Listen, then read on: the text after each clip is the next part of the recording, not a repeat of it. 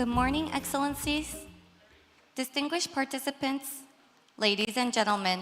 Welcome to the 8th Regional Symposium on Effective Governance and AI Transformation for the 2030 Agenda, Fostering Transformative Actions for Innovating Public Services. My name is Haekyung Shelley Choi. I am a Senior Program Management Assistant of the United Nations Project Office on Governance, which is a part of the Division for Public Institutions and Digital Government of UN DSG. My name is Samuel Dana. I'm an Associate Capacity Development Expert with the Ministry of Interior and Safety of the Republic of Korea. It is our great honor to be the MCs of today's program. The 8th Regional Symposium is co-organized by the United Nations Department of Economic and Social Affairs and the Ministry of the Interior and Safety of the Republic of Korea with the support of Incheon Metropolitan City. Today we have more than 100 participants joining us in person, and as a hybrid symposium, we have over 150 participants from over 50 countries joining online through Zoom and YouTube. The participants are composed of national and local public officials, international organizations, academia, the private sector, and civil society organizations.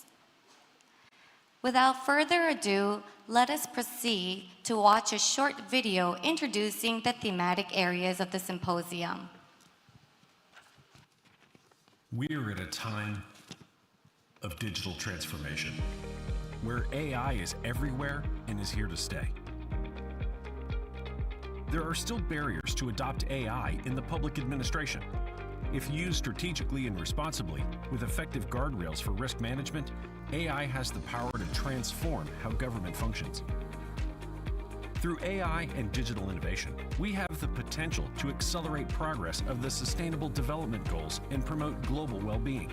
The promise of the SDGs is to leave no one behind. The 8th Regional Symposium recognizes how far UN member states have come to embrace AI as a potential means to achieve the SDGs.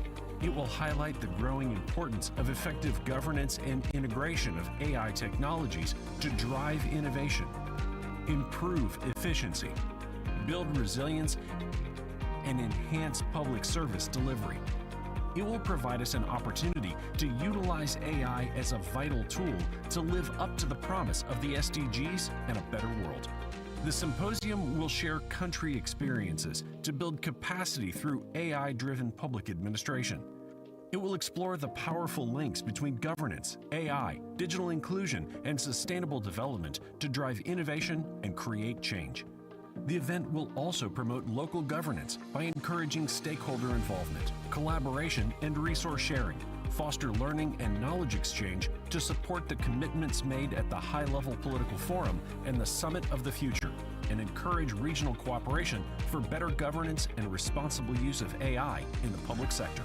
Join us in the journey towards effective governance and AI transformation, making a positive impact on our world. Together, we will explore the powerful links between governance, AI, digital inclusion, and sustainable development. Let us drive transformative actions to improve public services and accelerate the 2030 Agenda for Sustainable Development. Welcome to the 8th Regional Symposium on Effective Governance and AI Transformation for the 2030 Agenda.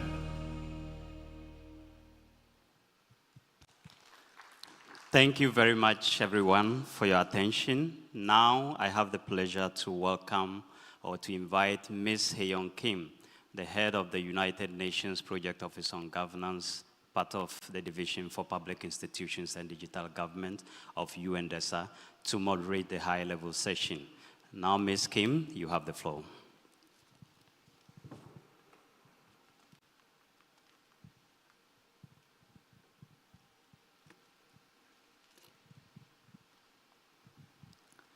Good morning. Thank you, Shelley and Dana, for the kind introduction. Excellencies, distinguished guests, ladies and gentlemen, it is my great honor to welcome you all to the 8th Regional Symposium on Effective Governance and AI Transformation for the 2030 Agenda, fostering transformative actions for innovating public services.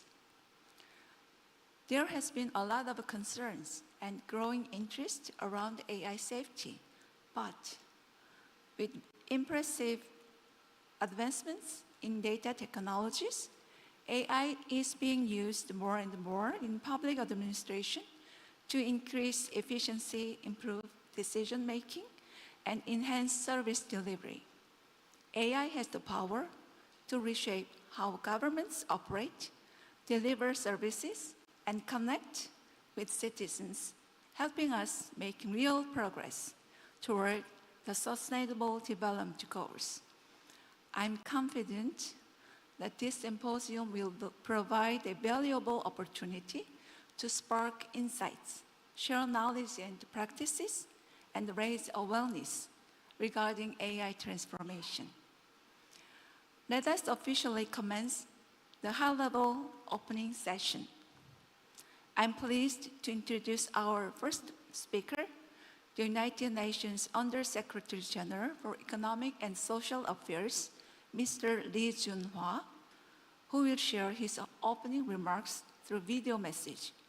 Let's give him a warm round of applause.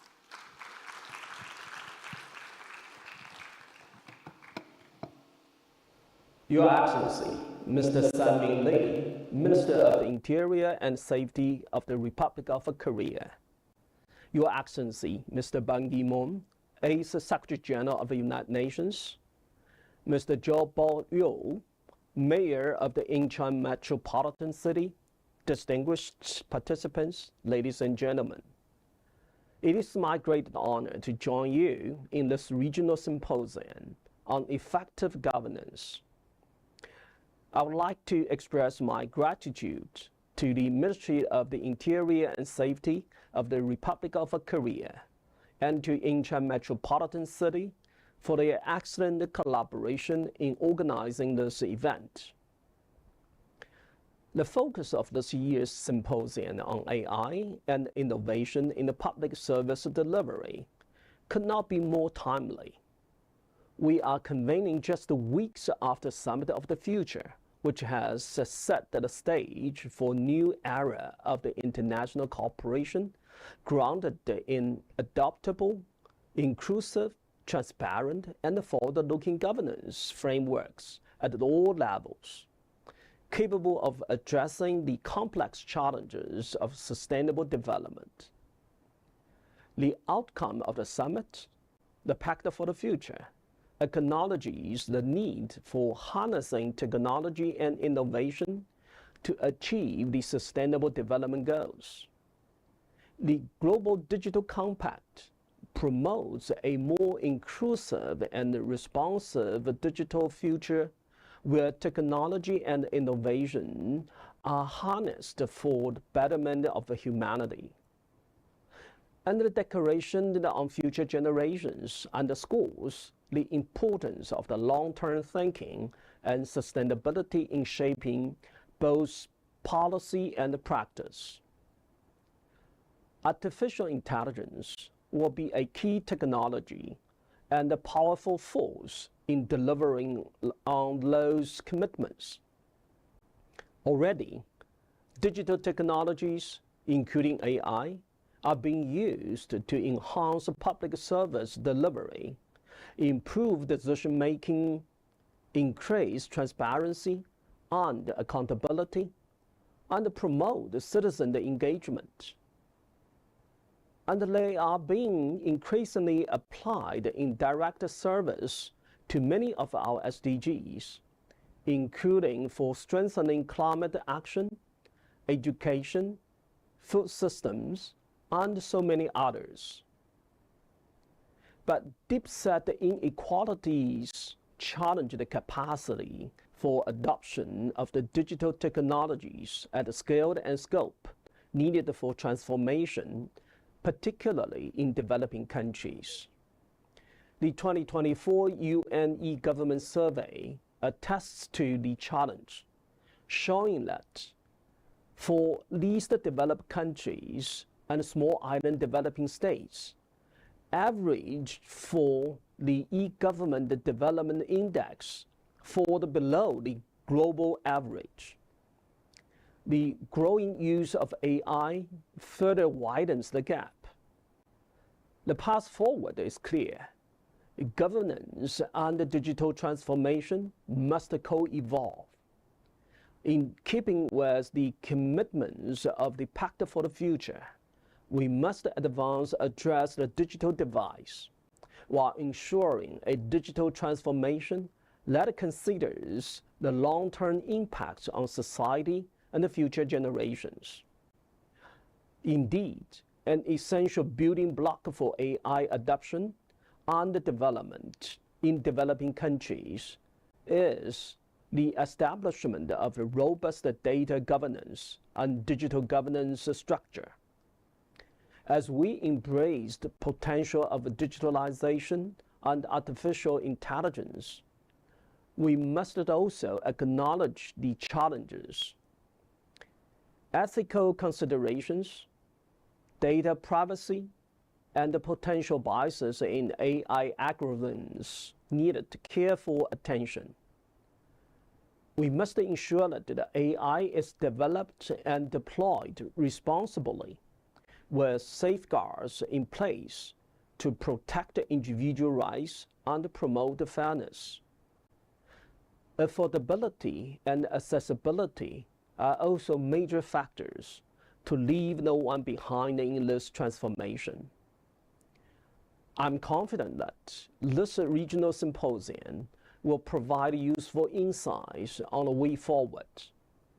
The Asia-Pacific region, with its diverse cultures, rapid technological advancements, and commitment to sustainable development, is well positioned to lead the way in responsible AI adoption for efficient, transparent, and people-centered governance. I look forward to the outcome of your deliberations. Thank you.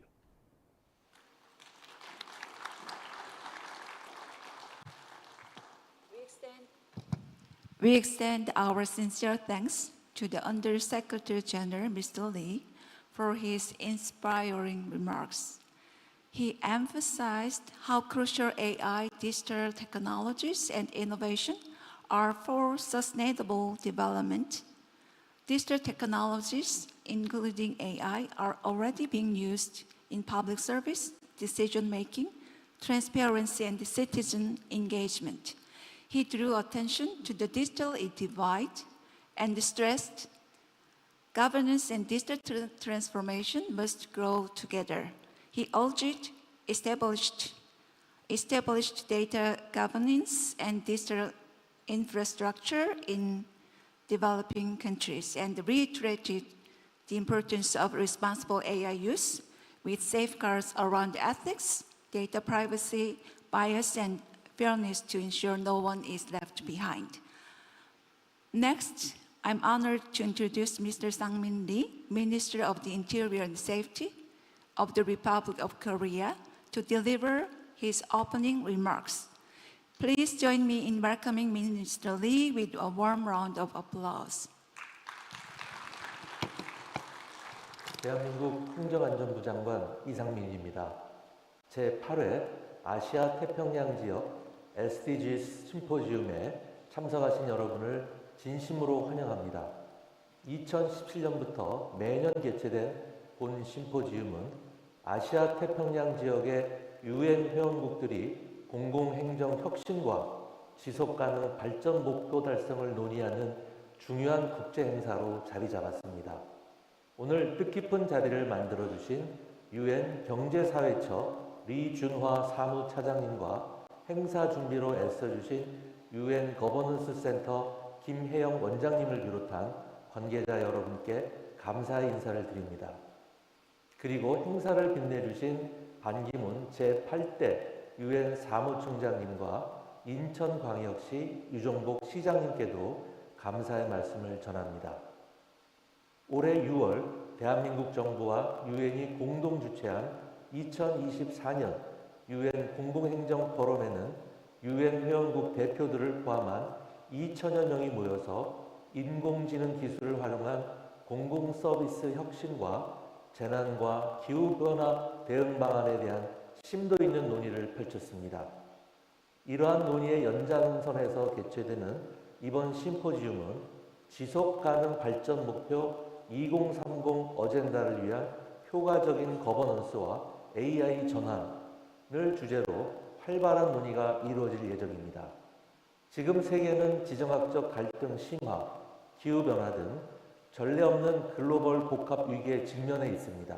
국경을 초월하는 지구적 문제를 해결하기 위해서는 국제사회의 규범과 인류 보편적 가치인 자유, 평화, 인권에 기반하여 세계 각국 정부와 시민단체가 더욱 긴밀히 협력하고 연대해야 합니다. 특히 어느덧 6년 앞으로 다가온 2030 지속가능 발전 목표를 달성하기 위해서는 국가 간 협력 증진과 디지털 기술을 활용한 혁신이 어느 때보다 중요합니다. 대한민국은 이러한 국제적 노력에 동참하면서 국격에 맞는 역할과 책임을 다하기 위해 올해 공적 개발 원조 예산을 30% 이상 증액하였고 UN 거버넌스 센터 등 다양한 국제기구와 협력하여 개도국의 공공행정 개선과 디지털 역량 강화를 위해 다양한 사업을 추진하고 있습니다. 또한 인공지능 등 첨단 기술을 기반으로 혁신적 서비스를 제공하고 사회 문제를 해결하는 디지털 플랫폼 정부를 구현하고 사용자인 국민 중심으로 공공 서비스를 개선하고 있습니다. 이번 포럼이 지속가능 발전을 위한 협력의 길에 중요한 이정표가 되기를 기대하며 대한민국은 지속가능 발전 목표 달성을 위해 지속적인 관심과 노력을 기울이겠습니다. 이 자리에 오신 모든 분들의 건강과 행복을 기원합니다. 감사합니다.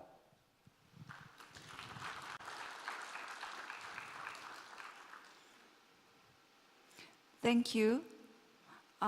He highlighted the commitment of the Republic of Korea to global collaboration and digital innovation.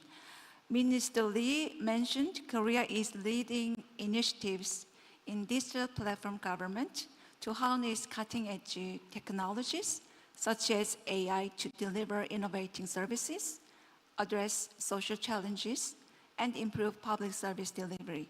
Digital innovation is key to sustainable development. I now have the pleasure of introducing Mr. Jeongbok Yoo, Mayor of Incheon Metropolitan City, to share his opening remarks. Please welcome Mayor Yoo with a big round of applause. 여러분 안녕하십니까? 대한민국 인천광역시장 유정복입니다.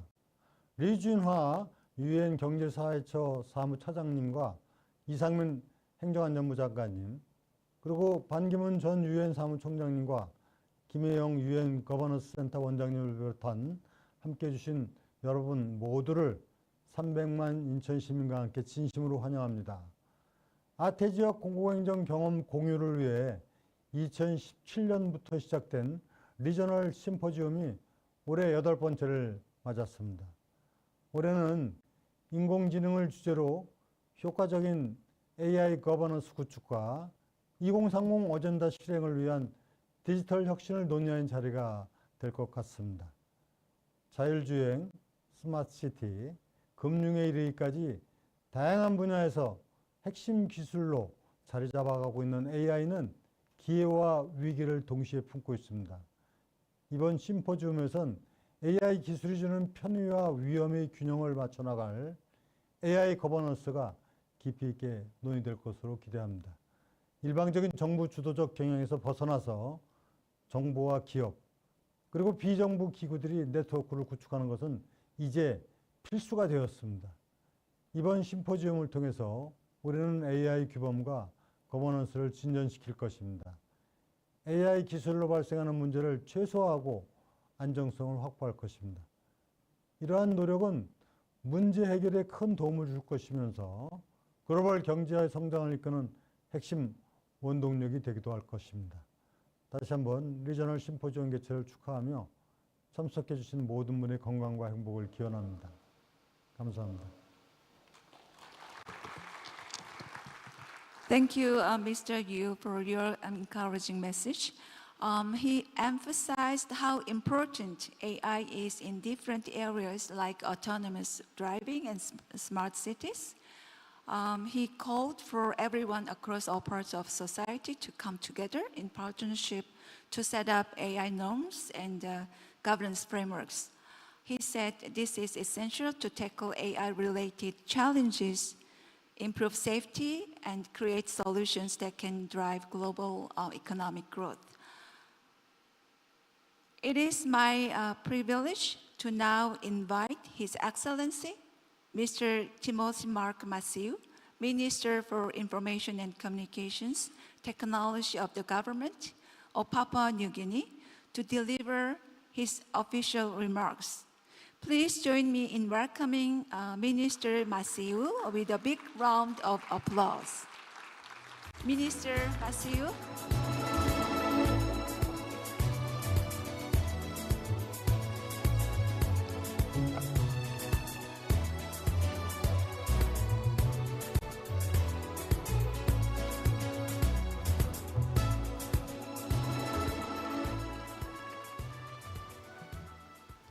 Good morning, everyone.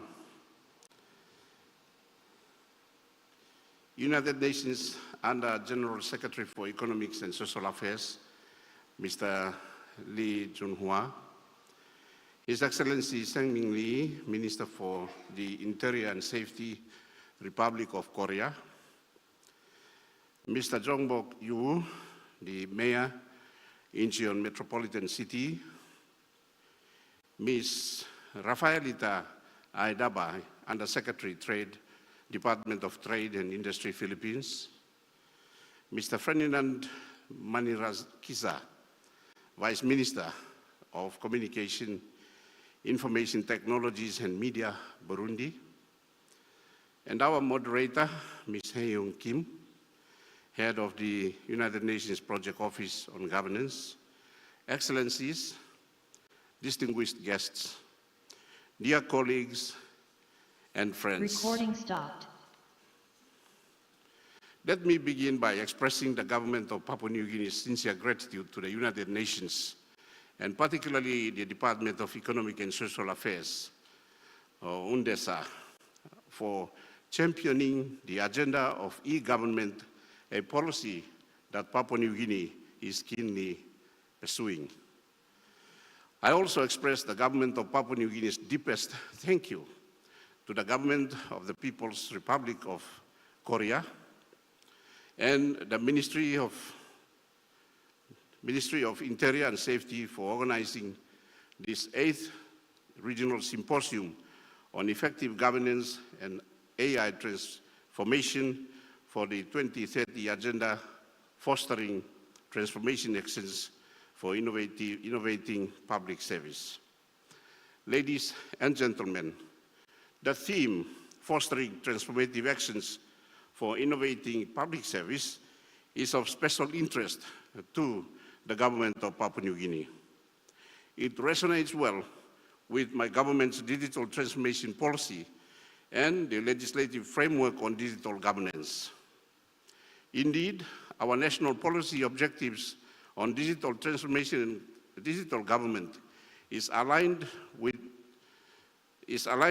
the overarching UN agenda, particularly on the transformative potential of the digital technologies, including the AI, towards accelerating and achieving the Sustainable Development Goals and promoting global well-being.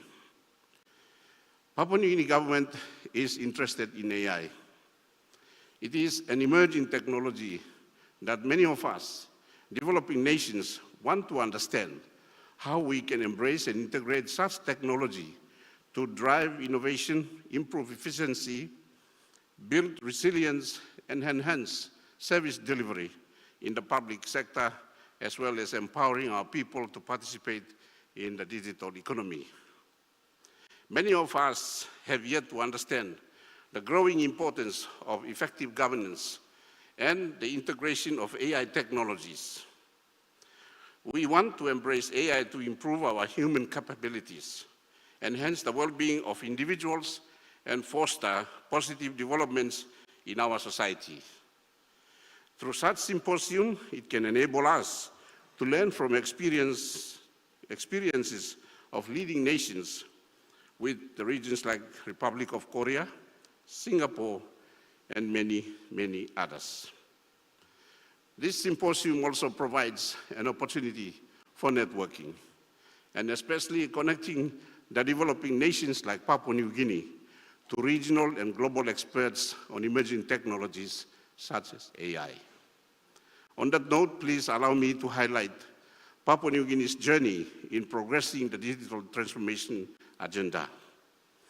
Papua New Guinea commenced its digital transformation journey guided by the digital transformation policies of 2020.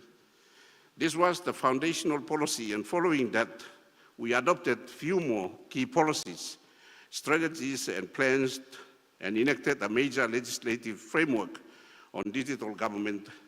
This includes National Cybersecurity Policy of 2021, Digital Government Act of 2022, Digital Government Plan 2023 to 2027, Government Technology Stack, that is our technology implementation framework. Government has already adopted the cybersecurity strategy, the national data governance and protection policy, and the national media policy. Ladies and gentlemen, since 2020, we have delivered certain key outcomes. We began by overhauling what used to be the Department of Communication and Information into now the Department of Information and Communication Technology, which is now the lead agency coordinating digital transformation in the public sector. We re-established the National Cybersecurity Center that was built to cater for the APEC Leaders Meeting in 2018. We established Government Cloud Services, now hosting over 100 public body websites and web applications. In early October of this year, 2024, we launched an e-government portal, locally designated as Service Portal, Digital ID, locally known as Service Pass, and Digital Wallet, known as Service Wallet. We are also focused on analog to digital migrations of our National Broadcasting Corporation infrastructure, consistent with the ITU resolutions. All our deliverables are guided by our government technology stack. So at this juncture, I want to acknowledge the support of ITU in guiding us with the overarching framework on government technology stack. We are now aligning the AI with the overall technology stack with the aim for every citizen of our country to be empowered to engage with the government seamlessly through digital innovation, fostering inclusivity and accessibility for all. Ladies and gentlemen, for Papua New Guinea, we require clear policy direction on emerging technologies and artificial intelligence, with clear directional statements on how AI will play a key role in enhancing our efforts across areas of digital infrastructure, digital skills, and cybersecurity and safety, innovation and entrepreneurship, and financial inclusion that will lead to broader outcomes of digital government, digital economy, and a digital society. We have a draft policy, and guided by this policy, we want to work together with the rest of you to achieve our national goals, as well as striving towards the achieving of the overall Sustainable Development Goals. Ladies and gentlemen, Papua New Guinea embraces the principle that digital transformation agenda must be inclusive. And one of our approach is to engage all stakeholders through annual summits and conferences similar to what we are having here today. Last year in 2023, we initiated a National Digital Summit, and this year, 2024, our second National Digital Summit was held in Port Moresby, Papua New Guinea, with overwhelming attendance. The summit was successful in bringing together key stakeholders from a broader spectrum of the ICT sector, locally and internationally, who engaged ideas, shared experiences, and made recommendations on how best and what best approaches forward for Papua New Guinea on this very, very important journey of digital transformation. There are many public agencies in Papua New Guinea that have taken steps towards digitalizing their agencies, but the summit also highlighted the need for greater collaboration and coordination, nationally, and internationally, in order for us to fully understand and harness the power of digital technologies to improve our service delivery to our people. Ladies and gentlemen, as I finish my remarks, I also want to inform this very important gathering of the Pacific ICT Ministers Regional Collaboration Initiative led by Papua New Guinea. This is an initiative that was drawn from the plenipotentiary meeting of the ITU in Bucharest, Romania in 2022.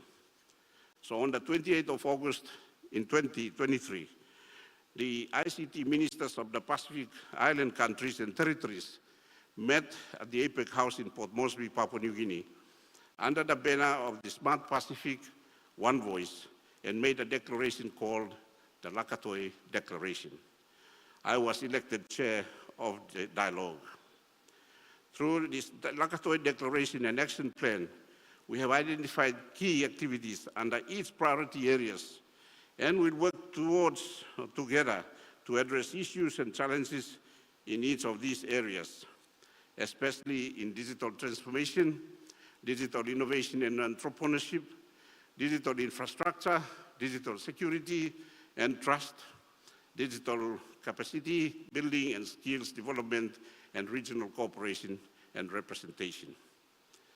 Digital transformation offers a great opportunity for the Pacific, and through the Lakatoi Declaration, we can all achieve a lot.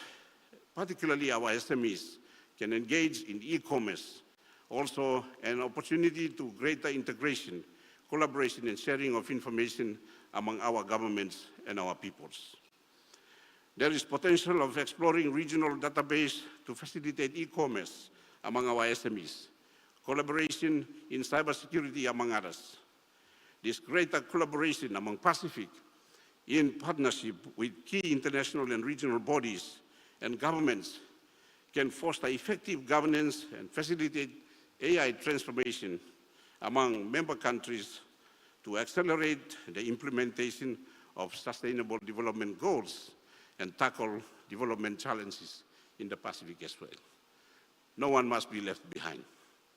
Finally, Papua New Guinea continues its digital journey, we stand together with the rest of the United Nations member countries to underscore the use of artificial intelligence to enhance government operations, improve public service delivery, and foster innovation in public sector. I thank you all.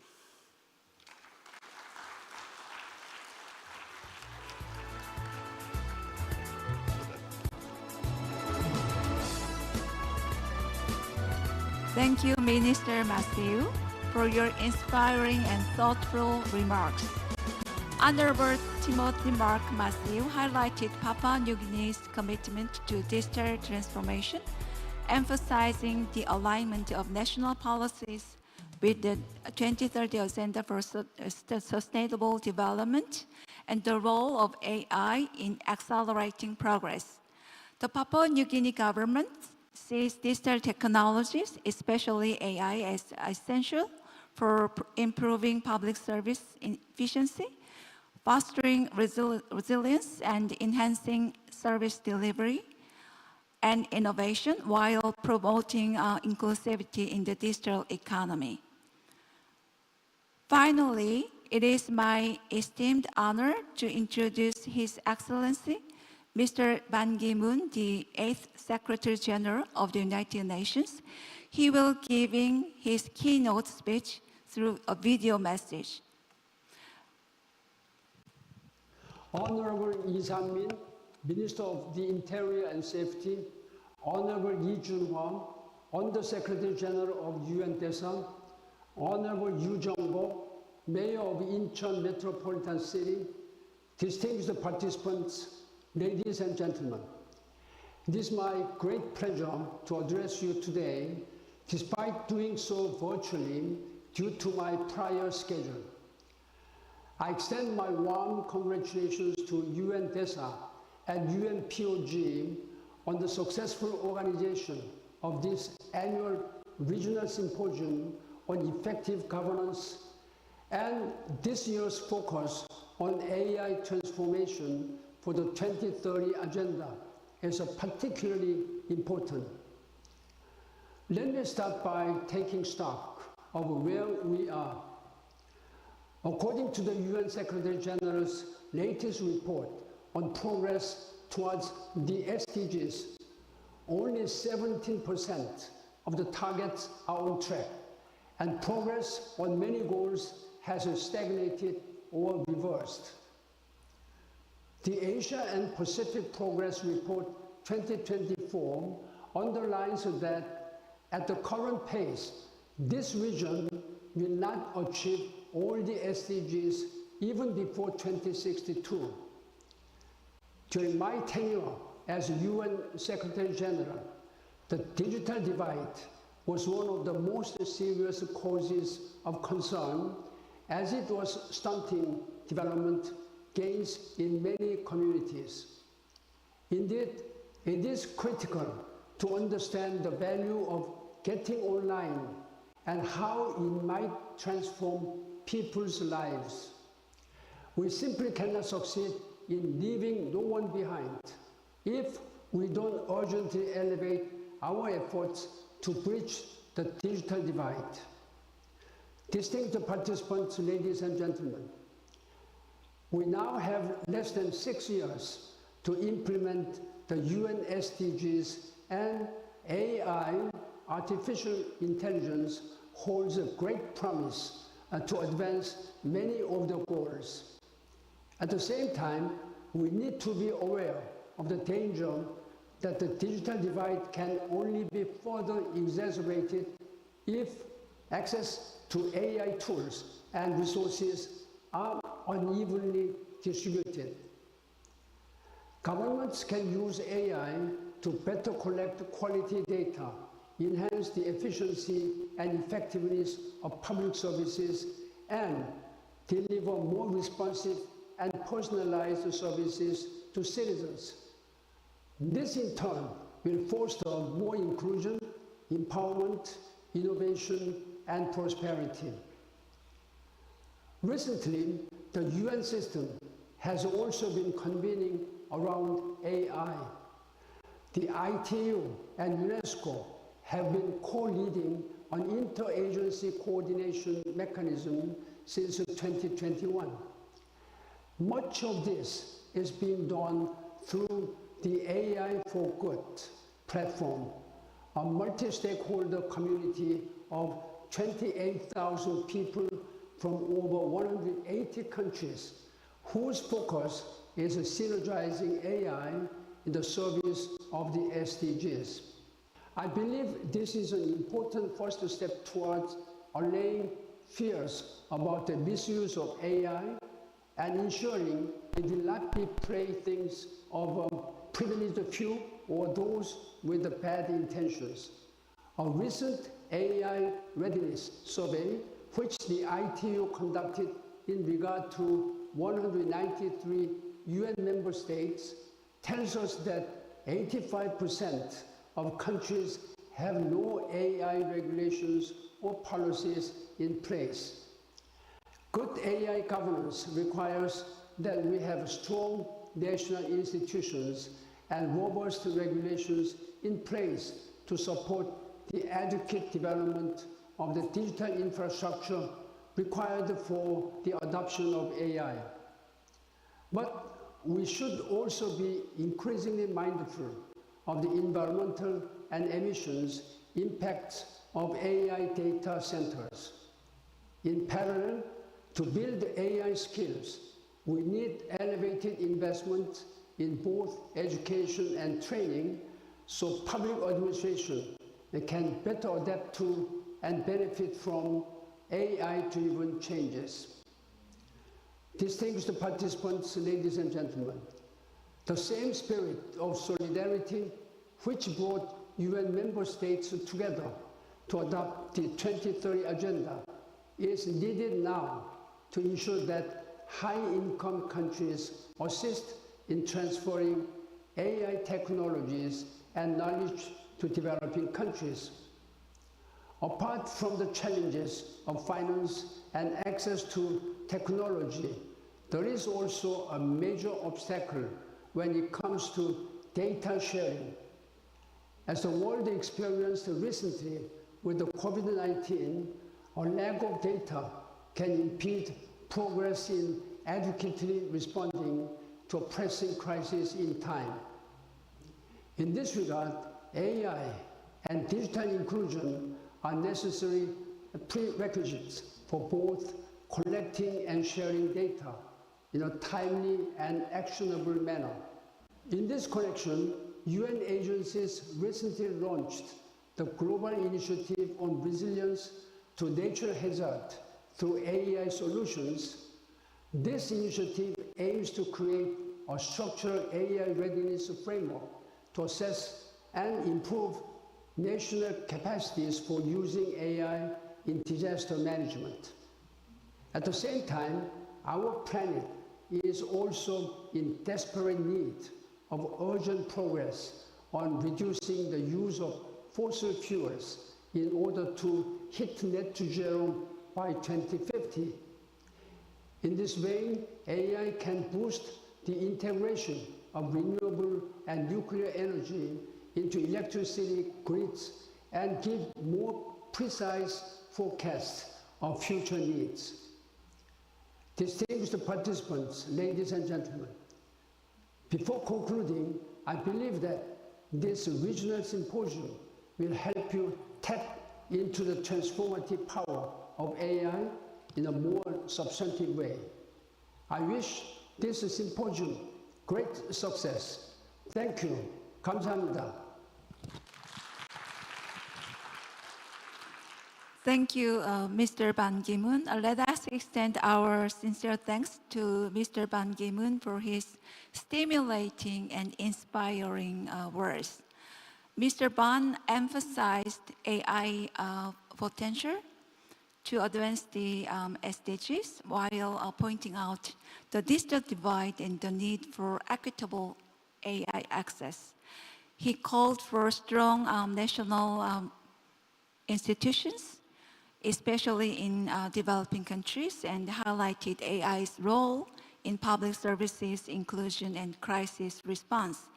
He also stressed the importance of responsible AI governance to address environmental impact, particularly in data centers and clean energy planning. How about giving a big round of applause? Thank you. This concludes the high-level opening session of our symposium. Thank you all for your participation. I now hand the floor back to our MCs.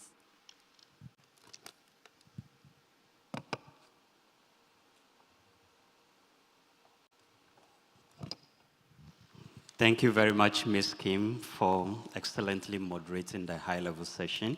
And thank you all, our audience, for your patience and attention. I think we'll just move straight. It's time on our agenda for the photo session.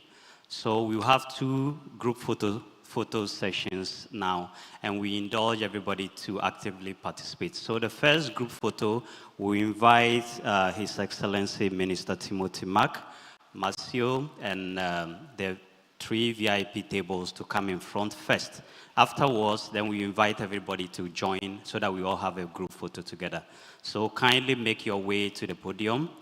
So the VIP tables, just, yeah. No, you come on top, I think on top, yes. Yes. Yeah. I think it was, you come on, yeah.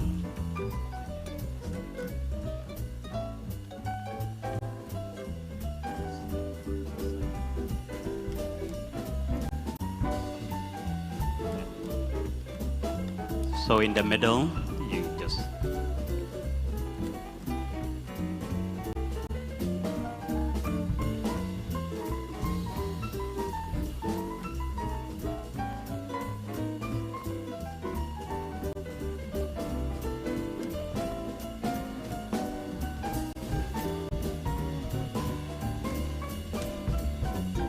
So the cameras at the far end there, so just focus on that camera.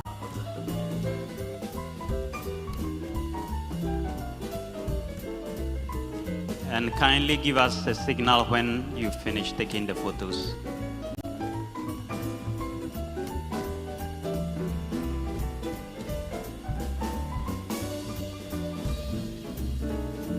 Okay, so it's time for the big group photo. We invite everybody to join them now. Kindly make your way to the podium and let's all have a big group photo.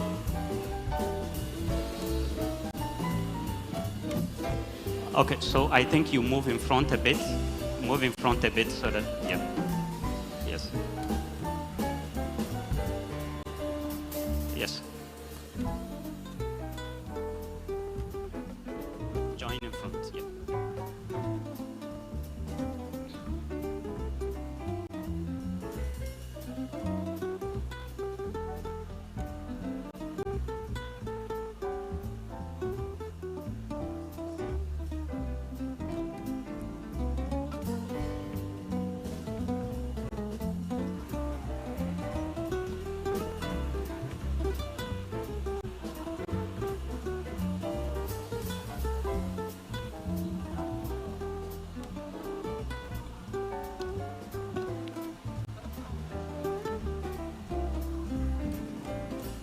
Yeah, I think we'll just see.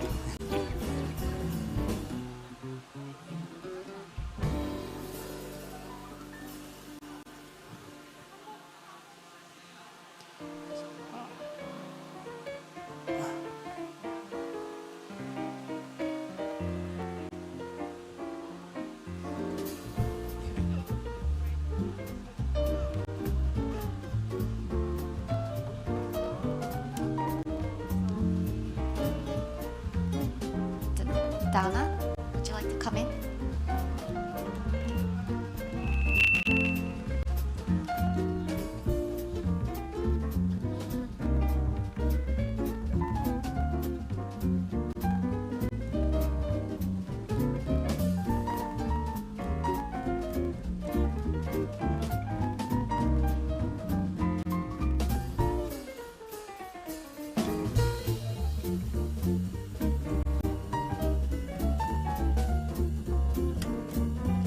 Are you done?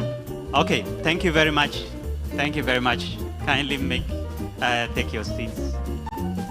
Thank you so much. Please take time when you are descending the podium.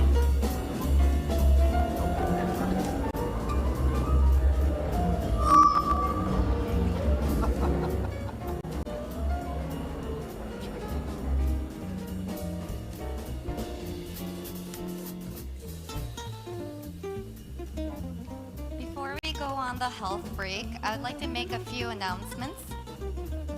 The symposium booklet, presentation materials, the photos that we just took, videos, and other pertinent information are being uploaded on the symposium webpage, and they can be accessed through the QR code on your table. There will be a field visit tomorrow to IFES Smart City Operations Center, National Museum of World Riding Systems, and Songdo Central Park for water taxi riding. If you have not already done so, please sign up for the field visit at the registration desk before noon today. There are limited spaces and registration is on first come, first served basis. And for the UN DSG funded participants, should you have any questions regarding your entitlements, I'll be here in Grand Ballroom A to address any questions. We'll be back in this room after the health break at 11:10 a.m. prompt for the Setting the Scene session. Please enjoy your refreshments.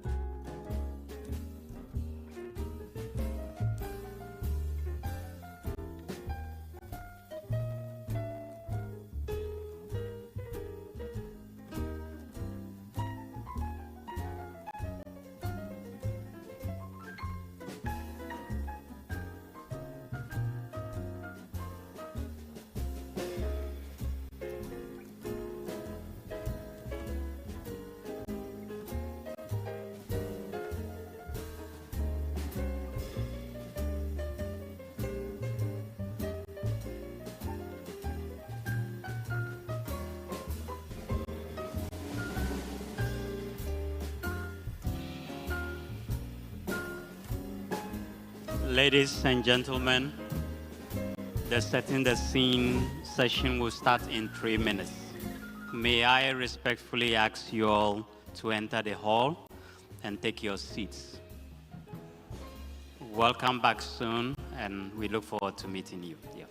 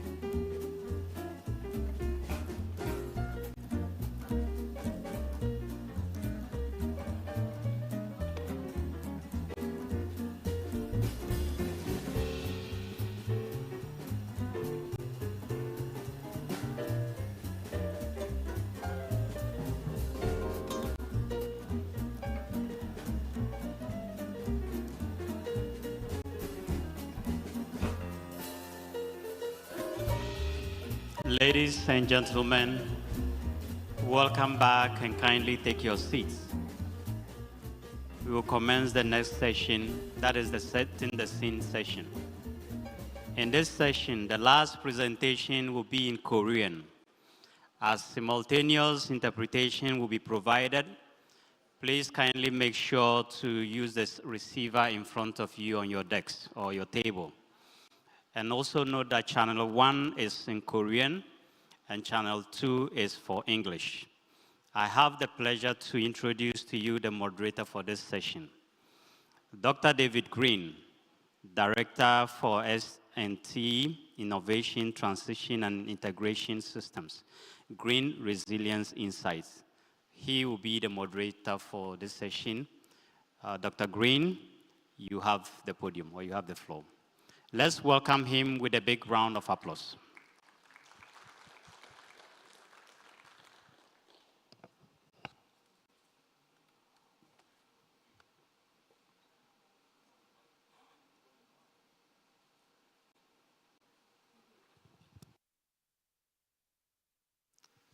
Is this working? Well, good morning, everyone. And I'd like to thank the organizers, ministers, honored guests, friends, colleagues. This is a really exciting time. We have goals and aspirations to bring our communities, improve our services, build collaborations, many of the things you heard this morning. Now, as we move into the next day and a half, we really want to create that dialogue to exchange the knowledge of what are effective ways to make that happen. Those who were involved in the, in a way, rediscovery of artificial intelligence, it has been around for quite a while, but the idea that it is now reaching every corner of our planet makes it seem new. And it's new in the sense that it is not identified just as a tool of transformation, but an agent of transformation. The difference for some of us who have been involved in the technology, the data, the cultures, the capacity of technology, innovation, sustainable goals, is an agent is one that is not a passive, like a tool that you reach for, and you fix something, and then you put the tool back in the toolbox. Artificial intelligence is dynamic. It learns along with us. It influences our decisions. It changes the way we do things. And it's a very different mechanism than we've ever had before. And in fact, from my experience with governments and UN agencies, it has been the missing piece that we've been waiting for. So the goals and aspirations that we have, as you heard in the last comment, what we learned during COVID, these have catalysts to move us forward very quickly, and where sustainable development goals should not be criticized for only reaching perhaps 17% of its aspiration. But when we thought of the sustainable goals, the Sendai frameworks, the urban agendas, we did not have the availability to put all our stories together, to collaborate with a mechanism and, as I said, an agent of change that we have available to us now. So this is why I say this is an exciting time, a time to grasp a hold of this agent of change and put it to work with us in a transparent way, because it's hungry for data. It is successful only through collaboration. It is not passive. Artificial intelligence doesn't occur without us all being involved and contributing. So the actions that we take, these secret ingredients of how are we going to transform, how are we going to accelerate, is one that artificial intelligence, lessons learned from COVID, the goals will all come together. because it's going to require a policy framework, a cultural framework, a technology one that is really going to necessitate open exchange, collaboration in a way we haven't done before. And it's not going to be one where we have a choice, yes or no, to do it. Artificial intelligence and technology change is already happening. So we must embrace it and work with it. I have no doubts that we will accelerate the sustainable goals. And what is it so special about this artificial intelligence? Why has it been the missing piece? It helps us bring the data, the stories, the knowledge together in a way we haven't done. Very often we identify the elements of each nation's effort, each ministry or university or NGO or philanthropy and what they do. But it's going to enable us to actually put the pieces of the puzzle together in a way we haven't done before. That's why we talk about efficiencies, the idea that we can digitize information and finally discover it and find it. Standards that will allow us to actually share and understand. We've talked about literacy, but we haven't had the capabilities before to really say, well, what does shared literacy mean? What does technology literacy mean? I think the language that we use in our policies and governances will change. We've talked about small islands and small communities and developed and the least developed. But as I was just talking to some colleagues here, we actually are all on a level playing field when it comes to sharing knowledge, and we are going to have to learn in our policies and frameworks a different way of actually listening to each other. So we have a setting the scene for the next few days for those of us here in the room, but also it is a dialogue with people around the world. So we will be listening to and responding to online questions or comments. We will be looking at countries across Asia, the Pan-Pacific, parts of Africa, and those around the world who wish to share solutions and knowledge. I'd like to suggest that there are going to be also some different scales of solutions. The solutions that suit one country or nation may or may not be scalable to others.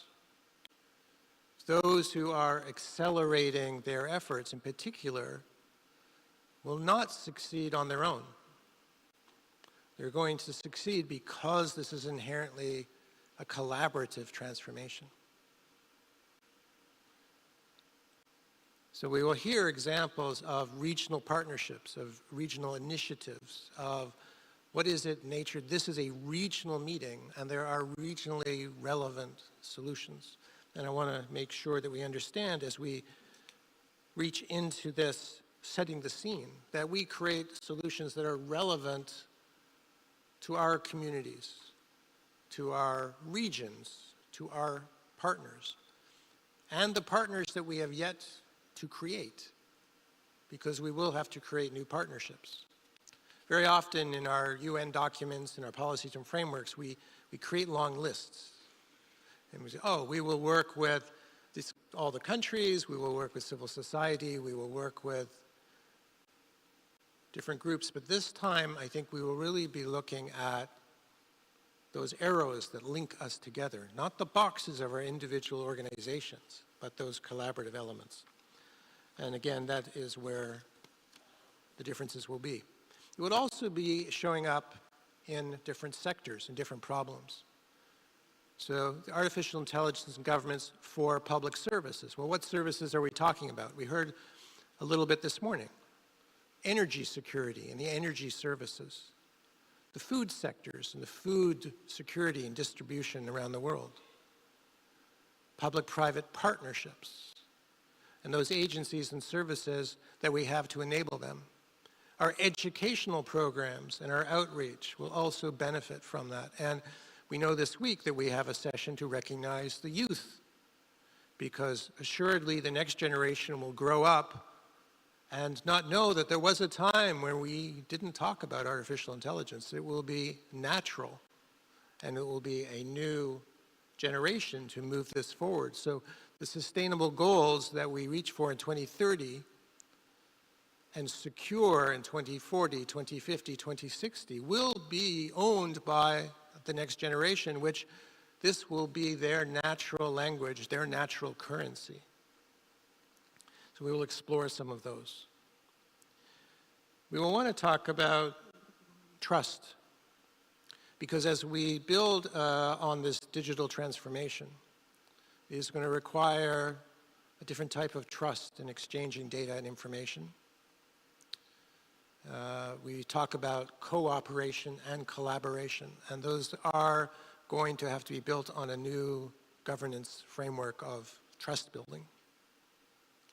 In order to open up our data, whether it's health data, energy data, natural resources, transportation, environmental of all sorts, and ecosystems, we will be balanced by the data and the products that come out of this artificial intelligence agent. This agent of change is only as good as what goes in there, and there are certainly times where we hear words of hallucination.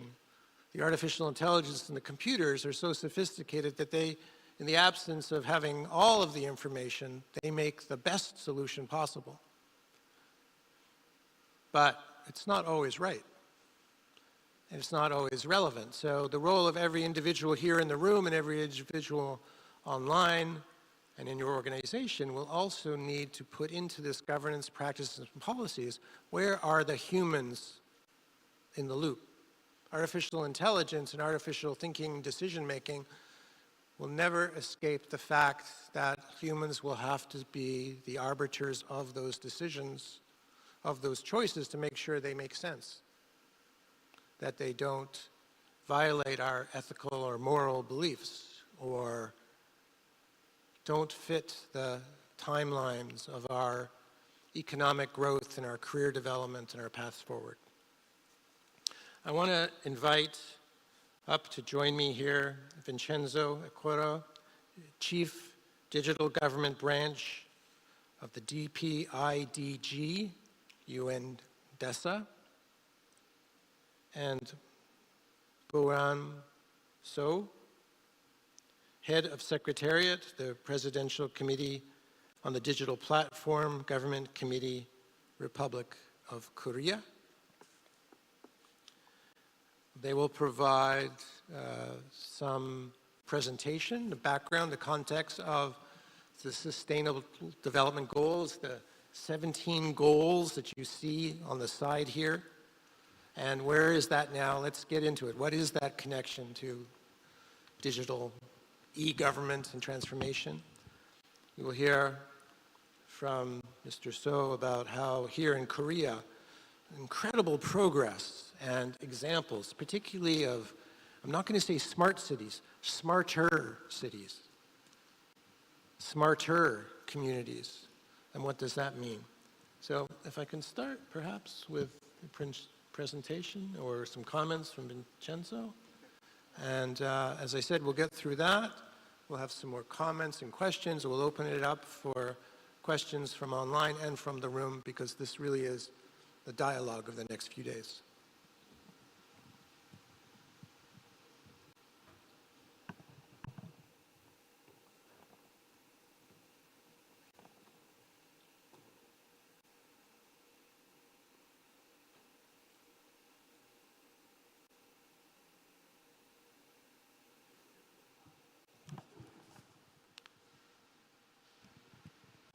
Okay, perfect. Excellencies, distinguished guests, ladies and gentlemen, it's really a great honor, privilege for me to be here. And in my presentation,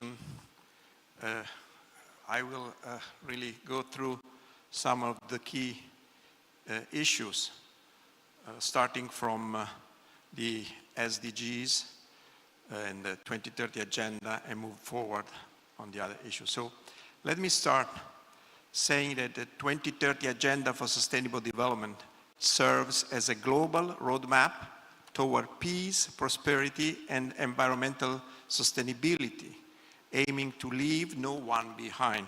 However, recent assessments indicate we are severely off track in achieving these ambitious goals. The progress assessment conducted in 2024 reveals a critical shortfall in meeting the 2030 agenda.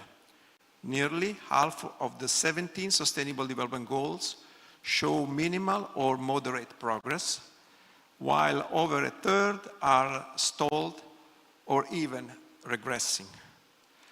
The lingering impact of COVID-19, coupled with the escalating conflicts and accelerating climate change, have pushed an additional 23 million people into extreme poverty, and over 100 million more are now suffering from hunger. Furthermore, we are nearly the critical 1.5 degrees temperature threshold, with the 2023 recorded as the warmest year yet. To realign with the 2030 targets, urgent action is essential. This includes closing the 4 trillion annual financing gap for developing countries, fostering peace through diplomacy, and boosting investing in food, energy, and digital connectivity. Out of 169 SDGs target, 135 are accessible, while 34 lack sufficient data. Among the accessible targets, only 17% show progress toward 2030 goals.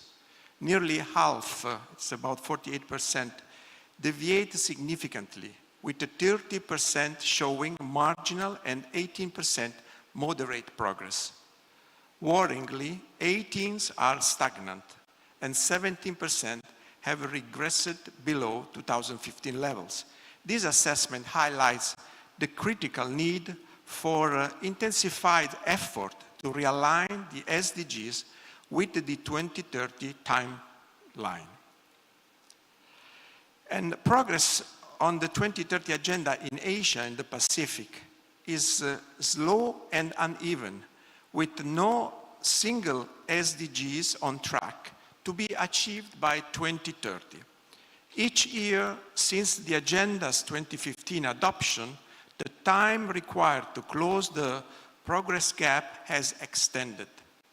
Without transformative actions, the Economic and Social Commission for Asia and the Pacific, ESCAP, projects that the SDGs won't be met until 2062 32 years late. So average progress has only risen from 4.4% in 2017 to 17% in 2023, leaving the region on pace to achieve just 1/3 of the necessary progress by 2030. Accelerated efforts are crucial to meet the goals on time. So, the Pact of the Future that was adopted at the 2024 Summit of the Future represent a global commitment to address major challenges across sustainable development, peace, human rights, and science, technology, and innovations. It seeks to build a just, equitable, and sustainable future through enhanced international cooperation and strengthened multilateral systems, particularly within the UN. The Pact focusing on 5 key areas: sustainable development, so urges bold action to meet the 2030 agenda, tackling poverty, hunger, inequality, and climate change. International peace and security emphasizes diplomacy and conflict resolution for inclusive societies. Human rights and gender equality reinforces reducing inequalities and empowering women and girls. Youth and future generations, focuses on education, employment, and social inclusions. And the last one, global governance reform, calls for UN and Security Council reforms to meet modern challenges. And the Pact of the Future emphasizes the transformative potential of science, technologies, and innovation, STI, recognizing that the technologies like AI, biotechnologies, and digital tools can drive sustainable development, but also pose risks if unregulated.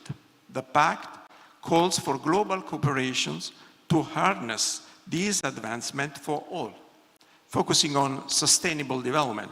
So clean energy, healthcare, and digital agriculture combat climate change and enhance food security.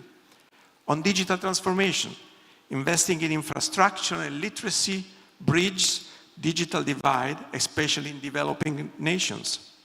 Inclusive innovation, ensuring marginalized community, women, and youth benefit from technologies. It stresses responsible governance to protect human rights, privacy, and freedom, and highlights promoting gender equity through technology. And the Pact of the Future also calls for strengthening science, technologies, and innovations in developing countries to ensure inclusive benefits. Action 29 advocates for financial investment and knowledge sharing for boost STI ecosystems.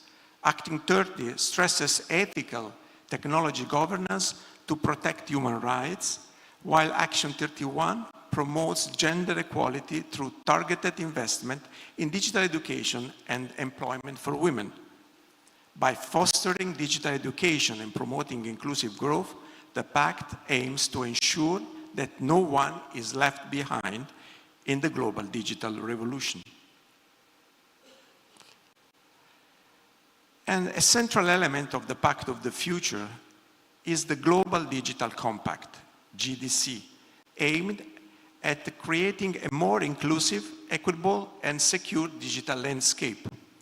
The GDC prioritizes closing the digital divide, committing the bridge gaps between developed and developing regions by investing in digital infrastructure and promoting universal digital literacy. It also emphasizes expanding economic inclusion by providing small businesses in developing countries with access to global digital markets, fostering equitable opportunities. To build a secure digital space that respects human rights, the GDC advocates for safeguarding privacy, freedom of expressions, and data protection, while combating online risks such as cybercrime and misinformation.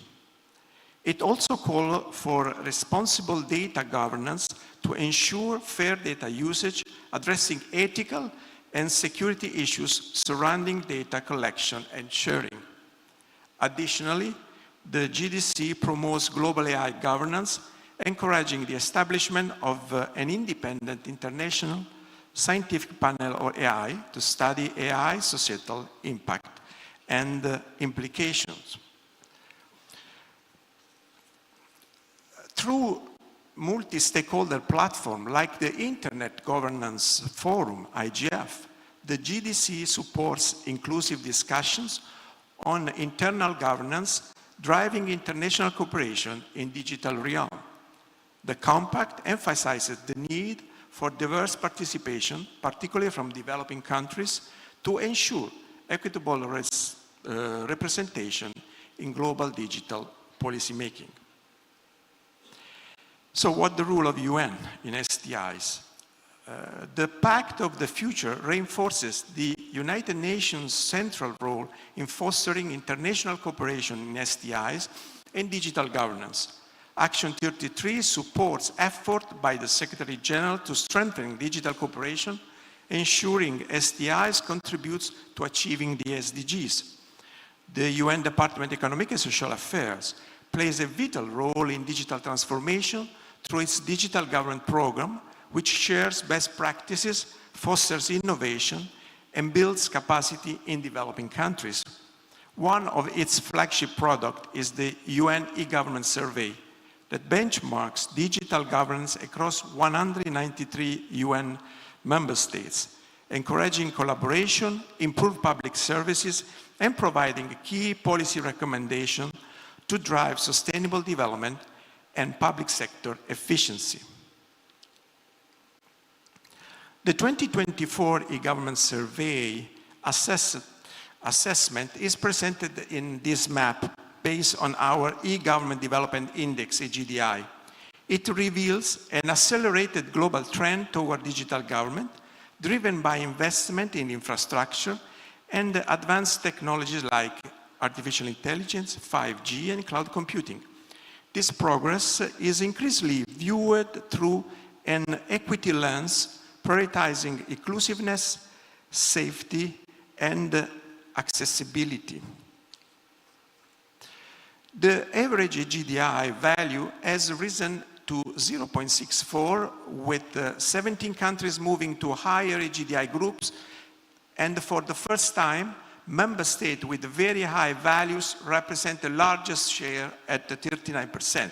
So this is a very positive result. However, countries with low EGDI values also increased from 7 to 11 due to geopolitical conflict and post-conflict situations. Let's look at the regional trends now. Regions worldwide also have made significant strides. Europe continued to lead, followed by Asia, the Americas, Oceania, and Africa. But Asia has seen the highest growth at about 80%, followed by Africa at almost 5%, Oceania and Americas, and Europe. This collective momentum underscores Asia's emerging leadership, led not only by historical digital champions such as South Korea, Singapore, Japan, but also by several key groups of countries such as the Gulf Cooperation Council members, as well as the Central Asia countries. Additionally, the impressive digital progress in large countries such as Turkey, China, India, and Mongolia have further propelled the region's transformation, making Asia a dynamic hub of digital innovations and growth. But despite the significant progress achieved also in Oceania and Africa, the AGDI value average for these two regions remain below the global average, as you can see in this graph. And this brings me to highlight more on digital divide. Using the global average of EGDI as a proxy for measuring the digital divide, the report highlights substantial improvement over the past 2 years, with the proportion of the world population lagging on digital development decreasing from 45% in 2022 to 22% in 2024. So this is a good news. But despite this, 1.9 billion people remain on the wrong side of digital divide. And again, Africa and Oceania face the widest gaps, and countries in special situations like LDCs, LLOCs, and SIDS may struggle to close this divide by 2030, calling for collective and innovative actions. In 2024, e-government development index, based on the e-government, Asian countries demonstrated outstanding progress in digital governance, with the region advancing more rapidly than the other globally, as I said before. Established digital leadership like Singapore, South Korea, and Japan continue to lead, driven by sophisticated digital infrastructures, innovative public services, and strong regulatory framework. These nations exemplify efficient, inclusive digital governance, inspiring regional progress. But also emerging digital players, including the GCC countries, Turkey, Kazakhstan, and China, have significantly advanced, leveraging innovation to transform public services. Asia's collective digital momentum showcases how targeted investment in digital infrastructure and national strategies can foster inclusive, resilient governance and provide a model for other regions aiming to enhance their digital capabilities. So, bridging Asia's digital divide. Also, Asia has made remarkable progress in digital transformation, but yet critical challenges persist. Nearly 28% of the population, mainly in rural and underserved countries, still lacks internet access, limiting the reach of digital public services where local government often lack resources to support strong digital infrastructure. Uneven regulatory frameworks further complicated these issues. Only 63% of surveyed countries have legislation for emerging technologies like AI, blockchain, Internet of Things, effective, responsible, and equitable usage. This disparity creates challenges in ensuring that these innovations are used responsibly and equitably across all the countries in Asia. Additionally, a disconnect between AI governance and broader e-governance structures impedes cohesive digital oversight. Establishing a unified digital policy would streamline governance, enabling better oversight, protecting public trust, and fostering a secure, resilient, and interoperable digital environment across Asia. So moving to the conclusion. Asia's digital transformation is progressing rapidly, positioning the region to become a global leader by 2030, as recent AGDI trends show. However, SDG's progress remains insufficient. As shown in my first slide, it's also highlighted by Mr. Ban Ki-moon, that at the current pace, Asia would meet the SDGs only by 2062. To bridge this gap, significant investment in science, technology, innovation, including AI, are essential to driving sustainable development. Asian countries must adopt and implement a recommendation from the Pact of the Future while strengthening partnership with Global South. Support from international organizations such as the UN system, World Bank, and other development banks will be crucial to accelerate progress toward the 2030 agenda. In conclusion, the journey toward digital transformation is both challenging and rewarding. As we navigate this path, it is essential to foster a comprehensive, inclusive approach that addresses the diverse needs of our societies. The United Nations remains committed to support the Asian region in its regional transformation effort. Altogether, we can harness the power of digital technologies to drive sustainable development, enhance public service delivery, and create a more inclusive and prosperous future for all. No one should be left behind. Thank you so much for your attention.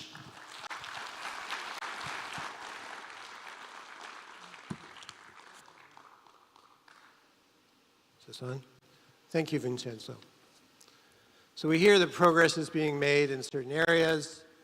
There is room for rapid acceleration in others, and some suggestions of where we can put some of our focus and our promise.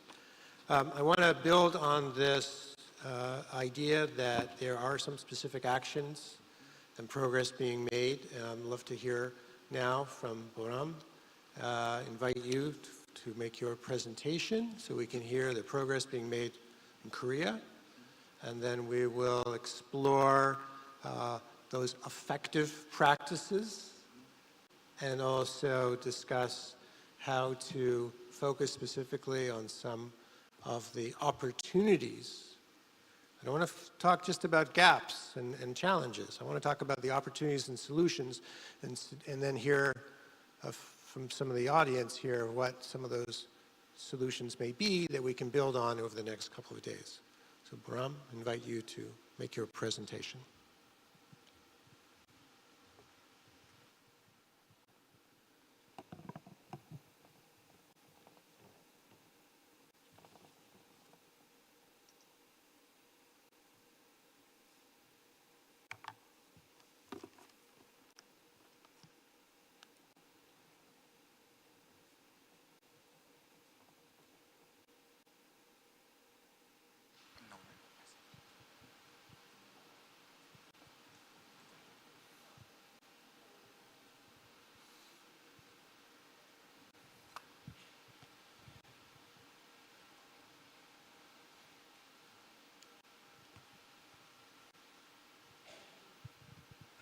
네, 안녕하세요.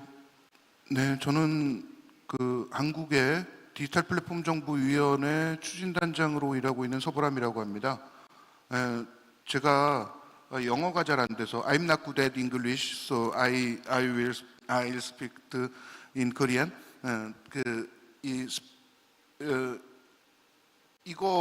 Using this device, please. 네. 네, 저는 한글로 설명을 드릴 거고요. 먼저 이렇게 리지널 심포지움에 이런 발표할 수 있는 기회를 주셔서 되게 감사를 드립니다. 앞에서 대사에서 전반적인 방향에 대해서 설명을 드렸고요. 제가 드릴 말씀은 코리아 거버먼트가 지금 어떻게 하고 있는지와 어떤 방향으로 가는지를 통해서 인사이트를 좀 드릴 수 있었으면 좋겠다고 생각을 합니다. 네, 먼저 제가 속해 있는 조직에 대한 설명을 좀 드릴 텐데요. 제가 속해 있는 곳은 디지털 플랫폼 정보 추진단이라는 곳에서 일하고 있고요. 대통령 직속 기구로 되어 있습니다.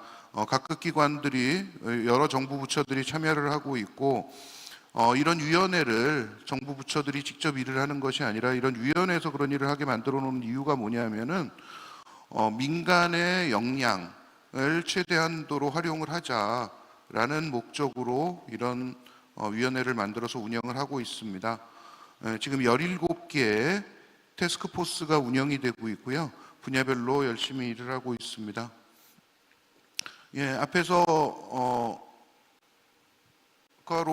미스터 아코로가 말씀해 주신 것처럼 아시아 퍼시픽 지역에서 한국의 이거버먼트, 디지털 거버먼트는 그냥 우수한 랭킹을 받고 있습니다. 디벨롭먼트 인덱스하고 파티시페이션 인덱스 전체적으로 그렇고요. 그 다음에 OECD에서 별도로 평가를 하고 있는 거버먼트 인덱스에서도 우수한 성적이 나오고 있습니다. 그럼에도 불구하고 한국 정부의 이거버먼트, 디지털 거버먼트가 갖고 있는 한계가 있는데요. 각급 기관들이 시스템들을 각자 만들어서 운영하다 보니까 그것들이 전부 다 아이솔레이티드 되어 있다라는 게 문제점 중에 하나입니다. 정부의 시스템을 계략적으로 씌워보면은 한 17,000개 정도의 시스템이 별도의 운영이 되고 있고요. 그러다 보니까 데이터를 공유를 한다든가 다른 기관이 같이 사용하는 데 있어서 많은 한계점들이 보이고 있습니다. 그런 이유를 따져보면은 앞에서 말씀을 드렸던 내용에도 있는데요. 프라이버시 문제라든가 또는 시큐리티 문제 또는 여러 가지 법적인 한계 같은 것들 때문에 기관들 간에 데이터를 공유하지 못하고 같이 사용하지 못하고 있는 상태입니다. 예, 그래서 정부의 서비스들 많은 것들이 디지털화 되어 있지만은 어떤 것들은 아직도 상당히 많이 아날로그 수준에 머물고 있는 것이 사실입니다. 그래서 국민들이 정부에 갖다 내는 서류들이 아직도 종이로 갖다 내는 것들이 많고요. 정부 내부에서도 상당히 많은 것들을 종이로 처리를 하고 있는 상황입니다. 그 다음에 기술적으로 보자면 지금 현재 전 세계적으로는 클라우드라는 테크놀로지를 써서 사스라든가 여러 가지 방법들을 써서 또 AI를 활용해서 정부의 서비스들을 더 고쳐나가고 있는데 한국은 아까 말씀드린 것처럼 17,000개의 시스템을 과거에 만들어놨기 때문에 이런 베어메탈 방식 또는 레가시 방식의 시스템들을 아직도 고수하고 있다는 그런 문제점들이 아직도 보이고 있습니다. 예, 한국은 근데 좋은 기회가 있다고 생각을 저희는 하고 있습니다. 한국에 있는 IT 인프라스트럭처나 민간 기업들의 역량이 상당히 뛰어나기 때문에 그런 것들을 활용을 하게 된다면 디지털 거버먼트도 한 단계 발전을 하고 국민들에 대한 서비스도 더 발전할 수 있다고 생각을 하고 있습니다. 여러분들이 많이 쓰고 계시는 메신저가 페이스북 메신저를 비롯해서 여러 가지 메신저를 쓰고 계실 텐데요. 한국 사람들은 한국에서 만든 메신저를 하나 쓰고 있습니다. 카카오톡이라고 하는데요. 여기 계시는 한국 사람들뿐 아니라 한국 인구가 한 5천만 명 정도 되는데 5천만 명 전부 다 카카오톡을 쓰고 있습니다. 안 쓰고 있는 한국 사람들 하나도 없을 정도로 한국에서 만든 한국의 메신저를 쓰고 있는데 이게 어떤 의미에서는 좀 이렇게 딴 나라하고 아이솔레이트되어 있다는 문제가 생길 수도 있지만 한국이 한국 사람들만 사용하는 메신저가 오히려 좋은 기회도 될 수 있다고 생각을 하고 있고요. 그런 것들이 정부 서비스를 국민한테 전달하고 하는데 훨씬 더 이로운점으로 작용할 수 있다고 보고 있습니다. 그 다음에 전 세계 여기 오신 아시아 퍼시픽의 모든 나라 다 마찬가지겠지만은 우리는 코비드 때문에 몇 년 동안 참 어려움을 많이 겪었었습니다. 한국도 똑같은 어려움들이 많았고요. 사람들을 병에 걸린 분들을, 감염된 분들을 격리시키는 문제로부터 해갖고 그분들한테 백시네이션 하기 위한 방법들, 또 저도 마스크 쓰고 왔는데 마스크가 모자라서 품귀가 나서 난리가 났었고요. 그 다음에 모든 나라들에서 비슷한 일을 했습니다. 어려움을 겪으시는 분들을 위해서 지원금을 드리는 일들을 했는데 그런 것들을 어떻게 푸느냐, 정부 서비스를 어떻게 푸느냐 갖고 우리는 새로운 경험들을 참 많이 했던 기억들이 있습니다. 한국에서 있었던 사례를 한 가지만 말씀드리면은 마스크를 생산하는 곳과 마스크를 배부하는 곳의 정보들을 갖고 그것들이 각종 지도를 서비스하는 민간 회사들, 예를 들어서 여러분이 많이 쓰시는 게 구글맵 많이 쓰실 텐데요. 한국에서 많이 쓰고 있는 카카오맵이라든가 또는 네이버 맵 같은 데다가 어느 약국에 또는 어느 가게에 어느 마켓에 얼만큼의 마스크가 남아 있는지를 표시할 수 있도록 정부가 정보를 개방을 한다든가, 또 지원금을 나눠드리기 위해서, 국민들한테 지원금을 나눠드리기 위해서 정부 사이트에 접속을 하라고 그러면 5천만 명이 다 하나의 사이트에 접속을 하면 그 사이트가 버틸 수가 없잖아요. 그래서 민간의 은행 또는 카드사 같은 데서 접수를 받아서 지원금을 나눠드릴 수 있도록 하는 작업들을 해왔습니다. 그래서 코비드를 해결하기 위해서 앞에 보이는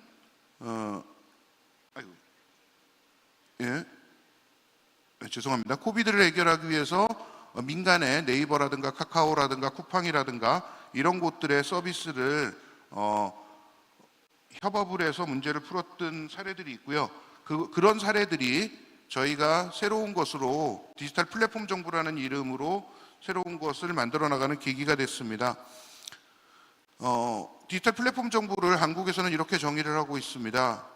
국민과 기업과 그리고 정부가 같이 일을 해서 여러 가지 사회 문제들을 해결하고 새로운 가치를 창출해낸다라는 거고요.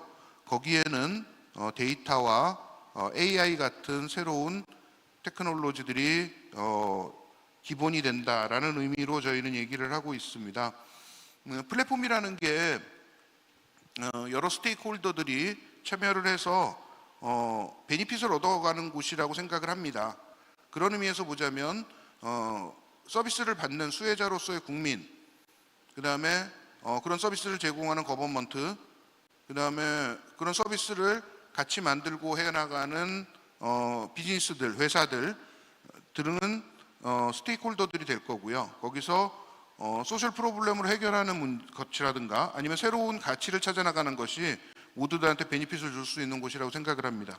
그래서 디지털 플랫폼이라는 거를 지금 저희는 추진을 하고 있고요. 디지털 플랫폼 정부라는 거를 추진하고 있고, 이런 것이 지금 현재 앞에서도 계속 말씀을 드렸지만은, 다른 분들도 계속 말씀을 드렸지만은, 인터넷 시대, 모바일 시대를 넘어서 AI 데이터 시대에 새로운 퀀텀 점프를 할 수 있는 기회라고 생각을 하고 있습니다. 네, 한 페이지 지나가고요. 저희가 그럼 지금 하고 있는 일을 좀 상세하게 말씀드리고 있습니다.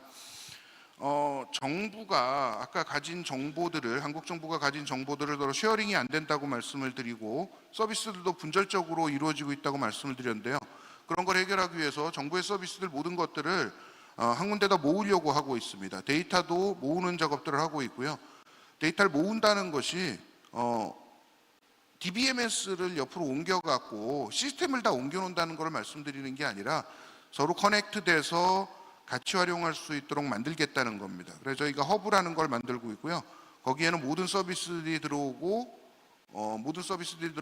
모든 데이터들이 연결돼서 같이 쓸 수 있도록 만드는 작업을 하는 겁니다. 스테이크홀더들은 오른쪽에 표시가 되는데 저희가 시티즈만 써놨는데요. 시티즌만 있는 것이 아니라 거기에는 비즈니스들도 거기에 참여를 해서 같이 고쳐나가는 작업을 하고 그런 작업들을 할 수 있도록 만들려고 합니다. 그래서 그 안에는 데이터 파이프라인이라든가 여러 가지 들어가 있고요. 그 DPG 허브라는 곳 안에 가장 중요한 것이 정부가 직접 사용해야 될 AI 플랫폼이 되겠습니다. 오른쪽에 표시가 되어 있는데요. AI라는 것이 되게 많은 솔루션들을 AI 엔진들이 전 세계에 나와 있습니다. 세계적으로 보면은 뭐 여러분들 잘 아시는 챗 GPT 특정한 그 상품명을 말씀드려서 좀 그렇지만은 챗 GPT도 있고 또 다른 회사들이 만들어 놓은 다른 솔루션들도 있고 그런데요. 그게 각자 좀 장단점들이 있고 할루시네이션이 얼만큼 제거됐느냐도 다르고 특성들이 각자 다릅니다. 그래서 그런 서비스를 직접 사용하는 경우도 있고 정부가 스스로 학습을 시켜서 이렇게 연결되어 있는 데이터로 학습을 시켜서 LLM을 갖고 또는 SLM을 갖고 서비스를 만들어낼 필요성도 있고요. 그 다음에 외국이 만들어온 다른 나라에서 만들어온 솔루션 말고 한국말을 좀 더 잘하는 한국만의 솔루션들도 있습니다. 그런 솔루션들을 갖다 놓고 필요한 곳에서 가장 최적의 랭귀지 모델을 갖다 쓸 수 있도록 하는 작업을 할 수 있도록 하는 플랫폼을 지금 만들어 나가고 있는 상황입니다. 올해 지금 그 플랜을 그리는 작업을 하고 있고요. 내년에 그런 것들을 다 갖다가 시스템을 만들려고 하고 있습니다. 민간에서 사용하는 AI의 결과물 서비스와 정부의 서비스는 약간 다르다고 생각을 합니다. 어떤 면에서 다르냐면은 예를 들어서 챗GPT를 우리가 그냥 쓴다고 생각을 해보면요. 거기에 할루시네이션이 약간 있어도 사람들이 이해를 합니다. 이거는 다시 한번 확인을 하고 맞는지 어서 사이테이션 됐는지를 사람이 확인을 하고 검증을 할 방법이 있지만 정부의 서비스에 대해서는 국민들이 시티즌이 그것들을 거기 나와 있는 할루시네이션이라고 생각을 안 하고 정부가 한 말이니까 AI가 얘기를 했더라도 정부가 한 말이기 때문에 무조건 믿어버리는 경향이 생길 수 있기 때문에 할루시네이션을 어떻게 제거할 것 같은 것들이 중요한 문제입니다.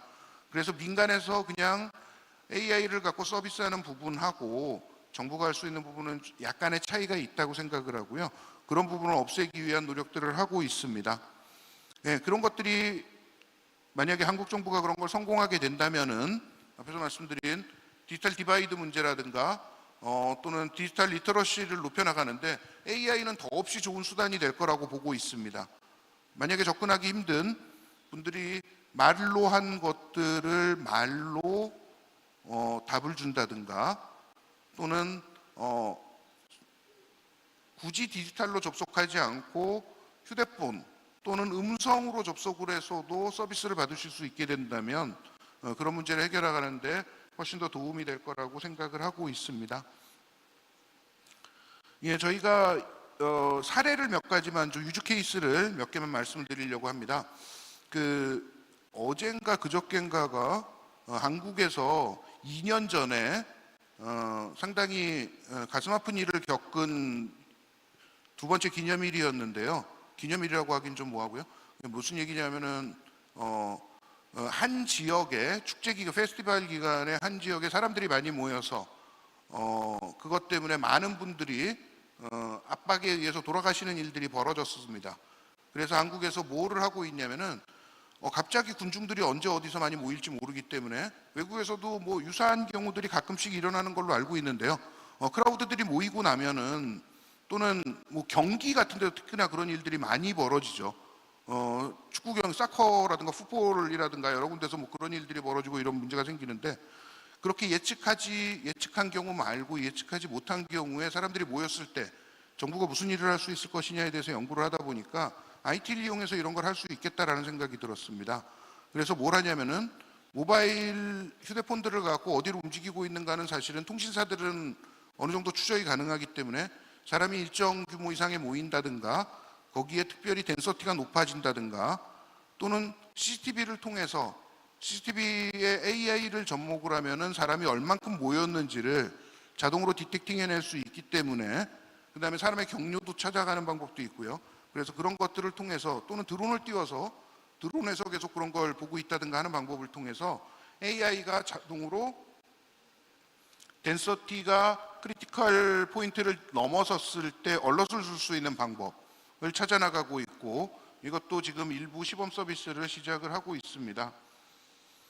네, 두 번째 사례를 또 말씀을 드리면은요,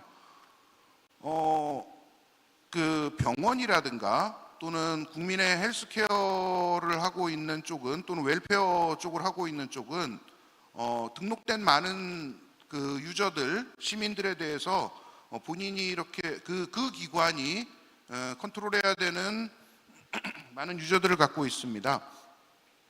예, 그리고 데이터도 있고 시스템도 있기 때문에 만약에 그분한테 어떤 이상이 생겼다고 감지가 되면은 AI가 그 사람한테 전화를 하는 겁니다. 예를 들어서 어떤 경우냐면은요, 갑자기 2달째 전기요금을 안 내고 있다든가, 전기는 계속 사용을 하고 있는데 전기요금을 안 내요. 또는 가스요금을 안 낸다든가, 여러 가지 본인이 사회에서 행위를 하기 위해서 반드시 해야 될 어떤 행위들을 갑자기 안 하게 됐을 때 혼자 사시는 그 사람이 무슨 일이 생긴 게 아닌가라고 추정을 할 수 있죠. 그래서 그런 패턴들을 분석을 해서 AI가 연락을 합니다. A씨 잘 계시나요? 문제가 생기신 거 아닌가요? 그래 통화를 하고 이분은 디지털 리터러시가 떨어지고 디지털 디바이드 문제가 있을 수 있기 때문에 전화를 해서 물어보는 거죠. 그러고서 대답을 잘하고 아무 문제 없어요. 저 요새 뭐가 힘들어요. 그럼 우리가 뭘 해드릴 수 있을까요? 해가면서 솔루션을 찾아 나가고 필요한 경우엔 응급 상황으로 전달을 하고 하는 체계를 만들어 나가고 있습니다. 이것도 역시 시범 서비스로 저희가 일부 지역에서 이런 서비스를 하고 있고요. 예, 혼자 사시는 분들이 아주 호응도가 높은 상황입니다. 이게 도시 지역은 사실은 옆에서 같이 볼 수 있기 때문에 이런 경우가 좀 떨어지는데요. 특히 루럴이라든가 서버번 가버리면은 띄엄띄엄 살기 때문에 이럴 가능성이 훨씬 더 높아지고요. 거기서 혼자 무슨 일이 생겼는지 모를 가능성이 높기 때문에 아주 유용할 거라고 생각이 되고 있습니다. 네, 요거는 챗봇이 그냥 이렇게 대답을 해주고 답을 해준다는 얘기인데, 이거는 일반적인 얘기니까 그냥 시간 관계상 지나가도록 하겠습니다. 네, 마지막으로 AI를 갖고 새로운 리딩 컨트리가 돼보자라는 제가 이제 대통령 자문기구에 있기 때문에 대통령 말씀으로 말씀드리는 걸 마칠까 합니다. 그래서 디지털 플랫폼 정보를 통해서 가장 다이나믹한 나라를 만들고 24시간 7일 언제나 국민들이 좋은 서비스를 받을 수 있는 나라를 만들어 나가자라는 게 저희의 목표고, 저희의 사례들을 AI와 SDG 쪽에 연결된 내용들을 좀 설명을 드렸습니다. 네, 감사합니다. Well, thank you. So I think what we heard there were some really specific and wonderful examples of things we could never do unless we really had that digital environment, that connectedness across. Certainly with 17,000 different centers, there's still work to be done, but the idea that you can start to, as a service, customers can start asking the questions they want to ask. They don't know where all that information and data is. They don't need to know that anymore. They can start to inquire and ask the questions they really want. So artificial intelligence and digital capabilities as far as conversational artificial intelligence, enabling those to ask the services they want. And then the system being smart enough to know if that's a health element or a technology or a trade element. But one of the things that we still need to know relative to this linkage to SDGs and our collective goals, I was just going to ask to be a little more specific in the three kind of dimensions of the SDGs, and I know we just had 3 case studies which kind of touched on that, but where does this digital transformation, everyone here is looking at their phones and computers, and I'm sure at home the same thing in their offices and areas around the world, but where does this digital elevation engagement and role really advance our economic, our social, and the environment, those three pillars. So Vincenzo, can I ask you there, just sort of really break it into those three areas. Where is this e-government and AI going to help us on this economics, move that forward, the social context, and our environment? Can you touch on those three topics? Yeah. Thank you for your questions. And first, let me say I was really very impressed by the presentation of my colleague here from Korea. Really, very impressed. And when he presented these three cases, I was already visioning what will be the future, because there were just three cases, but the future will be that the whole platform will run with agent, with AI, and with kind. So really, in few years, we will shift from the traditional portal, approach of digital government with something that go in that direction. So really, congratulations. And this is a confirmation of the leadership role, not only in the region, but in the world, that South Korea have been doing on this. I'm really believe that many countries can get a lot in collaborating and working closely with the Korean. Sorry, I wanted just to address this because I was really very impressed by that presentation. So coming back on your point, so you addressed how e-government or digital government and AI can work more on the economic aspect, economic growth. Yeah, I just want to, in this last few minutes here, and we're going to turn to the minister as well, this idea of really are we going to see this, the incentive from an economic, social, environmental perspective? Yes, that's big challenging, because as we see, this digital transformation in general and these new cutting-edge technologies, and looking more on how government have been working more as a platform rather than in the past, can really work as a driver also for economic growth. This is something that we saw in the past, a lot of new opportunities, new possibility to create new activities. At the same time, now also we are raising big issues of losing jobs if we are using the AI facilities not in a way to augment, to improve the quality of the work of people, but just to replace people. That's not the direction we want. At the same time, also to cover the social aspect. This is something also that we highlighted in our e-government survey we started in 2022, when we said inclusion by design before digital by design.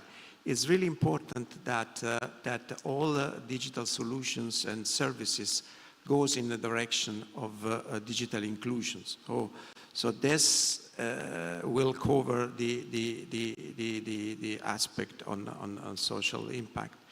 And the last point is also we should look at the sustainable development issues in terms of looking at the impact of climate change, but also the impact of pollution and coming on a green economy to improve the quality of life, and the digital transformation and AI can do on that.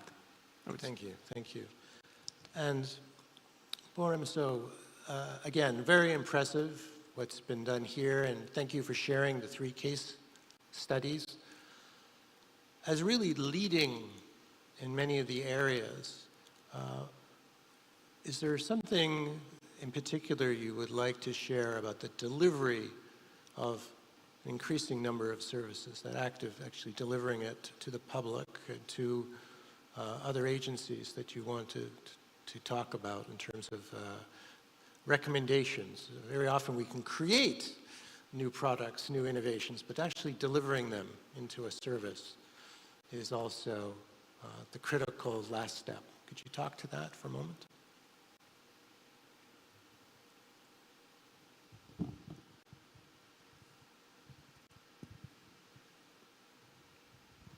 네, 예, 감사합니다. 몇 가지 질문들을 주셨는데요. 먼저 첫 번째는 실제로 얼마나 쓰고 있는가를 말씀해 주셨습니다. 예, 지금 AI가 사실은 맨 처음에 나온 거는 동양의 고라는 게임에서 알파고가 사람을 이긴 경우가 처음이었고, 그때는 사실은 개별 사람들이나 사회에 미치는 영향은 그렇게 크지는 않았고요. 더 큰 충격은 사실은 언제 오고 있냐면은 이번에 챗GPT가 새로운 버전 3.0 버전 발표하면서부터 전 세계 모든 사람들한테 지금 엄청난 영향을 주고 있습니다.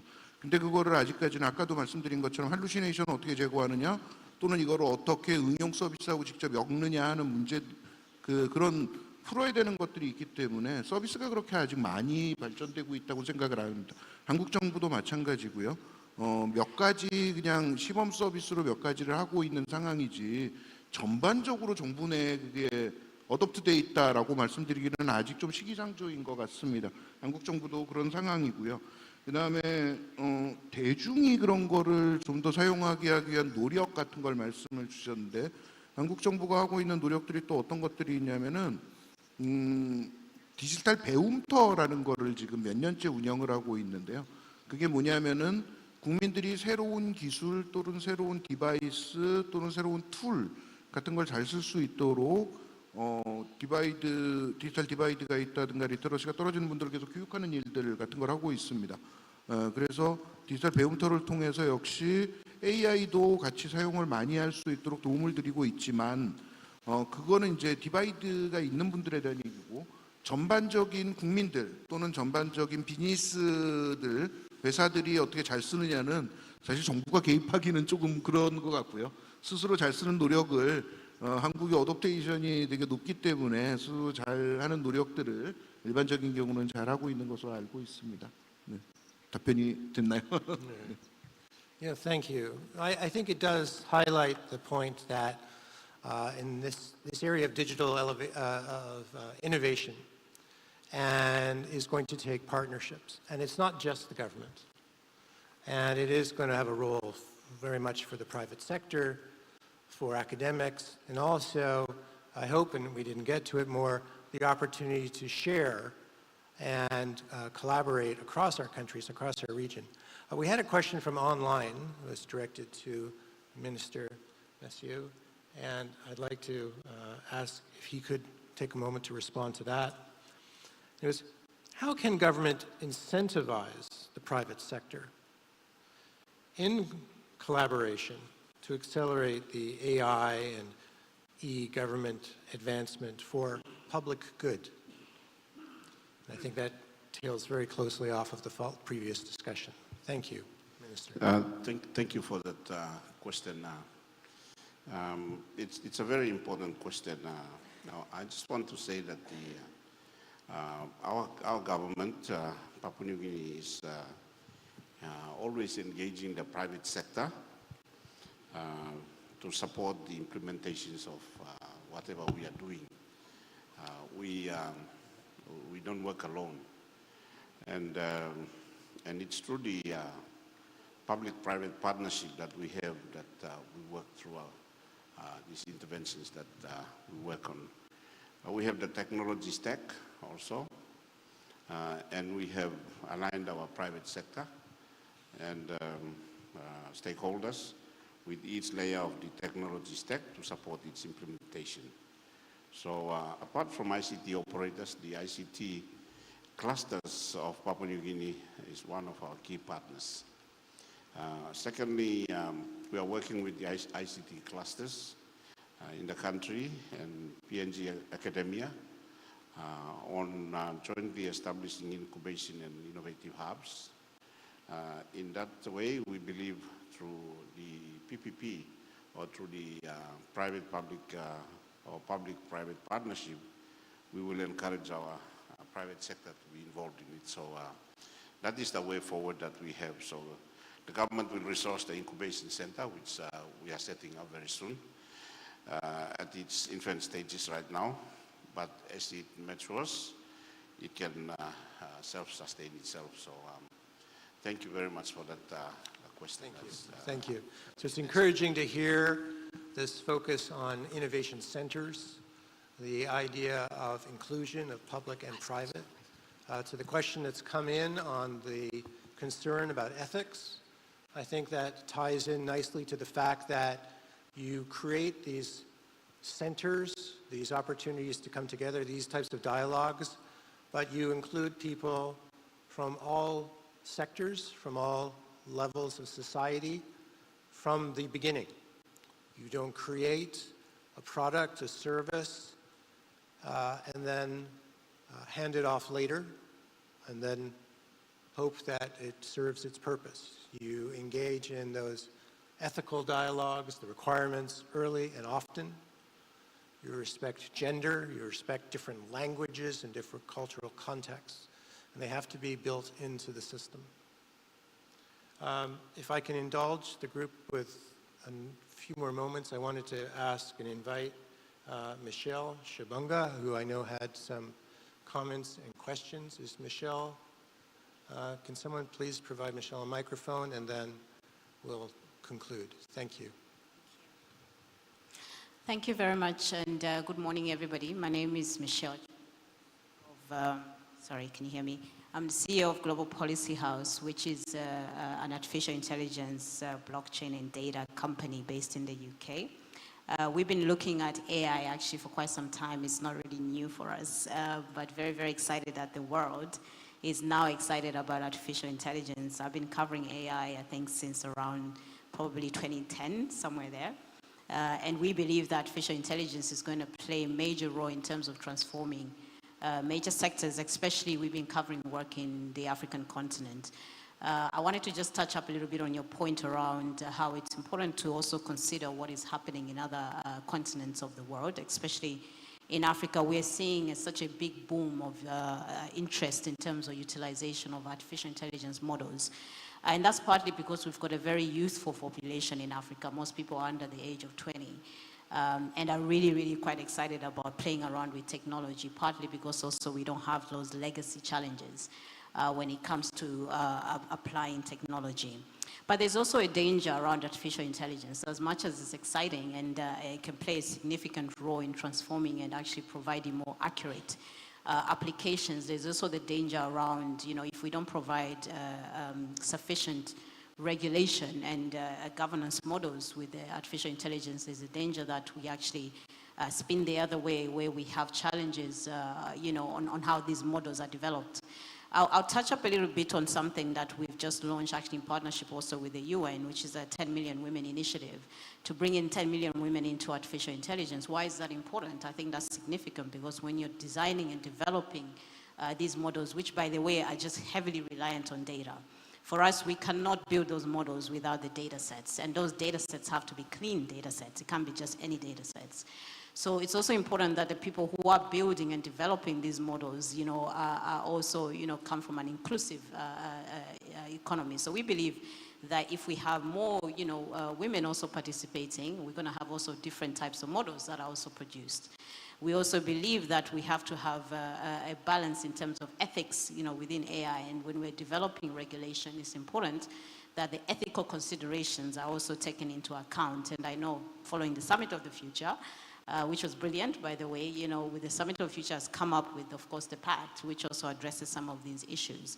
But I do like to urge everybody that it's important to look and see what else is happening. In Africa, we're using artificial intelligence, you know, in drones, in robots, in medical predictions, right? In looking at diagnosis, for example, around medication, which you probably haven't really heard about, you know, but countries in Africa are actually leading in producing some of these applications. And some of the young people are also developing AI models, combining AI models actually with, you know, sort of blockchain and smart contract applications, which is again is another area that I think we need to think about.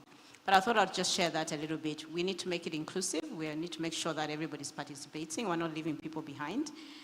We need to make sure that we have the right regulation in place, also to support a more robust and secure environment for us to play around with the technology. And we need absolute data.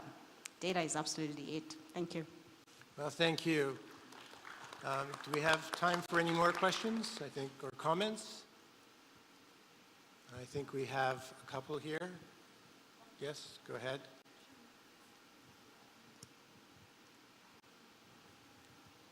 Good morning.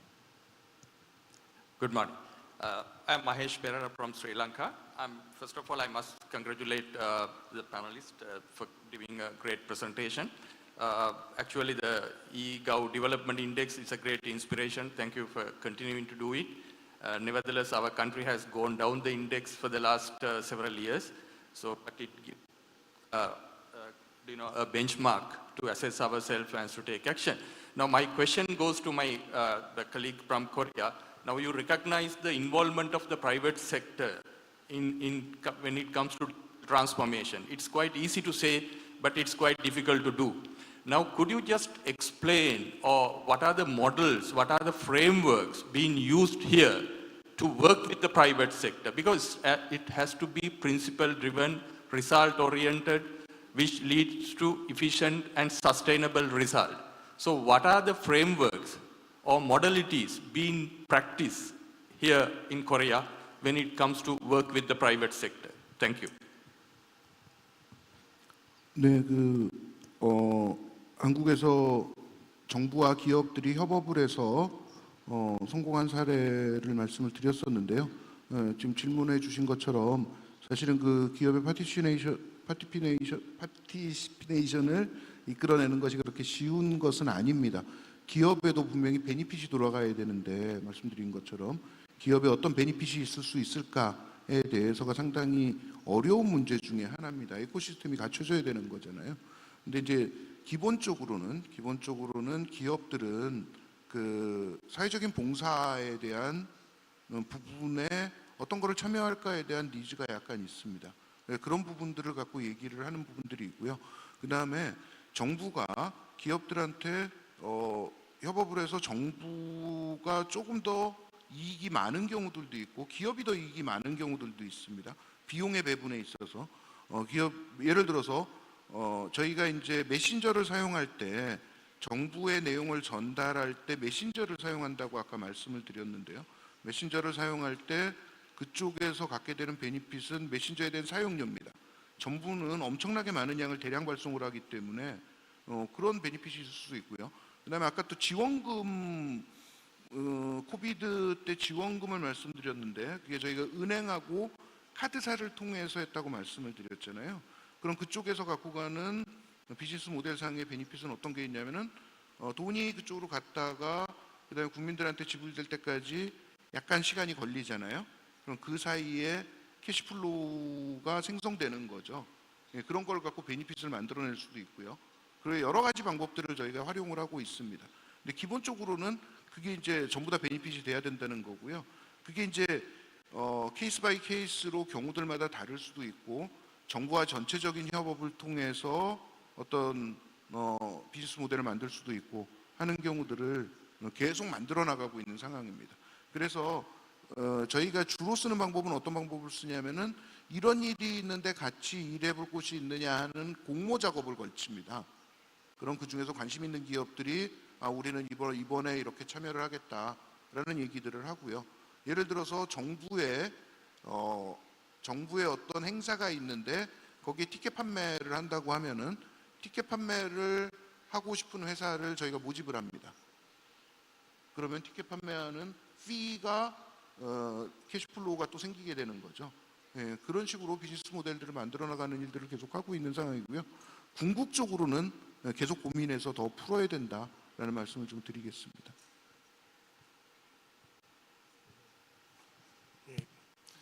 So thank you again for the thoughts.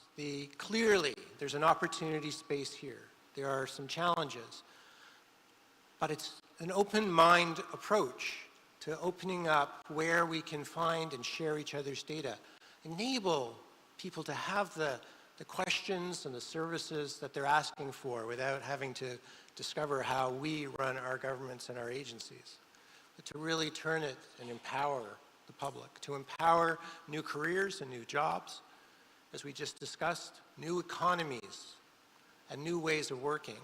But this also means new business practices, new business ventures and relationships, public, private, nonprofit, new ethical approaches. And we talked about predictive, and we talked about how our services and orientation of the government, which I think for decades has been very reactive, of pivoting ourselves to be proactive, to be predictive, to be helped by our AI capability, to see that is one of the returns on investment, is we can be more proactive. And that will be appreciated by all stakeholders with the regulatory and policy frameworks that gives us the security and safety to work within that context. So I thank everyone, look forward to dialogue over the next few days, and thank you again to the organizers and for all those who are participating online. Thank you for your questions and for being with us today. Take care.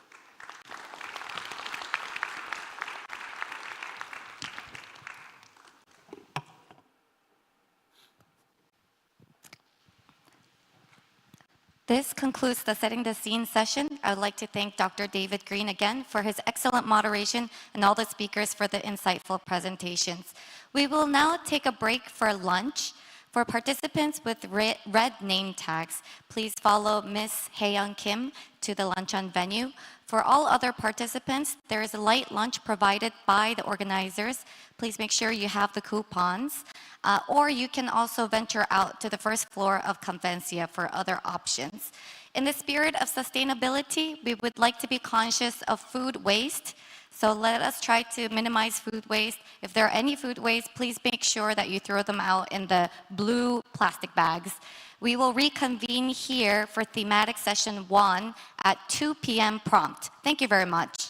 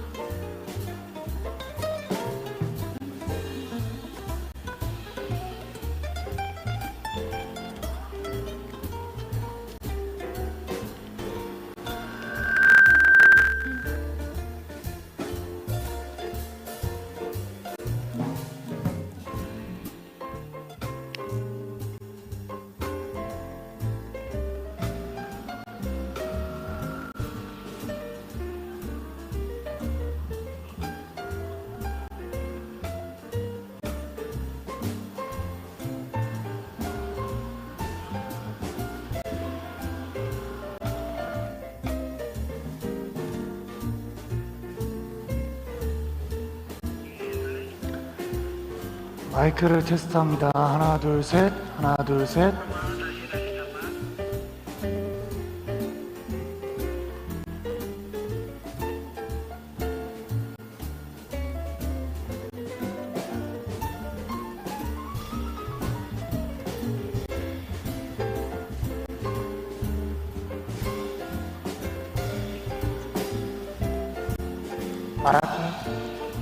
마이크를 테스트합니다. 하나, 둘, 셋. 하나, 둘, 셋. 마이크를 테스트합니다. 하나, 둘, 셋. 하나, 둘, 셋. 마이크를 테스트합니다. 하나, 둘, 셋. 하나, 둘, 셋. 마이크를 테스트합니다. 하나, 둘, 셋. 하나, 둘, 셋. 하나, 둘, 셋. 마이크를 테스트합니다. 하나, 둘, 셋. 하나, 둘, 셋. 마이크를 테스트합니다. 하나, 둘, 셋. 하나, 둘, 셋. 마이크를 테스트합니다. 하나, 둘, 셋. 하나, 둘, 셋. 마이크를 테스트합니다.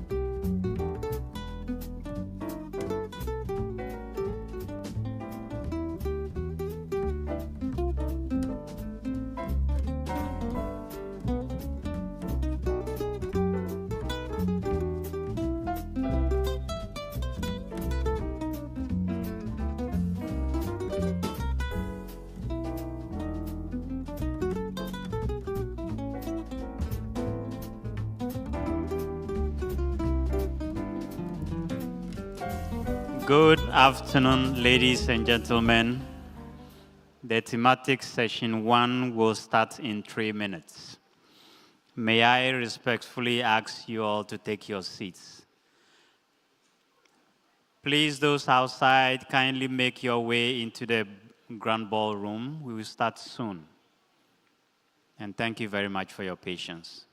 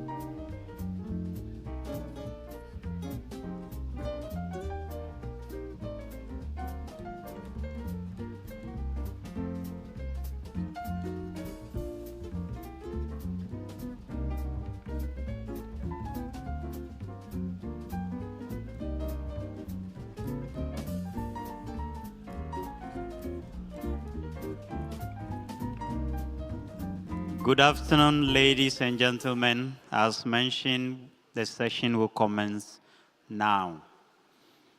Before we start, I would like to quickly inform you that all presentation materials, that's the PPTs, are being uploaded and available on our website at unpog.org. So all these can be accessed there as we continue with the event or the program. Without wasting much time, I have the pleasure to introduce to you the moderator for this session in the person of Mr. Marius Oosthuizen. He's the Capacity Building Senior Officer on Strategic Foresight at UN Global Pulse. I would like to use this opportunity to invite Mr. Oosthuizen to the floor. Yes. Let's welcome him with a big round of applause. Yes. Okay, thank you very much.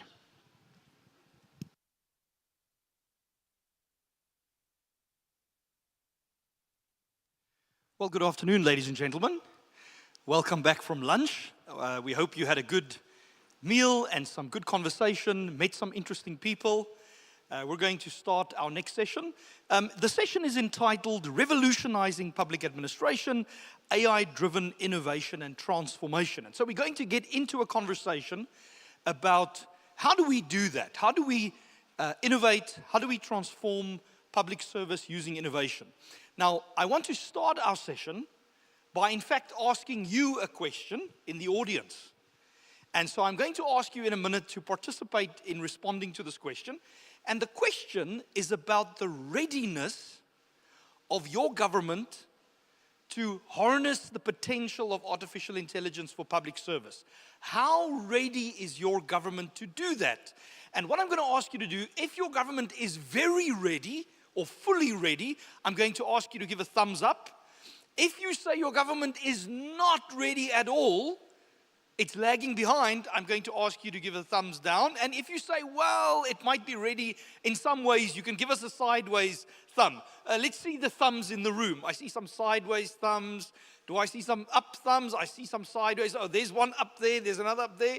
So the homework you have after the session is to find everyone who had a thumbs up and ask them the secret. What is their government doing? How are they doing it? Why are they doing it? What can you learn from them? And so with that in mind, I think that, thank you for those thumbs, there's a consensus in the room that most public sector institutions are not ready. They might be ready in some ways, but they're not fully ready and fully prepared. And so the benefit of this next session is we can ask some questions about how can we become more ready? What can we do?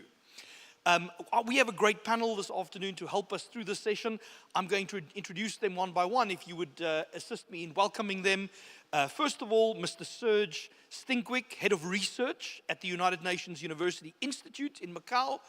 Welcome, Serge. Would you give him a hand as he comes? Secondly, Ms. Kelly Forbes, Executive Director of the AI Asia Pacific Institute. Welcome, Kelly. Thank you for that. And then third, Mr. Hun Young Kwon, Member of Digital Platform Governance Committee of the Republic of Korea. Welcome, sir. So, as we welcome them to the stage, I'm going to ask you one more question as an audience to get you thinking about this question of innovation and transformation of public service. I was very privileged a few years ago to attend a session addressed by the former Prime Minister of Estonia. And in this session, the Prime Minister told a very interesting story about how his government had helped Estonia become the world leader in cryptography. The ability to take data and to put cryptographic protection on that data. And he told a story about how Estonia became the world leader. And it was a very interesting story. He said that he was sitting in his office and he was thinking about how to make Estonia more competitive globally. And in his speech, he said, you know, if he looks at a country like the United States, how does Estonia compete with someone like the United States? And he said, well, maybe the way to do that would be to select one industry or one sector and to become the best in the world in that one sector. And so in their case, they chose cryptography. And what he did was he convened all the programmers, the major leading companies, the experts in their country on the issue of cryptography, and he invested in the development of cryptography. In fact, he invested in the ability to use cryptography for digital identity in the public service. And by doing that, for a period of time, for a period of years, Estonia became a world leader in cryptography. Now, why do I tell that story? Because I want to ask you this question. What is going to be the entry point for artificial intelligence in your public service? In countries, I come from South Africa, in many of our neighboring countries, in Africa, for instance, the development, the adoption of artificial intelligence lags behind because of the digital divide, because of a lack of public service, the development of technology in public service. And so the question is, what is going to be the entry point or the starting point for the use of artificial intelligence in Burundi, in Rwanda, in Laos, in Cambodia, in the countries where you might come from today? Because I know there are people all around the world, from Africa, Asia, Latin America. And so with that question in mind, I'm going to ask our panelists to give us some opening remarks. And then we'll circle back to that question of what is the entry point, what is the starting point.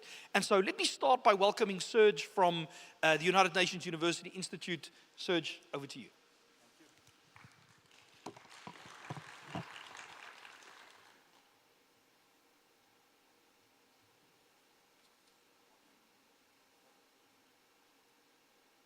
You hear me? Yes. So thank you, Marius, for introducing me, and welcome to my session. So it's a pleasure to be here with you this afternoon. I know this is always difficult for the first speaker to speak after the lunch, but I hope that you will wake up a little bit. So I'm Serge Tinvish. I'm a computer scientist, and I'm also the head of research of the United Nations University, and one of the institutes that we have in Macau. I don't know how to move from one slide to the next one. Yes. This is not working. Okay. Yeah, so I don't know how much of you know about the United Nations University? How many of you knows about this? Institutions? Yeah, a few of them, yes. It's not very well known. And we are a network of 12 institutes around the world, focusing on different topics around the SDGs. And in Macau, we have one that was established actually more than 30 years ago. And we have been working through the years on development in areas like software technologies and e-governance. And more recently, we have been doing lots of things around AI and AI governance. And we are a think tank for the UN, so working mostly with other UN agencies and also governments around the world, focusing on digital technologies and the impact of digital technologies on sustainable development. So we are doing policy-relevant research, we are doing trainings for policymakers. So we try to understand what are not only the positive impact, but also the negative impact, because there is a lot of risk of using digital technologies and AI, especially in the context of the Global South, and how digital technologies can help us to achieve the SDGs. And we already see this morning that we are very far from the end of this story. So, just a brief word about a brief description of what we are doing. So we are a research team. So we are basically the research arm of the United Nations. And we are very multidisciplinary, because I think that if we want to address issues of digital transformations, issues of AI and ethics, we have to consider not only the technical perspective. So I'm a computer scientist, so I know lots about AI. I've done my PhD in the 90s about distributed artificial intelligence, so I know a lot about that. But it's not enough. We need also people from other disciplines, from data science, from education, from health, from social science, because we have to understand all these problems from multiple perspectives. So we are working on AI and ethics, collective intelligence, digital well-being, lots of issues and topics that are related to our discussion today.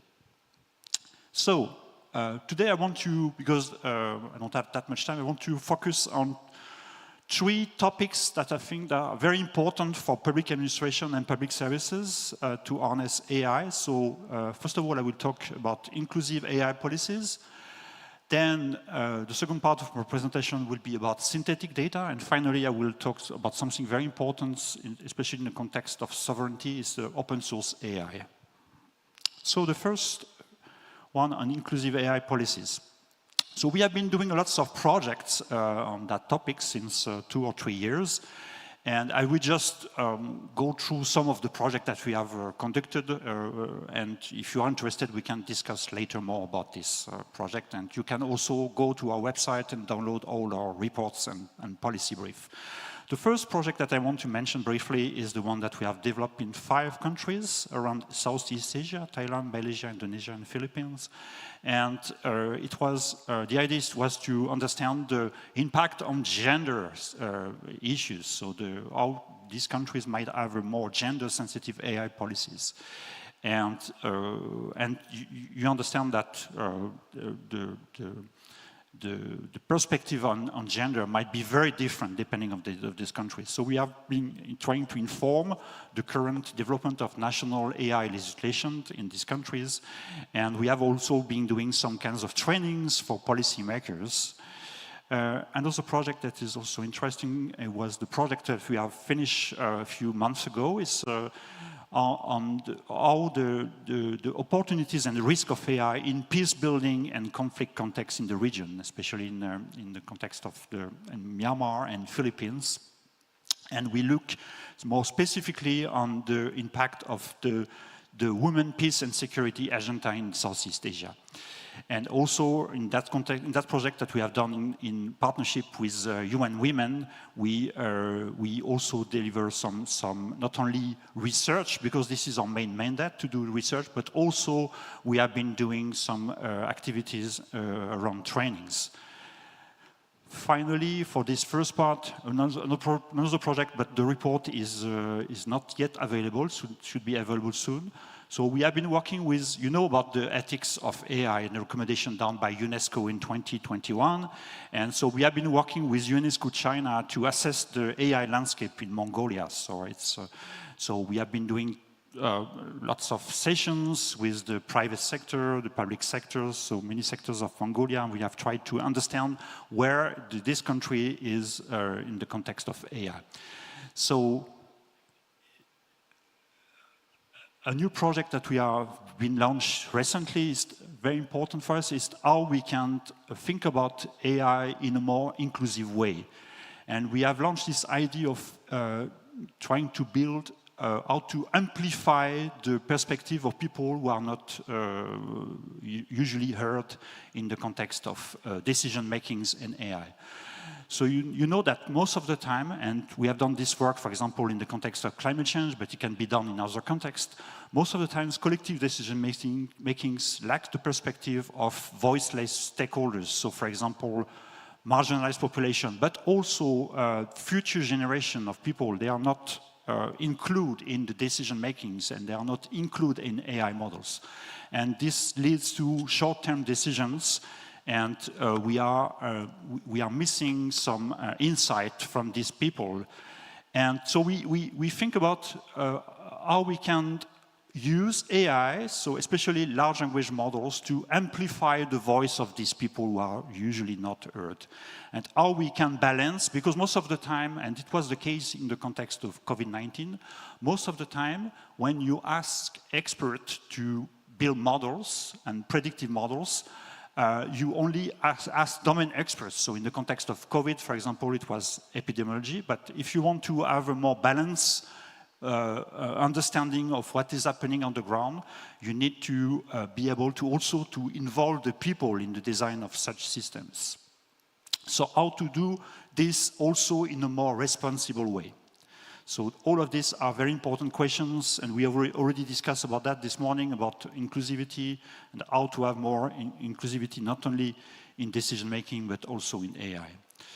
Move to the second part of my presentation on synthetic data. Just want to wake up a little bit. How many of you knows about how large language models are working from the technical perspective? So suppose you use ChatGPT, for example, and you ask to these large language models, what was the first person to walk on the moon? So normally this system will answer you after a while, Neil Armstrong, and this is the correct version, this is the correct answer. But you have to understand that for these large language models, this system has no understanding at all about your question. For this system, the question was not, what was the first person to walk on the moon? But it was more like, given the statistical distribution of words in a vast corpus of text like English, what are the words that will follow the sentence the first person to walk on the moon was? So it's just a statistical tool, actually.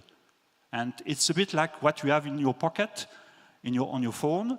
You start to write something, and the system will autocomplete the sentence. So there's no understanding of the language. There's nothing like that. It's just an advanced statistical tool that will predict the most probable words following a series of words. So you have to understand that. And if you want to use this kind of system in the context of public administration, you have to be very cautious, because this kind of system, we already discussed about that this morning, and are prone to hallucinations. And most of the times, hallucinations are completely unfixable. It's not possible to fix them. So it's a very, very important issue if you want to deploy this kind of systems, this kind of approach in public administration, for example. So in our institute, we have been working on synthetic data. So large language models. I just discussed about large language models. They are just producing text. They generate text randomly, basically, based on the prompts that you give to this kind of system. And maybe you don't know about that, but in 2024, Gartner Group predict that 60% of the data will be synthetic, because there is no more data available on the internet to train our AI algorithm. And we all know that AI algorithms, they need lots of data to be trained, okay?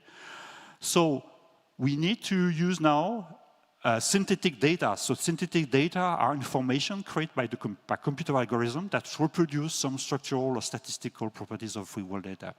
And more and more companies, public administrations, they use this kind of systems, this kind of synthetic data to replace the real data.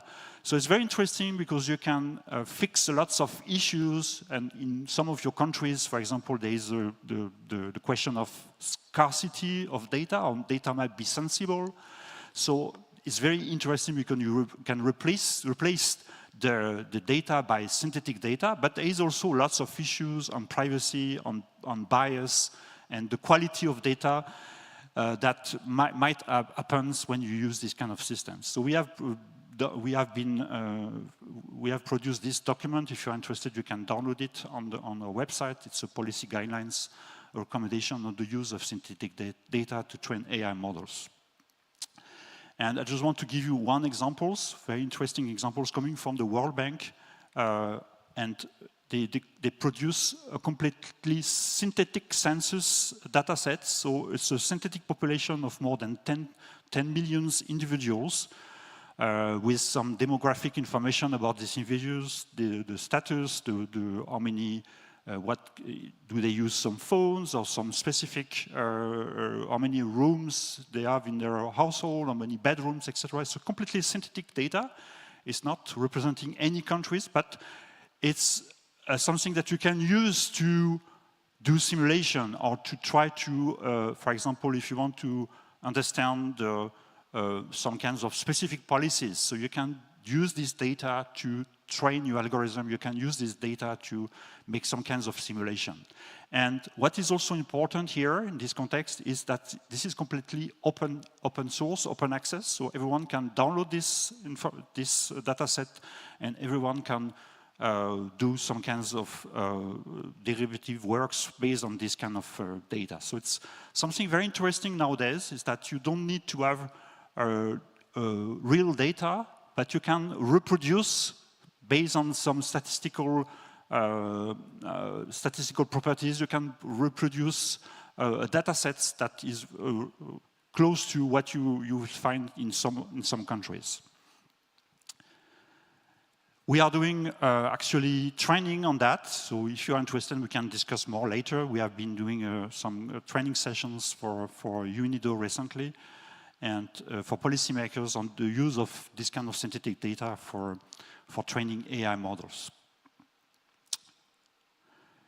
My institute is doing lots of training, so if you're interested, you can also have a look to our New Macau training portfolio, and we are trying to do trainings about digital technologies and AI in order to demystify AI for policymakers.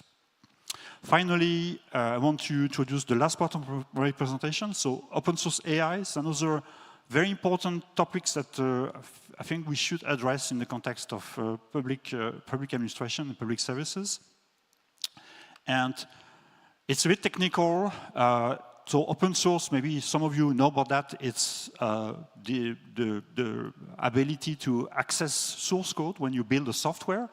And this is very interesting because you can allow anyone to redistribute your source code. You can allow anyone to make some modifications, and so it's very interesting especially for developing countries, because they can use this software and make something specific to your needs. And recently, some people try to adapt this open source definition to the context of AI, because AI is very different from the traditional software. When you are using software, AI software, in fact, you have to provide not only the software, but also what is inside your neural network. Yeah, you know that most of the AI systems are based on neural network, and you have something very important in neural network is the weights of your that is inside the network. So we have millions and millions of weights. And most of the time, companies, when they say, okay, yes, you can download our software, it's only the algorithm, it's not the weights. And if you don't add the weights, this is completely useless, actually. So it's not something interesting. So the OSI, so this organization who have defined the open source definition, they also provide recently an open source AI definition that not only cover the algorithm, but also the weights. And this is very important if you want to use this kind of algorithm in the context of your countries, for example. And I want to, here in these slides, to just give you some benefits and risks and challenges linked to this open source AI. So, and I think the most important one is maybe the one on sovereignty. I think it's something very important if you want to not just buy an AI system from global north companies somewhere, but if you want to produce your own AI systems, if you want to have a complete autonomy in terms of the production of your systems, is, I think, the way to go, in fact, because you can download this kind of system very easily, and you can modify the system according to your specific needs. You are more autonomous. You can do some customization. It's very transparent, and it allows decentralization of powers. But at the same time, there is also risk and challenges because you might this kind of system might be it's a potential risk, and especially it can be used by malicious actors, and there is a lots of security vulnerabilities. And something that is also very important that we have seen recently is that the data produced by these kind of systems, there is a lots of issues related to the quality of this data. So you have to think about that also. So we are currently doing some activities. I don't have any slides on that because it's ongoing activities, but we are doing also research activities on open source AI. And if you're interested, we can discuss more in private about that. So I think that's it for my slides. So I just want to thank you for listening to my presentation. So you have seen that there are lots of research activities that can be done in these 3 different directions. How to have more inclusive AI policies, the fact that there is no more data and we have to think about synthetic data or to try to in order to train our next generation of AI algorithm, and finally the work that we are doing on open source and open source AIs, just to have more flexibility and more opportunities for people and countries who don't have the opportunity to train their own system. Thank you very much for your attention. Thank you. Excellent. Thank you, Mr. Stemick. Absolutely interesting. As he makes his way back to the panel, I was absolutely fascinated by the experiments being done in the use of AI to strengthen unheard voices. In fact, it reminded me, just before we go to our next panelist, of a very interesting discussion in Los Angeles, where we were doing long-term scenarios on the future of digital governance. What does governance mean for the next 20, 30, 40 years in human society? And one of the participants in the room was a traditional leader from one of the Pacific Islands. This person is not a technologist, they're not a business leader, they're not a politician, they're a traditional leader from a small island state.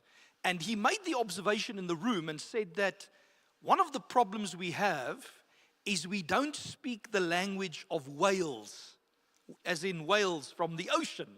And the organizer said to him, what do you mean by that? And he said, well, we're making these big decisions about technology and society and the economy, but we're not taking into consideration what the whales would say if they were sitting at the table. And I found that quite interesting, and I think today was quite an eye-opener that maybe there is a way in the world of governance where we do governance by deliberation, through parliaments, through democracy, through voting. Maybe there is a way to speak the language of whales and other parts of our ecology that we form part of. Thank you for a fascinating presentation. Would you welcome Ms. Kelly Forbes to share with us? Thank you, Kelly.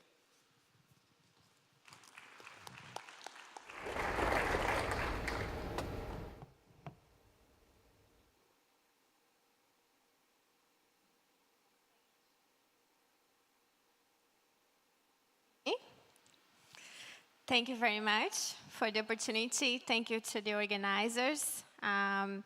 Very pleased to be here today. I really like that example about the whales, by the way. And I was thinking about the importance of building AI in an equitable way, right? Whether it's having different perspectives on the table or differences from different countries, different opinions, right, in terms of building this future. So today I'm going to be speaking with you about the responsible use and development of AI in public administration. And let me see if I can put this.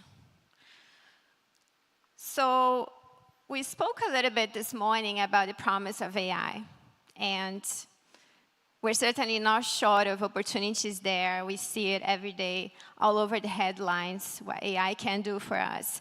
And I think this is why we're all here today. We're here because we believe that AI holds a promise. We look at the sustainable goals, and we discussed this morning how we are running out of time to accomplish those. And AI really has the potential to be able to support us in achieving that, accelerating that potential. But to do that, we're also going to be speaking a little bit about the risks and implications that the technology brings, and what are the potential safeguards that we must have in place to really make sure that AI serves us and not the other way around. So we have here many examples of the promise of AI. Public sector workers could save 23 million hours a week using AI. Microsoft. By 2025, 50% of public-facing government services will use AI to improve response times, accuracy, and user experience. AI can help governments save up to 1.2 billion hours annually by automating administrative tasks. Accenture. And it's estimated that 480 billion productivity effect on the public sector by McKinsey. And we can really see, I guess, that picture really brings us the potential sustainable goals and the potential of AI in touching every single one and every single sector there. But how do we get there? How do we think about doing that in a responsible way? So I'm going to touch on an example here coming from the Australian government, which is called RoboDebt. RoboDebt was a scheme created by the government for welfare, social welfare. So the goal there was to bring efficiency in public administration and reduce costs. So we had a system running, very much driven by AI, and it was running for quite a few years. And it was only about 5 years later or so that it detected many inconsistencies and errors that the system was committing. And the purpose of this example is to really talk about how do we think about the potential of AI deploying across government in a transparent, fair, and accountable way. And the example of RoboDebt was clearly a failure in achieving those principles. Those principles, by the way, we're going to talk a little bit more about them, but they are hundreds and hundreds of what we call guidelines or frameworks in AI worldwide. And fairness, accountability, and transparency come up over and over and over again. We know the importance of that in theory. The implementation is our challenge, right? It's challenging from the moment that you are about to train your models all the way to how these models will perform. Are they performing in the way that was created them to do that, right? So it's not a black and white question. And so it's certainly something that, as Serge was touching on, that you need a multidisciplinary approach. How do we bring people from different skills to support us be able to make that implementation? So back to the RoboDad example. I wanted to touch on that because Australia is a good example. They went from finding difficult to implement that. The purpose there, again, was to improve efficiency and reduce costs. The government in that case ended up spending over $1 billion in action suits and resolving a lot of the issues that were a result of the scheme. And the outcome of that is a very positive scenario, actually, because where we look at where Australia is now, there's an index which was published in 2022, which ranks the Australian government just after South Korea, actually, in terms of thinking about the key components that you need there to be able to implement AI efficiently across these sectors. So they offer really good lessons, I think, in terms of how other governments can think about this, right? The failures there, they were able to turn that into potential lessons learned. They currently have a lot of guiding documents, frameworks that are guiding the process of thinking about how do we go about developing AI in a responsible way going forward. And one really great thing that I see the Australian government doing, as well as a few other governments, for example, Singapore, is that they're able to really engage the citizens in that process. So they host a lot of consultations where they're collecting different perspectives to be able to form a decision.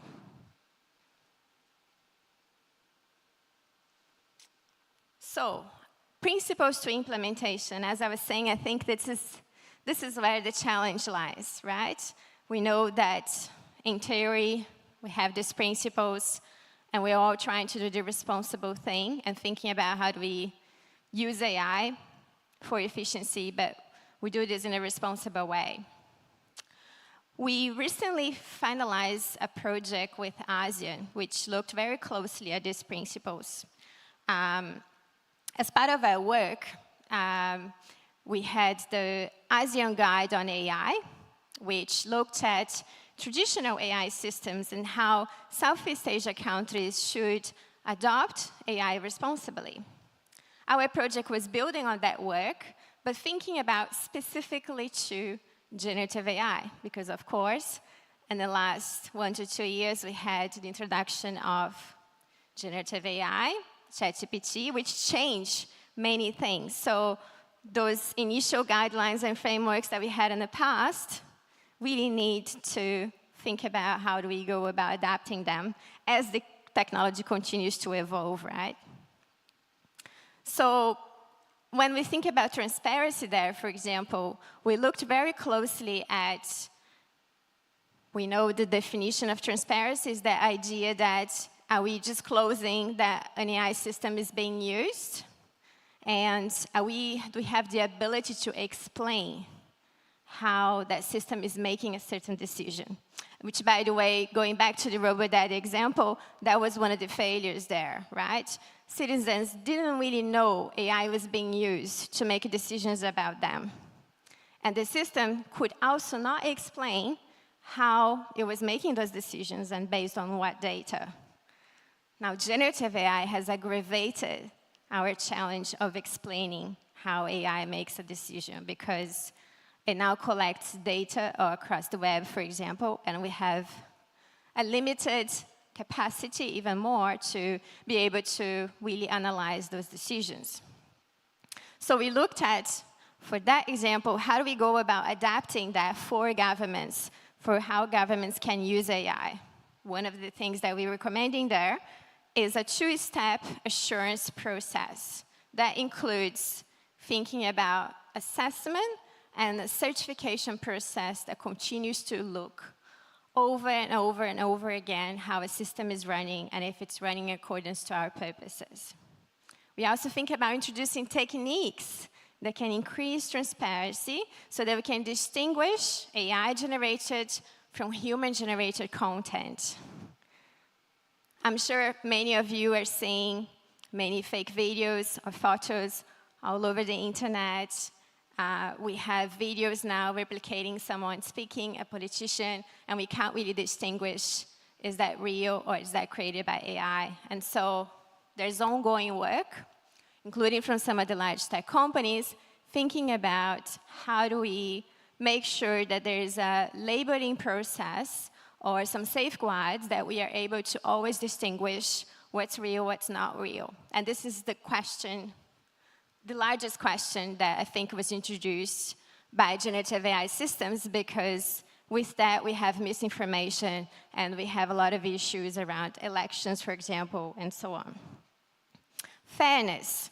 How do we make sure that AI is non-discriminatory? How do we make sure that we're building an equitable future, like we were speaking about before? So again, we need to think about what steps we need to introduce, and also we need to be a bit more careful with training data sets, right? It always starts with our data. What are the baseline for that work? And finally, and I think most importantly, how do we think about accountability? So having, for example, human accountability as systems are running, right? The reason why most likely a system can be running for years and years and we're not able to detect when something is wrong is that we might not have human oversight when we really need to have that in place. Ensuring that we know that AI can make mistakes as well, and we are able to detect those early on and mitigate them accordingly. One of our largest recommendations there from this work is what we're calling an AI technical assistance facility. The idea that this morning we spoke, I think, a little bit about the importance of cooperation and forums like the United Nations, which can come together to talk about the challenges of AI, and particularly from the perspective that AI is transnational, it crosses borders. How can we work together? And so the technical facility is the idea that we will need a center where different governments can come together to address those issues, but also benefit their own national perspectives. So to conclude, we have really this idea, how do we go about building the AI ecosystem in a responsible way? And I think I already spoke a lot about international and regional cooperation here. What are the mechanisms that we need to have in place so AI really performs in the way that we need that to go? It's really important that we have interoperability, which is this ability, again, to follow the nature that AI has of being transnational. And so the way that we used to conduct work before, for example, with data flows, it might not be relevant for the future that we're doing now. And how do we adapt to that in thinking about how do we put in place the right policies, the right governance, so that we are facilitating the creation of that. And when we talk about policy or regulation, it's not just from the perspective of regulating. There are a lot of very great governance structures that can be put in place, which go beyond regulation like we're seeing in Europe. Europe has the AI Act. It doesn't necessarily fit into the reality of the Asia Pacific, which is very unique. As we talked about, I think every government and every country is unique in its own culture diversity. And so it's really important that as we go about that, we think about how that reflects our own context. We recently also finished a project looking at the Pacific Islands, and again, very diverse, very unique, very urgent challenges across climate change. How can AI help to support them with their goals, but also analyzing and coming from the perspective that each island there is unique in its language and culture and very different than some of the other global economies. Thank you very much for the opportunity. Excellent. Excellent. Thank you, Kelly. So interesting and really posing us with some really difficult challenges. Earlier this morning, I was scrolling through social media, as one does, and there was a quick clip of an interview by a big investment house with Elon Musk, who's, of course, one of the leaders in the AI space, controversial figure. But in this interview, they asked him the question, how long before artificial intelligence can do anything a human can do? And his view was that it'll be about a year before it has that level of intelligence. Now, there's some, the others would argue that based on what we've learned about large language models. And he made the point that it'll be about a year before it's as smart as a human, about 3 years before it's smarter than humanity as a collective. So this is developing at an extremely rapid rate. And so one of the questions I think about as I listen to Kelly's presentation is, are we developing our regulatory frameworks, our protection mechanisms at the speed of change at which this artificial intelligence is developing? The word hallucination has been used a few times to talk about what AIs sometimes do. Of course, when a human being hallucinates, we say that they're suffering from mental illness. And so are we dealing with an artificial intelligence in its development stages that has a form of mental illness, and how do we overcome that? Or to make it even more difficult, in the realms of things like politics, many of the issues in politics are subjective. So it's not as easy as being truth-seeking and saying, well, just give us the facts, because the facts, according to whom, there are interpretations of those facts, right? And so this challenge of creating an AI that is culturally sensitive, that does speak the truth, but does that in the context of the environment as far as values and culture are concerned. These are really difficult challenges, and thank you, Kelly, for helping us think about those. Would you welcome our third speaker this morning or this afternoon, Hung-Young Kwon. Welcome.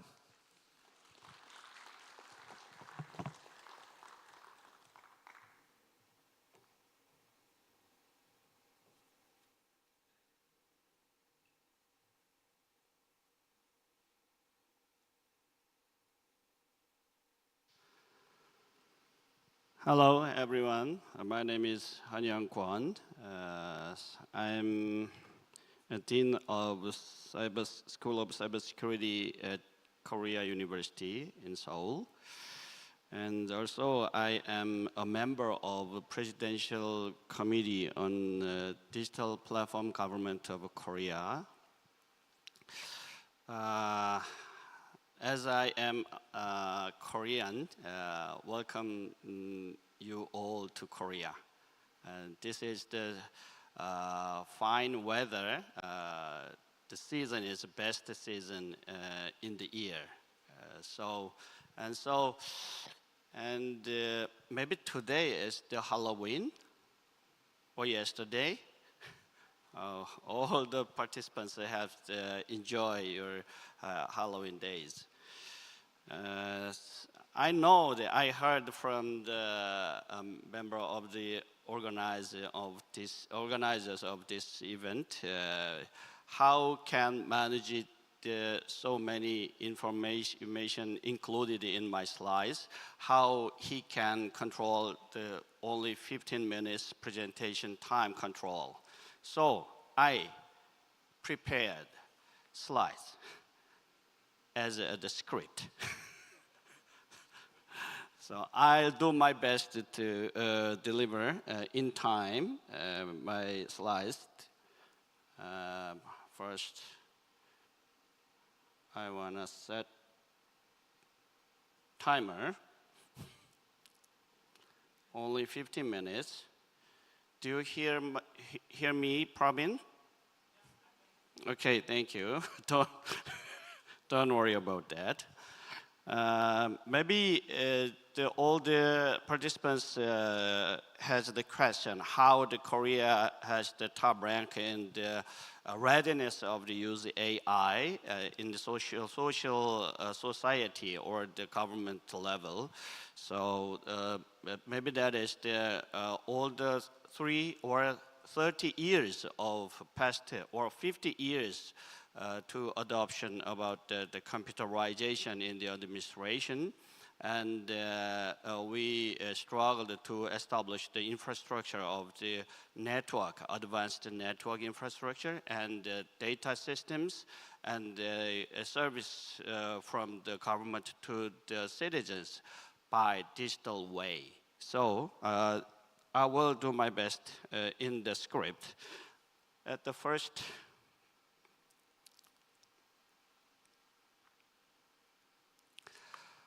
humanity has gone through 3 revolutions to reach the current era of AI, which has brought as automation in the realm of thinking.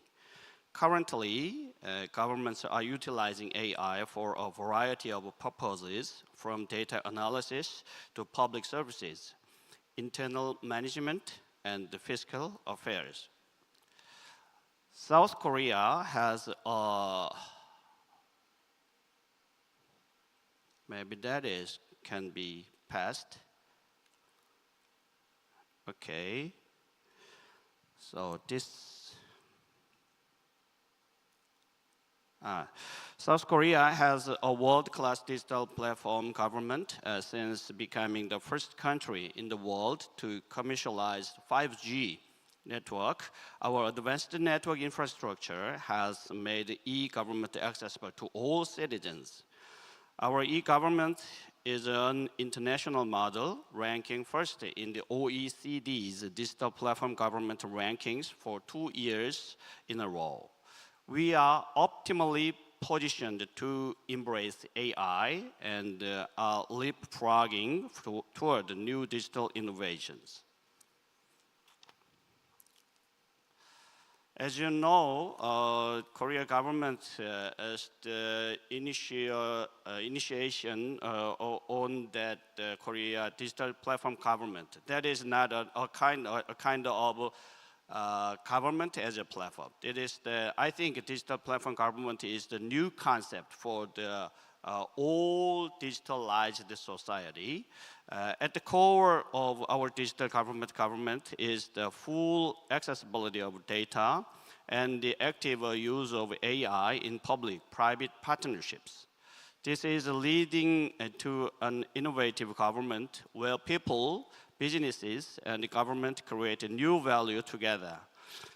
In particular, the government is focused on leveraging its vast data lakes to realize AI-powered scientific administration.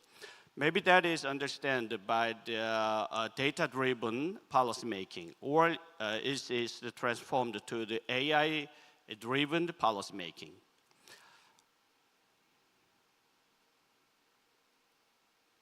Okay, this is the show of this digital platform government. And in AI administration, there are several key issues to consider. Basically, you need to consider AI accountability. Every decision you make in public administration affects the rights and obligations of specific individuals or the population as a whole. So you need to consider the accountability of your decisions. The AI-based infrastructure will also need to be in place with a high level of AI expertise and the ability to use AI among policymakers and administrators. While ensuring sufficient data for AI training, it is also important to ensure transparency by removing bias when analyzing the data. Public administration should be transparent about cause and effect, and AI's inherent opacity is also an issue to consider. If the input data changes in small increments, the law that applies will change accordingly, and the legal stability of the law will be affected. Legal stability can be undermined by AI that enforces norms rather than codified norms. So the potential for rights violations should not be overlooked. Therefore, AI in public administration can only be justified if it advances the legal stability, as it is a tool, not an end in itself. As a tool for performing the legal tasks, there is a risk of overstepping the need for a separate legal basis, which is why the EU has enacted the AI Act, which prohibits its use for certain purposes. In other words, the public should adopt AI for different purposes than the private sector. It's a balance of efficiency and value orientation and public good.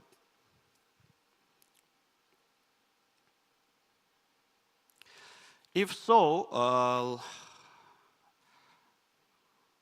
let's also look at what institutional considerations need to be made. Major international countries are enacting their own AI regulatory laws. It is mainly discussed in terms of user rights protection, fair competition, and consumer protection, and general regulation of AI. The key to this issue is risk. Controlling AI risk starts with categorizing the risks that can occur. There are usually 4 or 5 levels of categorization, which is in the EU are unacceptable. First is the risk, and the other is the high risk, and limited risk, and minimal risk. Higher risks will be subject to regulation, which different legislative proposals taking different approaches to determining what constitutes the higher risk. This means that you must identify the risk that arise during the development and the operation of AI and manage them by preparing countermeasures in advance. The Artificial Intelligence Act stipulates a risk management system and a quality management system. In addition to the risks of the technology itself, it is also necessary to prepare for cyber threats that may arise as a new technology. In particular, AI uses much more data than traditional information systems, and this data includes a significant amount of personal information, and so the need for data protection is also emphasized in terms of data quality. AI operates autonomously. To minimize any potential harm to users, it must be controlled by humans. AI systems should be designed to allow humans to monitor them while they are in use. And the processes should be in place to ensure ongoing control throughout their use. But first and foremost, AI is all about data. We have to have enough data. I would like to emphasize that data governance and the risk management are critical to the effective use of AI in the public administration. A national data governance framework that encompasses both public and private data is needed. In particular, it will be essential to ensure that government-generated data can be utilized by the private sector and vice versa. AI is all about data. Data management is a crucial pillar of the regulatory approach to AI because the risks of AI are often triggered by this data.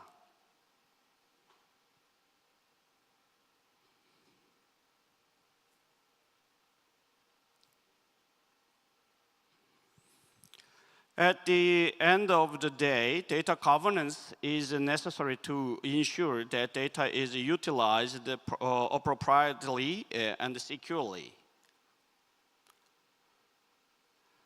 And innovation through public-private partnerships is very important things, I think. So we can make the data governance in the company level and the institution agency level and the global or the nationwide level. Maybe we can make or figure out what is the data governance in your own. So we can, I think that the time is we are prepared to use AI. Thank you very much.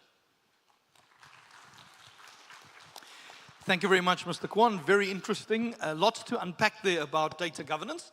Colleagues, we do have some time for questions. I have one question for the panel that I would love for them to speak to, and then we would welcome some questions from the floor. Having looked at the attendance list and the countries that are represented, the kinds of individuals that are participating in the symposium online, the question on my mind is where to start. As we were listening to your presentation, I was thinking about the nature of these technologies, how some governments and countries are experimenting with them. But I wondered if you would be willing to give us a lens on where does one start with this? As a country, as a government, we know that governments and countries are at different levels. What's the starting point? What are the sort of 2 or 3 big hurdles and obstacles to get on the road with AI in public service?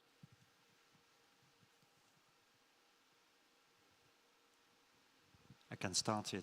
Thank you for the question. It's very important questions for many countries, I guess, and there are different levels of skills and knowledge in the world. So, and I think it's a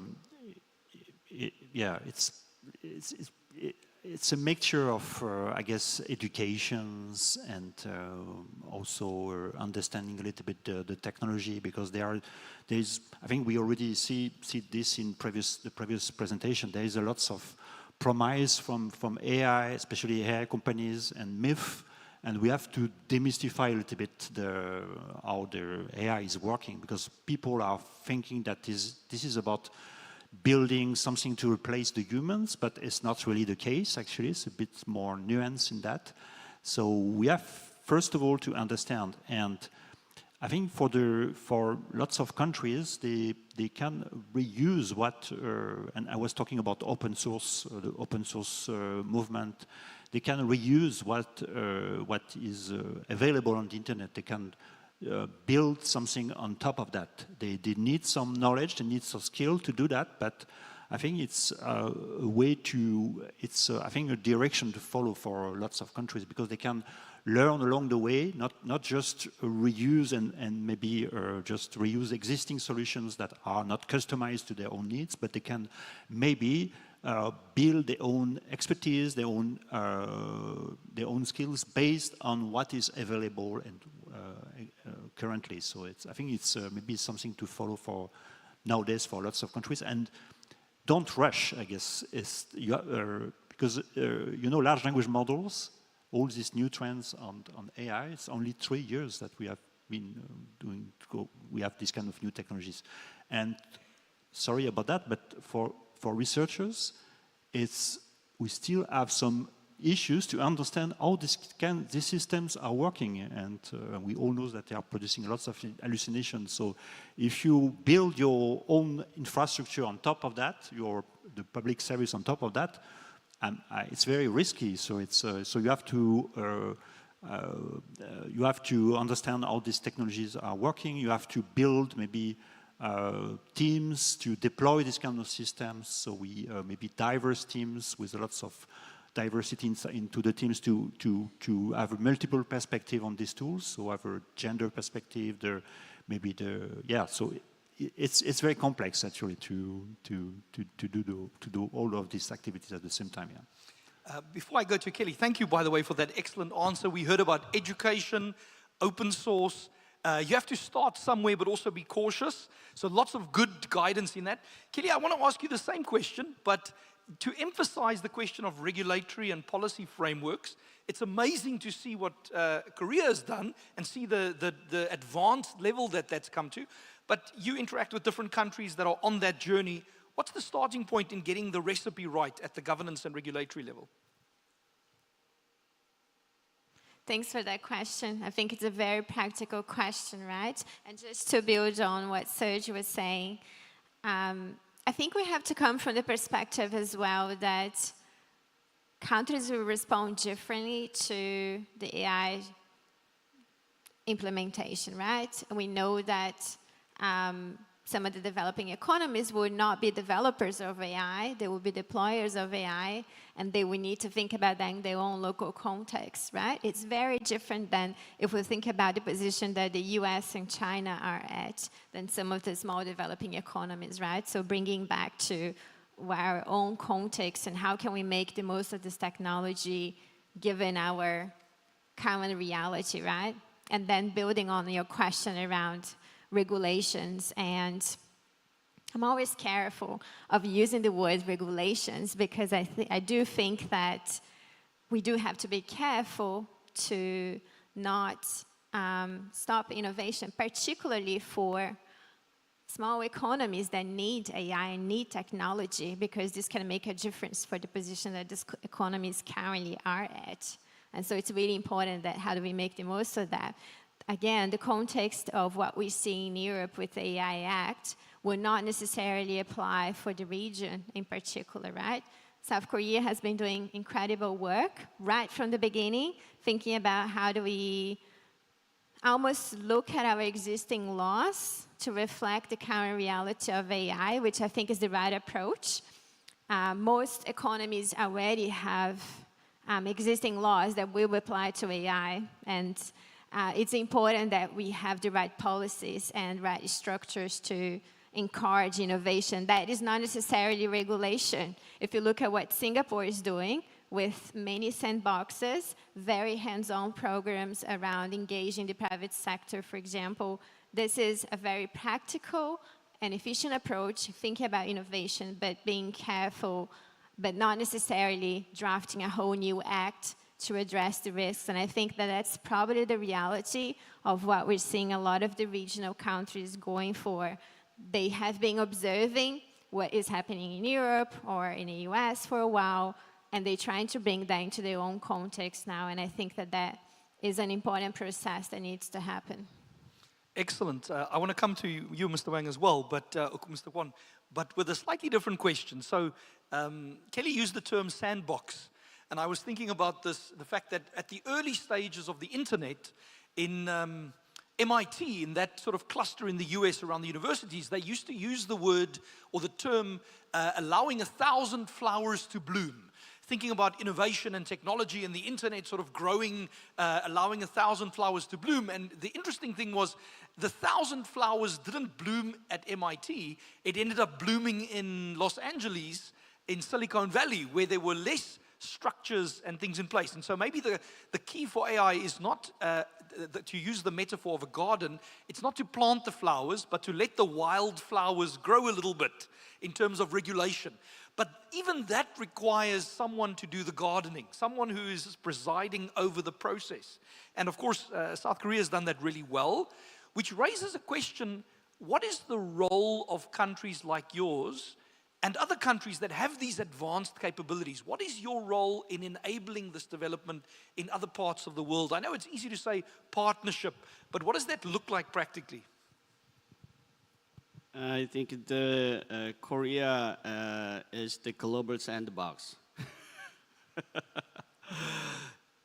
In the early stage of 21st century, maybe that is the year of 2000 or 2002, maybe Bill Gates, MS, CEO, or nowadays the Google Schmidt, or the other is Sam Altman. So many new technology leaders visit Korea and meet the president of Korea government.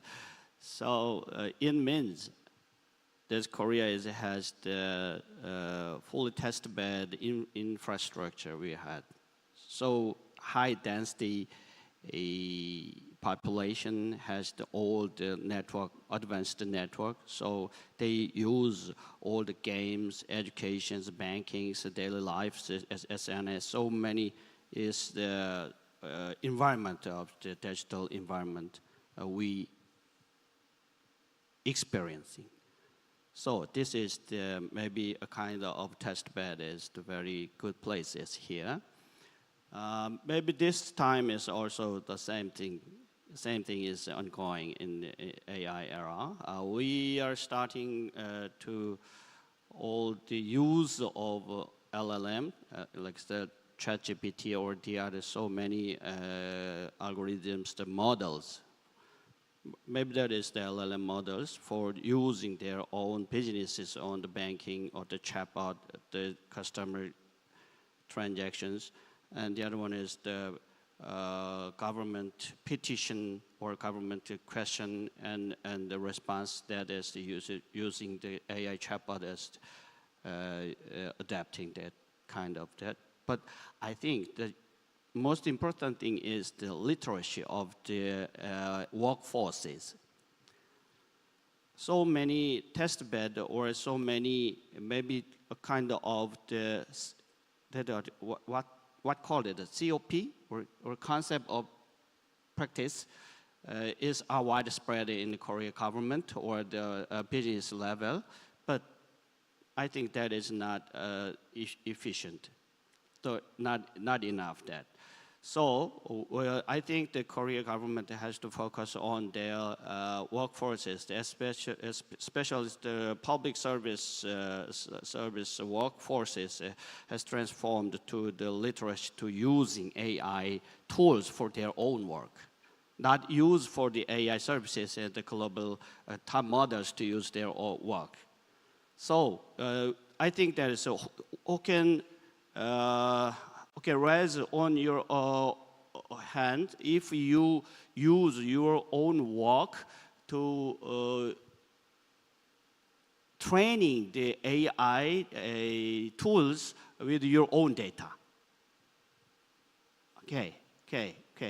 That is good. That's the important starting point for their own work.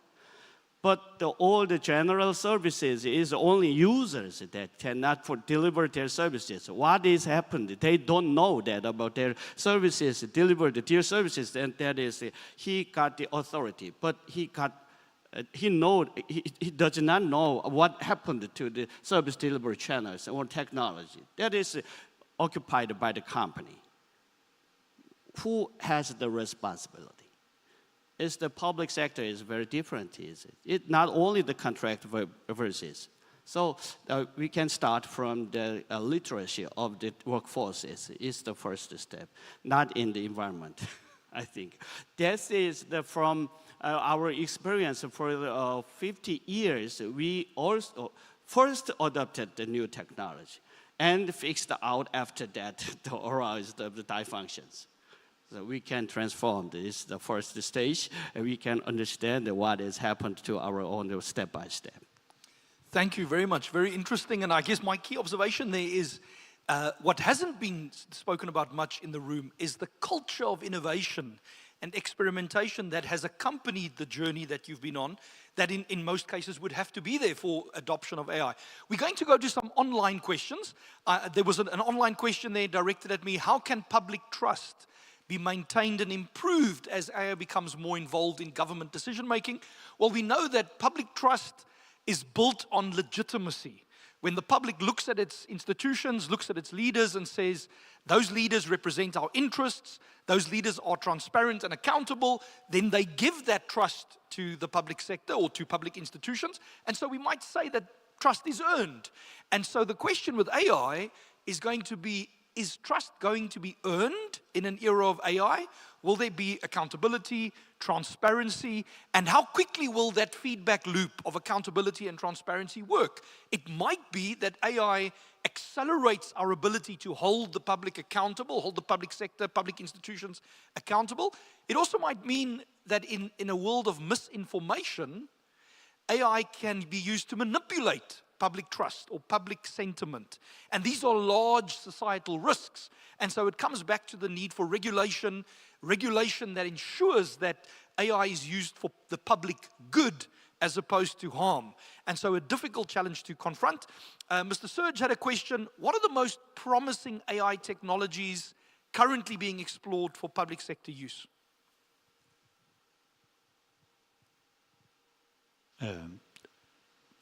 I think UN is not very well known for innovation, but I know that inside the UN there are some UN agencies who are starting to use large language models, for example, for synthesizing policies. So you can very easily, because there are lots of policy documents produced by UN agencies every day, so you can use these tools in order to have a better understanding of what was produced the last few years. So, and I think this is very interesting use of large language models, because it's every time that you want to use large language models for tools like ChatGPT, generative AI, if you want to use them for linguistic tasks, so summarizing documents, large amounts of documents, it's very efficient to do that. But if you want to use, you have to be very cautious, because if you want to use that in other contexts, like for example, in context of research, if you want to have creative ideas with large language models, it doesn't work at all. Yeah, I already try, and trust me, it doesn't work. But just for public administration to synthesize and summarize document, I think this is a very useful tool for every day. Thank you. Would you like to add to that, Mr. Kuhn? The public trust is very important and more important in the era of AI. But we learned from the human history, the trust depends on two aspects, I think. First one is, what is the benefit of this technology? Or what is the benefit from the public institution or public service? Maybe we compared with company services, we understand that is this the benefit for me? So I selected this service. But government public services does not compare with the business. It's the autonomous, the monopoly services for only mandatory or regulatory by the law. So what is the benefit before technology or adapting technology is very important thing. That is one, it benefits from the excellence of the ability. But the other one is the prevention of the harm. So infringe of my human rights or my benefit is the infringe. They do not want that. So what is the excellence is to compare with the other competitions, other services, company services. There's AI services is, I think that is public services are competing with big tech. Google services more than Korean government services better than, which is better? They can select. That is the technical delivery channel is transformed from the government to own. That is the part. That is from the public-private partnerships. The other one is the harmful effect. We have to prevent that. So that is the transparency. All the transparency has their encourage their trust in the public services or public institutions and the government system whole. That is the important thing. So transparency is that is the technology or the scientific method we can reveal that is the effect or the other one. So it is important thing is transparency, and the other one is the experimental results about that. Thank you very much. It's interesting. I think the private sector likes to use the term pain point. What's the pain point that the solution is addressing, or the need as you describe? But you combined it with the word excellence, which I really liked. How do we deliver those services in a way that is so excellent that people choose to use the public service provision of that? Very interesting, insightful.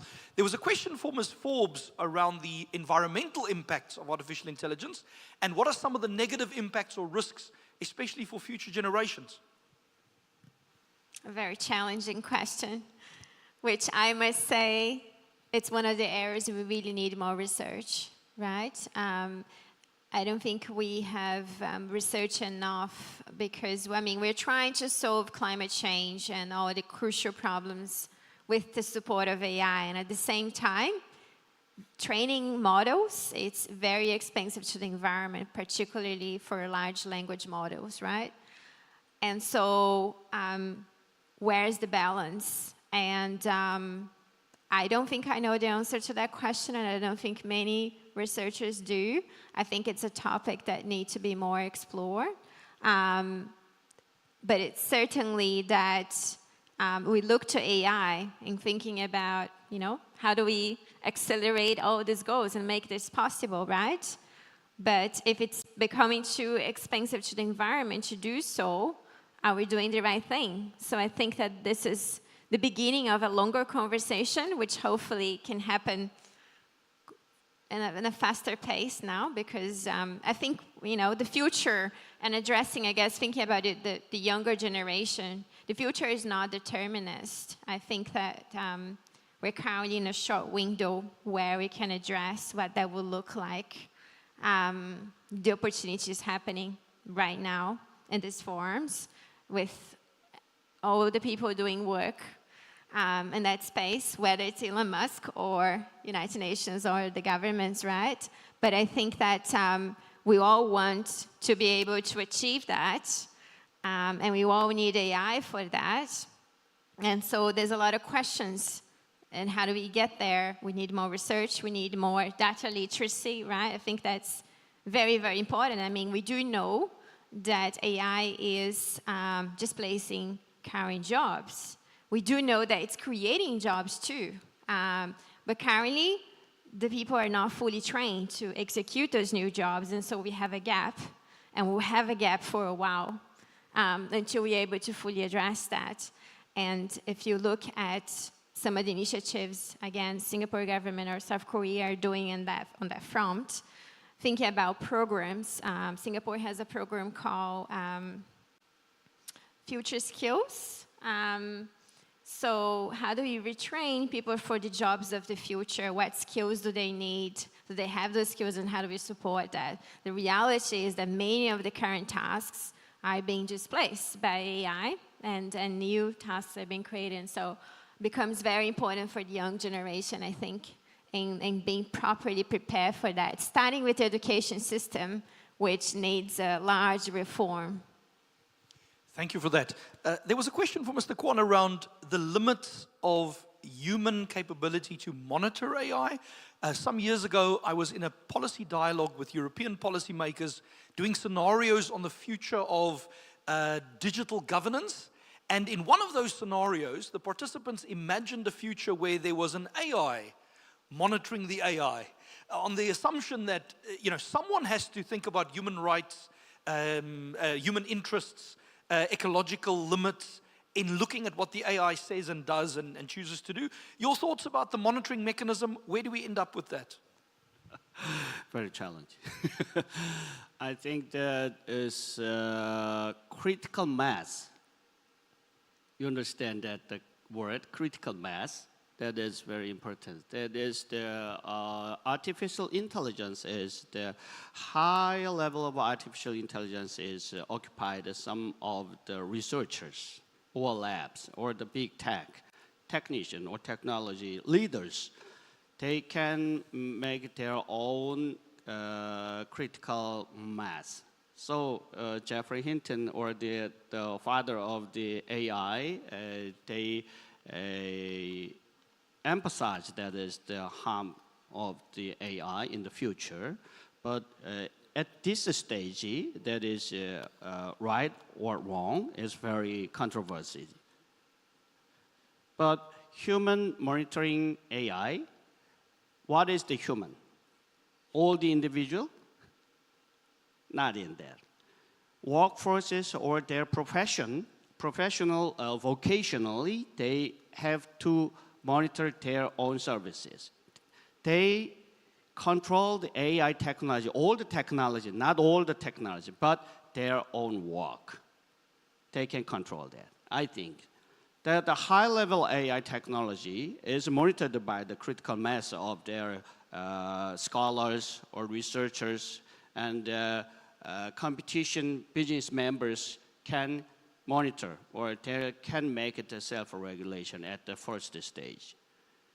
If they failed their own regulatory services, if that is failed from the self-regulation, we can understand their industry group or their domain knowledge group, or the other one is the government or international levels. So we have so many institutional steps and authorities we have already. So at the first time, step by step, we can approach that. This is harmful. The other one has to infringe or affect that. We can prevent. That is, first step is the self-regulation. And the other one is that is the end of this story. That is alliance of the UN or the other authorities, very important things. First step, we can make the self-regulation the best practices is the widespread. The first role of this kind of event. That the other one is the government regulatory authorities has to ally tightly. I think. Thank you very much, and I think that's a great view, that it's not going to be one silver bullet. It's a series of mechanisms from self-regulation to societal regulation. There's a really challenging question online about when that control goes too far, but I'm going to leave that for the time being because I want to make sure we get into the room. I saw a hand there at that speaker's table, and then the lady in the red, if we can have some microphones, please. And we'll come to this side of the room next, so get your hand ready.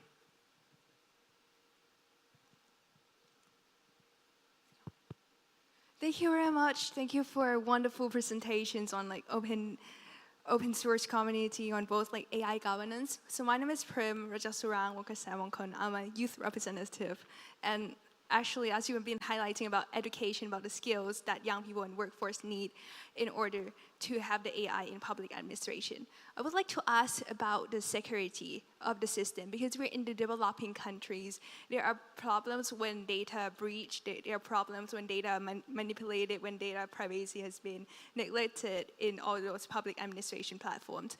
I want to ask about how can we ensure that AI data-driven innovation that is safe, that is secure, that is trustworthy for all, and also about how can we ensure that countries in Asia Pacific can share our best practices, our technology transfer, our experience, so we can share our prosperity, we can share our knowledge to make like a Asia Pacific hub for artificial intelligence in public administration, and integrating that local context of that diversity of our communities in that, like for example, sharing our indigenous wisdom, our indigenous knowledge, our local practices, and embrace this diversity in artificial intelligence to make it more human-centered, for youth-centered, and for everyone. Thank you. Thank you for those two questions. If we could have the question from the lady in the red as well, and then we'll respond before we go to the rest of the room. Thank you. Thank you all speakers for these great presentations and the valuable information that you presented today. This is Aya Hamed from Digital Transformation Expert at the Egyptian Cabinet. And also I have the honor that my master's thesis at Seoul University today is matching the topic, the main topic of the conference today. So my questions is about data privacy. Data privacy, ethical data use is one of the major challenges that meets developed country also while using AI in governance and to prevent corruptions. So my question is the Korea government I would like to know what steps that South Korea is taking to reduce and to make sure that citizens' data are kept safe while using AI in the public sector. Yeah, thank you. So, colleagues, we have 4 minutes left, according to the organizers, but we do have an opportunity for a 1-minute response. The questions were data privacy, data security, and knowledge sharing in the region. A response from each of you?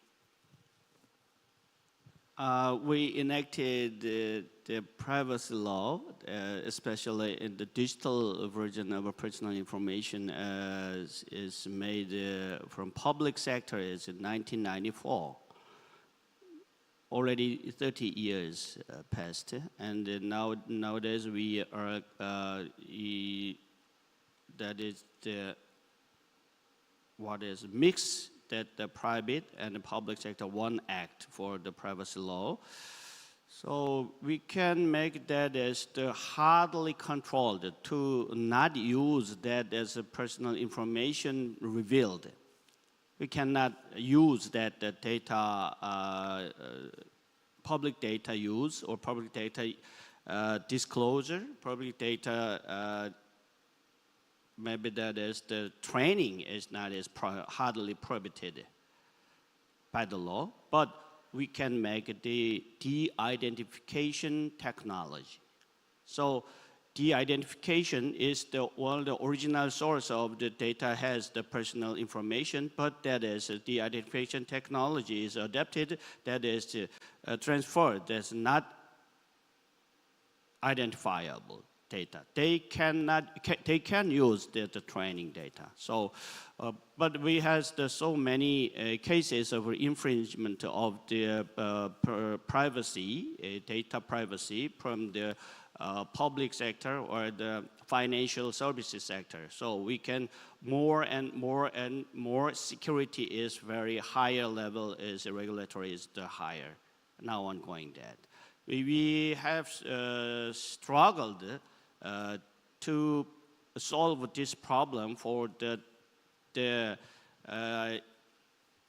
information, personal information using for the AI technology. We are struggling to making the public opinion to use their own in the technology era. So it's now ongoing. Yeah, I think the technique you're describing there really kicked off with COVID, right? Because governments needed to share data in a safe way and not just close information. And I think we touched on that earlier.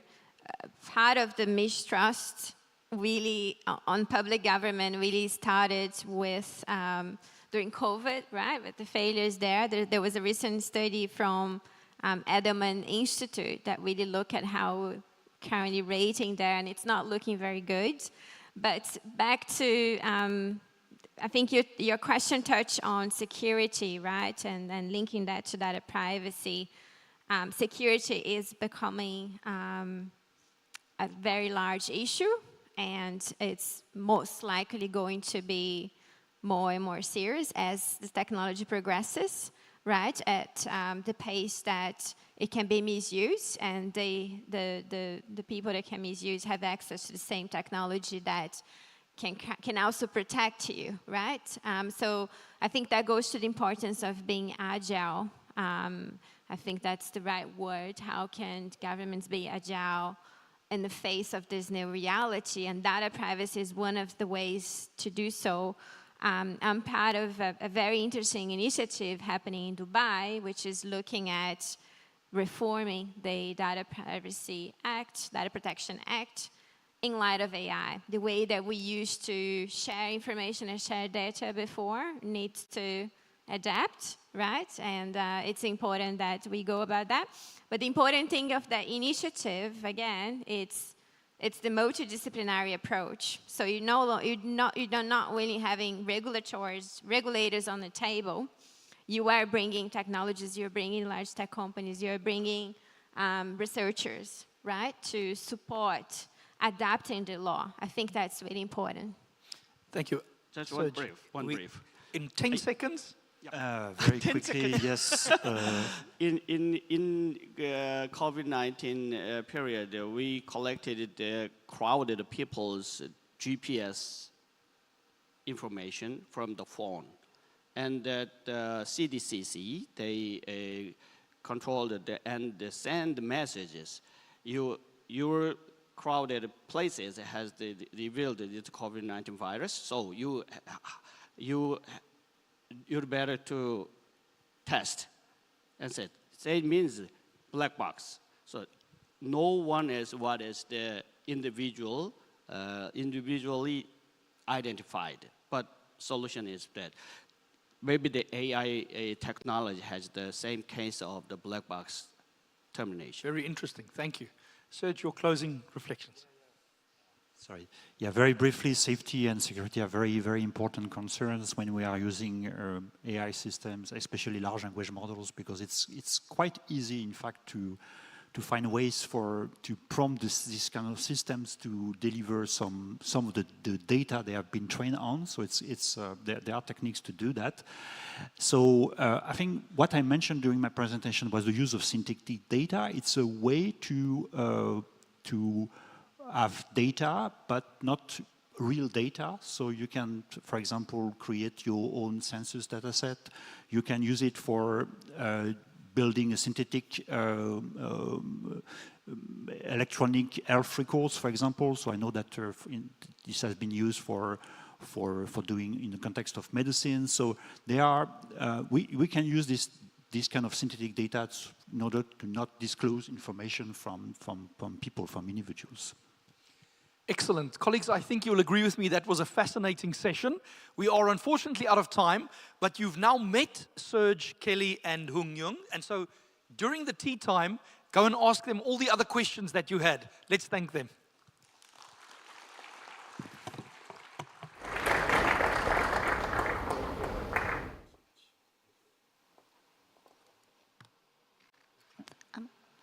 This concludes Thematic Session 1. We'd like to thank the moderator, Mr. Althausen, for the very engaging facilitation, and also the speakers for their comprehensive presentations. Now we will take a health break for a few minutes and reconvene here at 3:45 p.m. for Thematic Session 2. During the health break, please make sure to pick up your welcome dinner coupons. Thank you.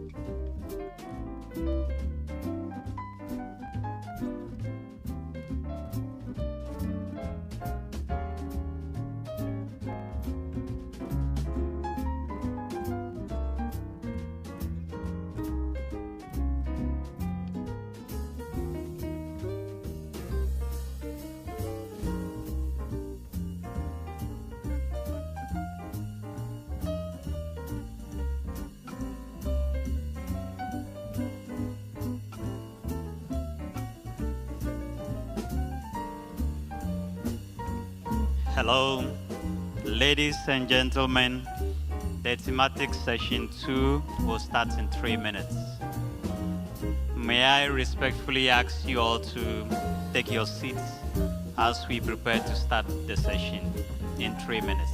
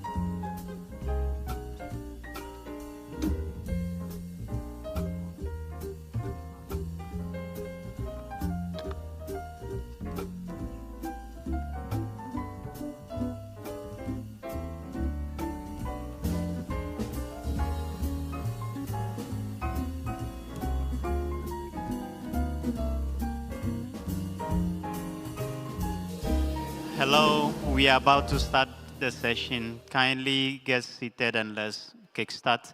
Those outside, kindly get in whilst we start the session.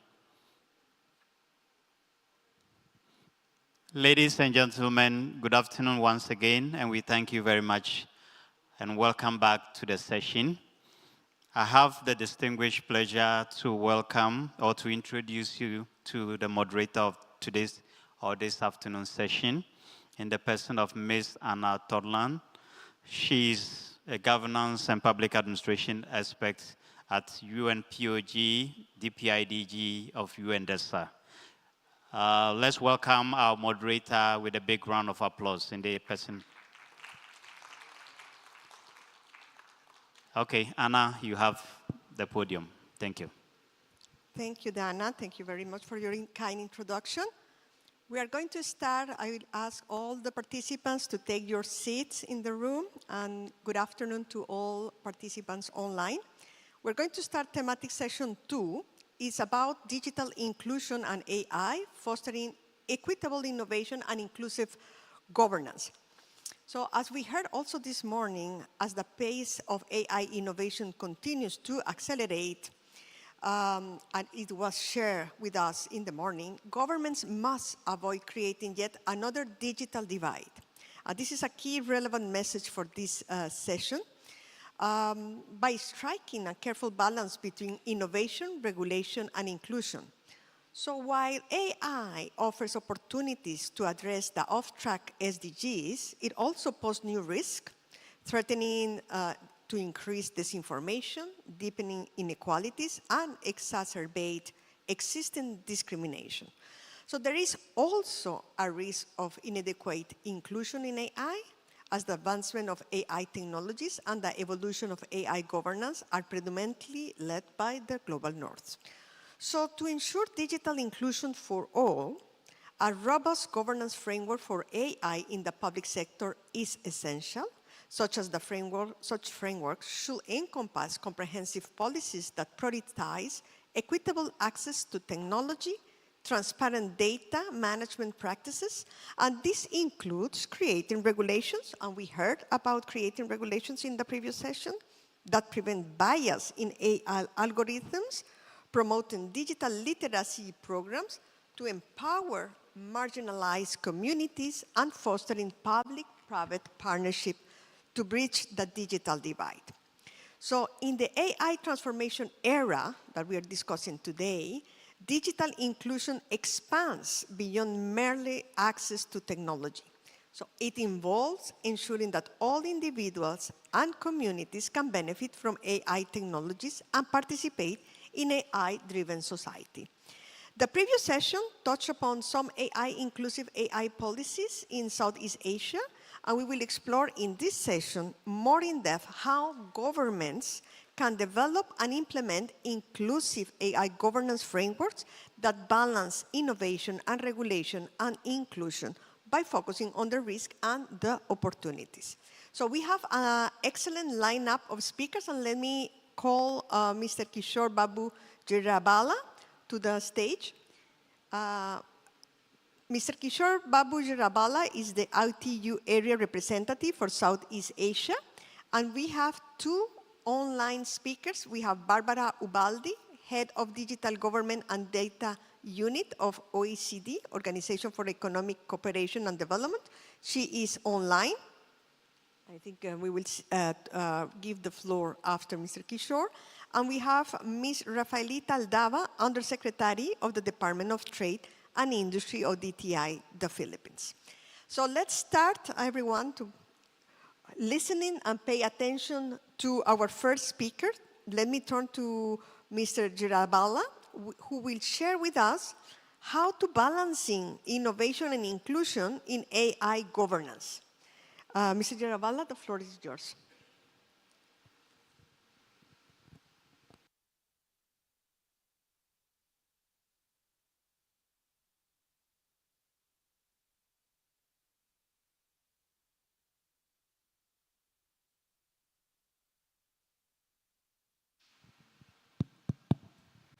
Very good afternoon to all of you. Hope you're able to hear me, listen to me clearly. Thank you very much.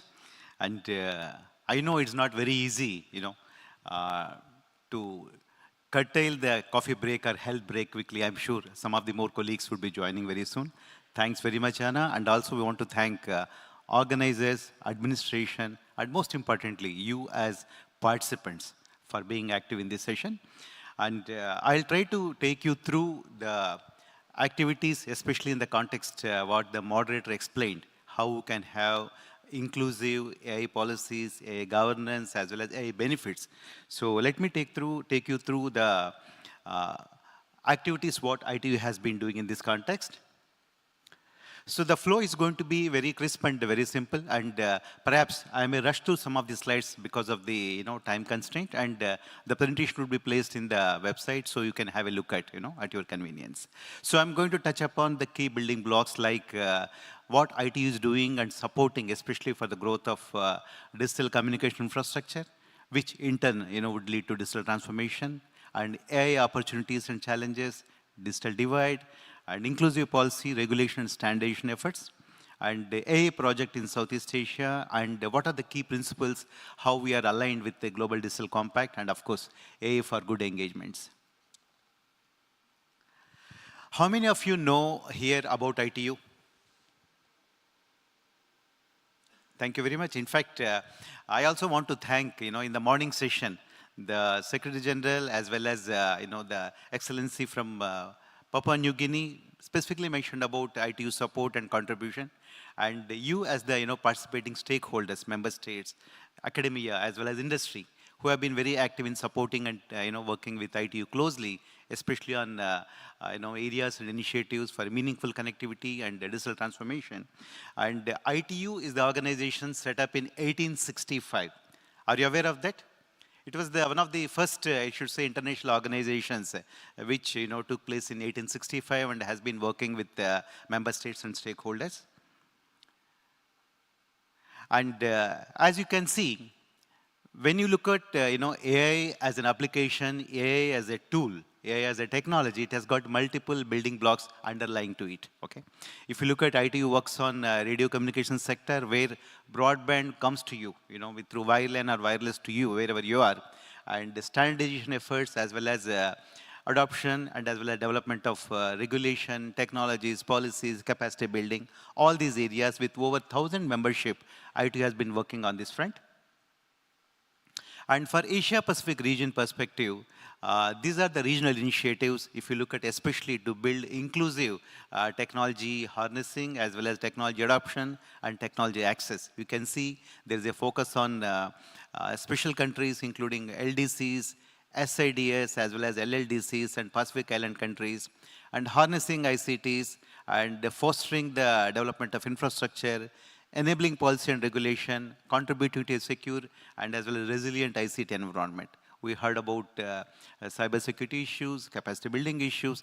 These are all the fundamental, areas where as building blocks, they support and strengthen our ability to make benefit of the, multiple technologies, including AI and others. Of course, this we have seen in the morning, that how we are positioned with regard to SDGs, and you are aware and you agree that AI has got a role to play to forward and support many of these areas.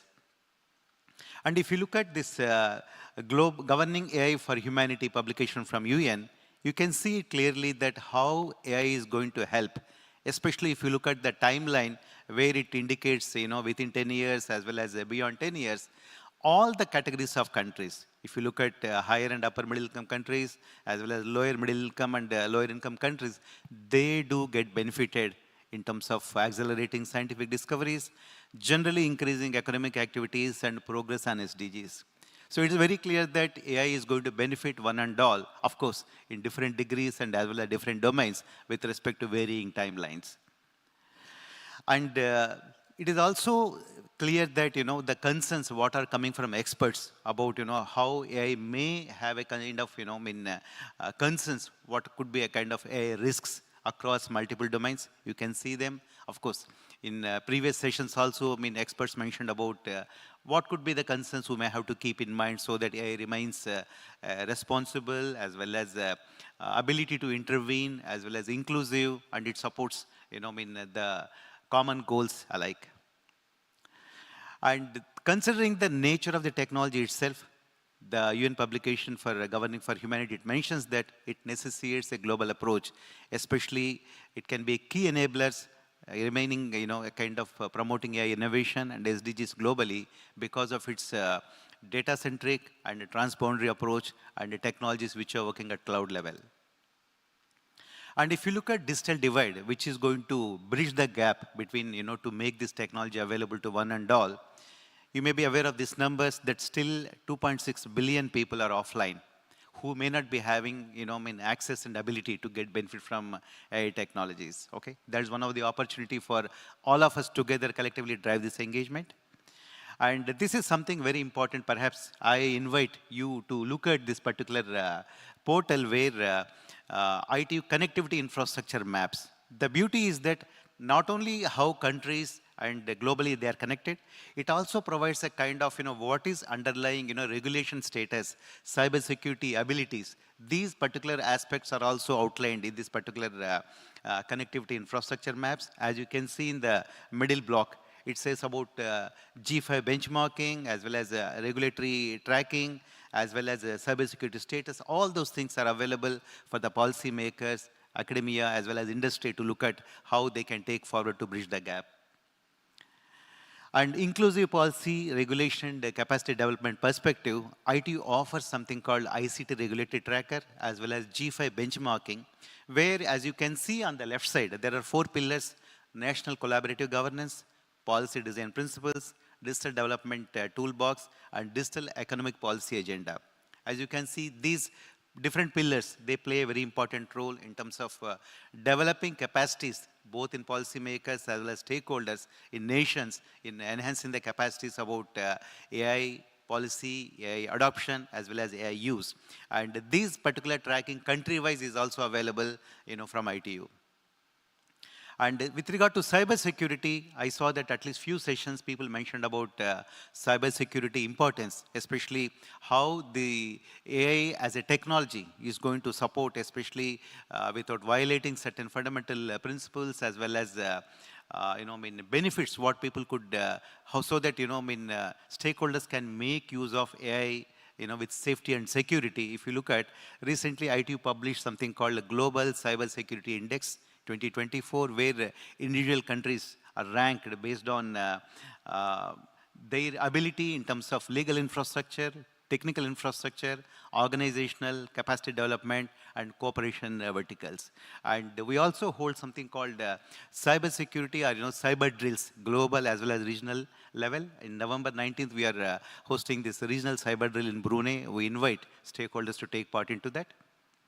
And these are all the different areas of how ITU supports to enhance your competency as well as capabilities in cybersecurity, starting with incident response, developing cybersecurity strategies, cybersecurity inclusion, and as well as data and advocacy. So we invite countries to look at how they can take benefit of developed resources as well as new requirements, especially on cybersecurity front. And we also hold something called Global Symposium for Regulators. It's an annual event where all telecommunication ICT regulators, they are invited to take part in the GSR event, where global best practices in terms of emerging technologies as well as emerging principles to share the global good practices, how they can learn and adopt. And Policy Forum, G5 Accelerator, and especially the Digital Regulation Network. And these are some of the areas where you can take part and get benefited. And capacity development is one area, and some of you might have heard about something called ITU Academy. How many of you heard about ITU Academy? This is a platform which offers most of the courses online, free of cost, and self-paced programs, which offers training programs not only for policymakers, but stakeholders as well as for academia and industry, to get trained in those programs, which are self-paced and online programs. And of course, other programs, as you can see, AI for Good Global Event, and GovStack is Digital Government Infrastructure Setup, and the standardization gap, especially for the countries, so that there is a more democratization of standard making and hearing their voice. These are some of the areas where ITU is contributing. And coming especially with regard to standardization, I'm going to spend a few minutes on this front, because especially on the standardization, if you look at the recently World Telecommunication Standardization Assembly got concluded, which was hosted in India, where a lot of study groups and new activities have been identified, especially for AI related. If you look at some of the AI principles which have been coming up as part of the governance initiatives, governance efforts, what it speaks about how AI can be a responsible AI from design. So design of standards, development of standards play an important role. So these are some of the study groups. As you can see, we invite you to take part and contribute about, especially for cybersecurity and AI for future networks and quality of service, and as well as layer networking. These are some of the areas how you can contribute and take part, especially from standardization front. And importantly, if you look at on the screen, there are communities are created, AI leaders, young AI leaders community, a skills coalition, and these links, if you study more, you can look at how you can take part in AI engagement, especially by bringing in more stakeholders from your country, society, as well as communities. You can see this is one of the interesting input with regard to standards development on AI front. As you can see, the 2024, out of 79 standards are coming from ITU, and we invite the members from academia, members from industry who are here. So you play an important role in building inclusive global standards, and so that they become part of the engagement what we are driving for future.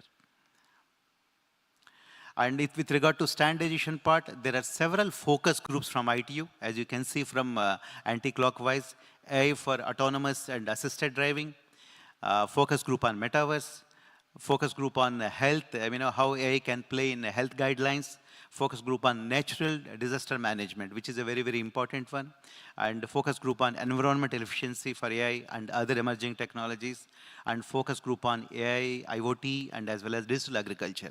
These are some of the activities where reports are available online, and we invite the policymakers as well as the stakeholders to look at what these reports say and how certain things are already available so that you can start using them rather than reinventing the wheel. And more than 220 standards have already been available. These are all voluntary standards. You can see these are the different areas which you can make use of, in working on your AI policies as well as AI adoption. And most of the standards, they come with, consensus-based and voluntary-based. And these are the focus groups which I have already mentioned. You have already seen them. And this is specific one with regard to open code initiative from AI, especially for AI for health, where ITU is working with WHO and WIPO. And AI and agriculture, which is going to be a very important one in terms of, enhancing operational efficiencies as well as food security. And this is another new area where authenticating voice calls to combat AI-generated voice, impersonations. Similarly, deepfake detection standards are there as well as work is going on. We invite you to be part of this engagement. And coming to the specific project, which thanks to University from Macau, who mentioned about how they are working on Southeast Asia, especially for gender-sensitive AI policy. Apologies. Yes.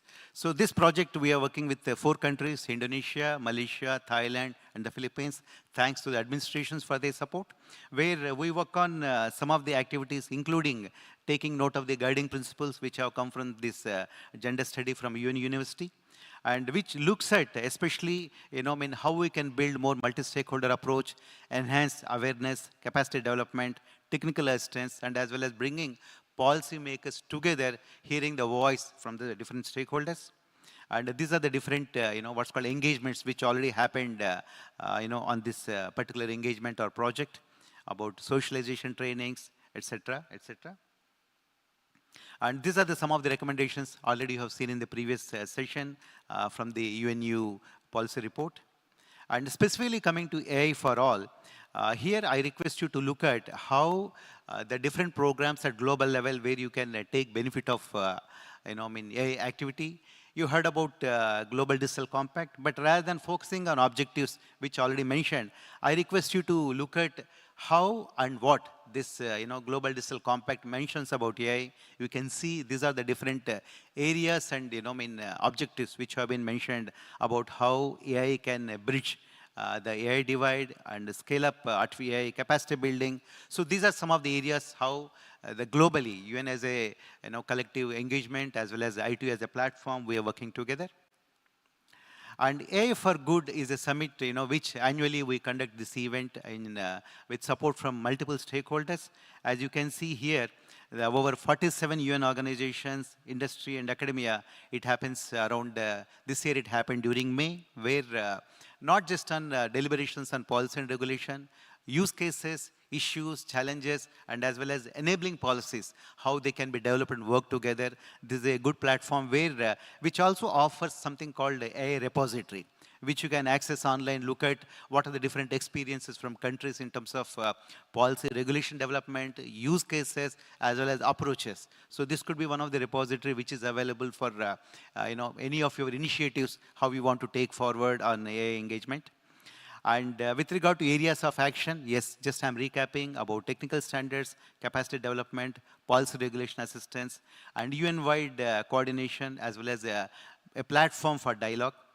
And these are our contact details, and you're welcome to approach us, and I'm available during this conference to look at how we can support and work with you, especially to build more engagement on the AI front. Thank you very much for your listening, and thanks for your attention. Thank you very much, Kishore Jarabala, for keeping also the time. Thank you for your insightful presentation and for sharing ITU's commitment to equitable AI-driven digital transformation. You share about how ITU is establishing secure, inclusive AI standards. You share more than 200. And your initiative in Southeast Asia to promote gender-sensitive AI policies. This is very much linked also with the previous session where UNEU share also their projects on gender-sensitive AI policies. You also emphasize the importance of global AI governance, AI for all, and the event, I recall to everyone, AI for good. And additionally, you highlighted the Global Digital Compact, which is an outcome of the Summit of the Future, which reinforced the need for transparent, inclusive AI systems. Thank you very much for your presentation. Now I turn on our next speaker, which is online, Ms. Barbara Ubaldi, Head of Digital Government and Data Unit at the Organization of Economic Cooperation and Development. Barbara, the floor is yours. We see you on the screen. Good morning, everyone. I hope that you can also hear me well. Actually, good afternoon, everyone. It's morning in Europe. I am really happy to be with you, even if unfortunately I can only join you virtually. I represent the Organization for Economic Cooperation and Development, where I'm the head of unit for digital government and data in government, as the moderator just said. And I'd like to do what my colleague just did, asking you how many of you know the OECD. I cannot see the room, but probably many of you do not know the organization, which supports better policies for better lives, including in Southeast Asia. And certainly the use of AI in government is one of the main focus of our work at the moment. Just give me a second to share my screen. We are sharing your screen, so you can just say next. Thank you. Okay, so next slide, please. So the next slide, please. The next, please.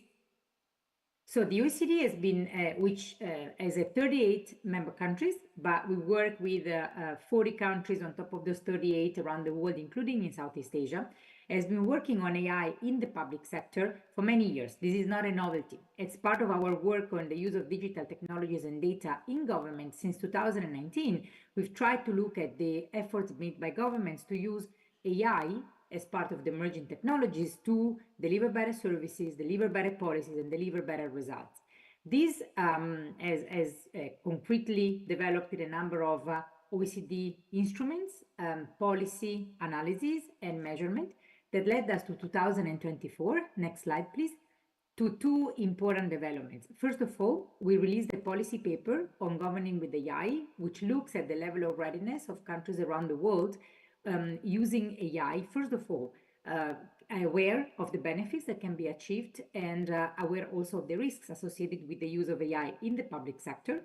We've tried to understand what are the expectations in terms of increased productivity inside of the public sector, better responsiveness of policies and services, and higher accountability of governments. And last but not least, because our approach was very empirical, so we looked at more than 100 use cases around the world, we tried to understand also the concrete actions in terms of policy actions that governments were taking in order to address some of the emerging risks, to mitigate them, to anticipate them, but also to capture the benefits. Because what we realize is that oftentimes the narrative is dominated by the negative yet important vision on what could be wrong, what risks we could face, but there's not enough emphasis on the benefits that government can achieve, and therefore there's not enough prioritization of actions that can be put in place to actually understand the benefits, achieve the benefits, monitor the benefits, and evaluate the benefits achieved. Next slide, please. And a few weeks ago, together with the G7, we supported the development and the launching of what we call the G7 Toolkit for Artificial Intelligence in the Public Sector, which has the purpose to help concretely policymakers translate the principles around the ethical and trustworthy use of AI into actionable policies. It provides insights and good practices on what G7 countries have done, taking into consideration ethical concerns, to be able to use AI to deliver better results. It also showcases concrete examples of how governments have been dealing with challenges associated with the trustworthy use of AI in the public sector. And last but not least, highlights a journey that governments can undertake when starting to decide if AI is the best tool to be used to deliver what they want to deliver, and put in place the right enabling conditions to make sure that this use is trustworthy. Next slide, please. Next. Thank you. So what has been our focus, also bearing in mind the main topic of this session, which is how do we make sure that the use of AI doesn't create new forms of exclusion, has been to look at public sectors, not only in the role as regulators, public sectors and governments more broadly as regulators, which is, again, in many cases, the emphasis when we talk about the role of governments when it comes to AI, but we really try to zoom on the role of governments and public sectors in particular as users of artificial intelligence, and in few cases also as developers of artificial intelligence.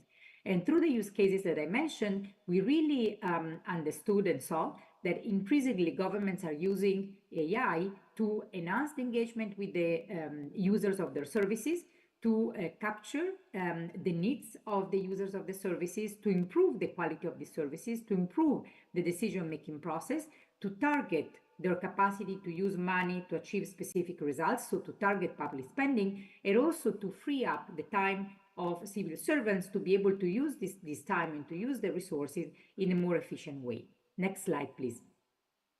So what we were able to do, we were able to start identifying a taxonomy, mapping where AI is primarily used across the public sector, not only to improve specific tasks like recognition, event detection, forecasting, personalization of services, but we also realized that primarily there are four main functions where AI is used by public sectors to achieve the expected results, which is around improving internal operations, policy making, service design and delivery, and external and internal oversight of government operations.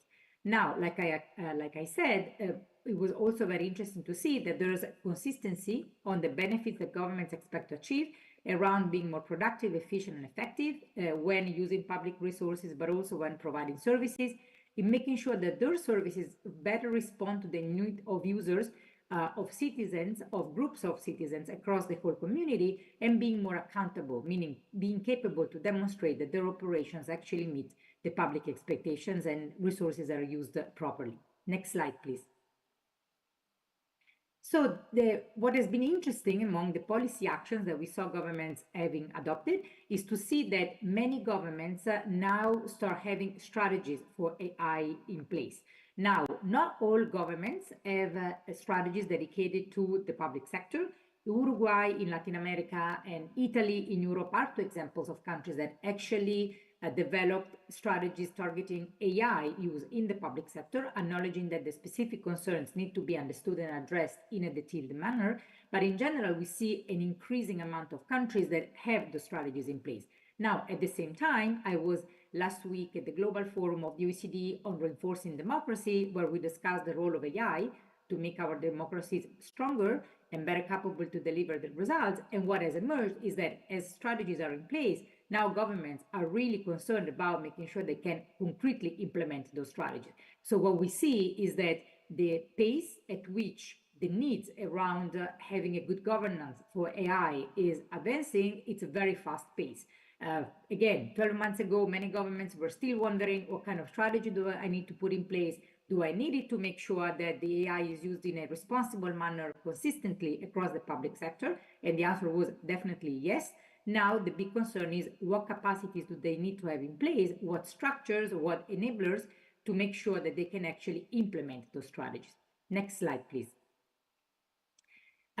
We also saw, and this data come from the Digital Government Index, which is the index on digital government produced by the OECD, covering more than 60 countries around the world, that the purpose, in many cases, of using AI is primarily to improve internal operations and to improve the responsiveness of public services. So there is a common understanding that there are good values coming out of being able to deliver better services. Now, the concern is how do we make sure that those services respond to the needs of all communities around a country. Next slide, please. And there are plenty of good examples that start emerging, looking at how AI can actually help to deliver better services. For example, in Belgium, AI is used by civil servants, especially at the local level of government, to better understand the type of feedback that the users of public services provide when using public services. In the case of Finland, AI is used to replicate the journey of users of different public services for the authorities to understand how in specific life events the citizens experience the access to the public service. And in the case of Austria, AI is used to increase the quality of services. For example, in terms of providing information to entrepreneurs for business-related services, to support electronic delivery of services to companies and citizens, and also to help users navigate the digital office's website. So this to say that the understanding of governments on how AI can use better access to public services is very diverse across countries, but ranging from engagement to the delivery of information, making it easier for people to access the information, and trying to understand and experience the users' experience with public services are some of the areas that we see emerging across countries. Next slide, please. So what is also interesting, and if you can please click again, thank you. What is very interesting is that in many cases, as we know, public sector innovation is actually associated very much with the improving public services, so improving the quality and improving the experience of users. So what is very interesting is that what we see right now is that while AI is really used to enable more efficient public services and internal processes, to make sure that services better target the users, and to make sure that in designing the services, there's higher accountability from governments. And therefore, there is a big emphasis on responsive services thanks to AI. There's much less emphasis right now on using AI for something that is more sophisticated when it comes to public services. Next slide, please. And next again, please. Thank you. So while some of the actions I just mentioned are more common across governments, what is less common is the use of AI to model and simulate experiences, like the example from Finland that I mentioned, to forecast, so AI to support foresight across governments, and also the use of AI to detect signals and make sense of the trends that we see among users. So what we see is really the opportunity to better connect public sector innovation with the use of AI to make sure that the services that are provided actually not only better respond to the user's needs across the whole society, but also somehow help to anticipate needs across societies. Next slide, please. Next slide, please. So what I think it's interesting is that when we look at the use of AI to deliver results that are more inclusive, I think what are some of the concerns that governments have seen emerging are around the coherent use of AI across the public sector. So if AI is used to deliver better services, more inclusive in the context of health and education, for example, not always that has been the purpose across all sectors. And therefore, governments have tried really to have strategies in place to make sure that all different parts of public sector better respond to the needs of users. They've tried to put in place also data infrastructures. They make sure that the data available and used is actually comprehensive when we look at the final users of public services. Therefore, they try really to avoid discrimination and bias, not only repeating existing ones, but also anticipating new ones.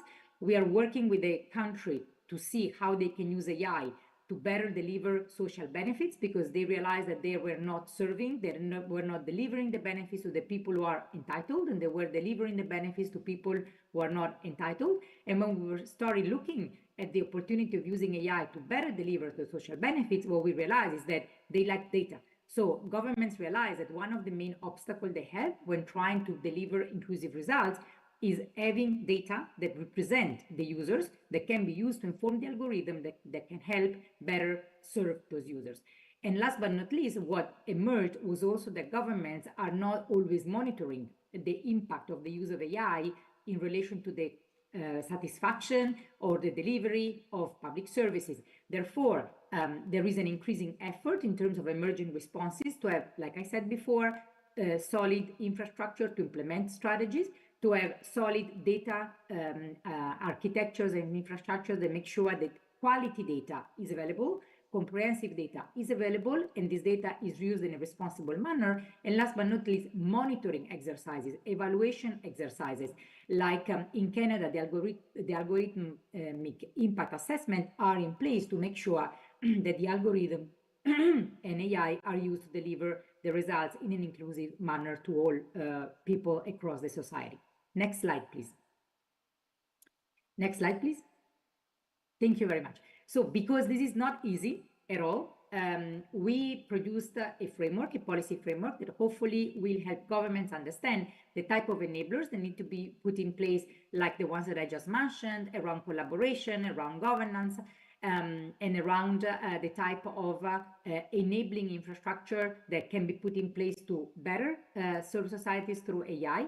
There's a second component in the framework that calls for engagement that is needed with users of services. So in many countries, task forces are established that gather all actors in the ecosystem, the private sector, the academic institution, the users of public services, representatives, and representatives from all levels of government to understand better how AI in a collective manner can be used to deliver better results for all, and guardrails that need to be put in place. There's a combination of guardrails that includes soft guidance like ethical frameworks, like impact assessment tools used across the public sector, regulations.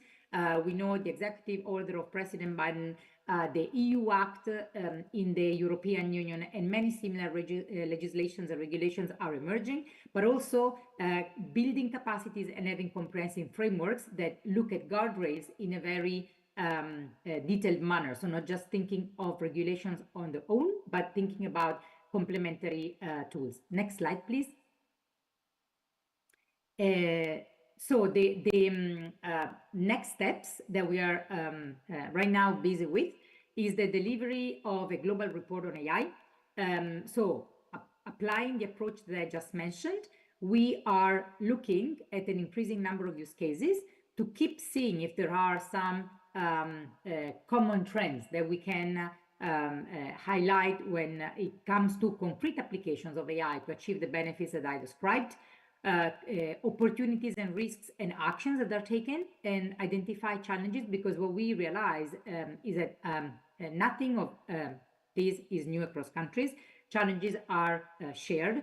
The need for concrete help is emerging, and therefore the idea with the report is really to provide a deep dive on use cases to help governments understand what concretely has worked, but also what has not worked. There's a strong emphasis on a risk-based approach, for example, across the European Union, which is really focusing on putting in place the guardrails. But as I said, emerging trends on measuring the benefits and understanding the benefits. And the idea is to provide this overview of concrete tools. So stay tuned, because the report will be out in early 2025. Next slide, please.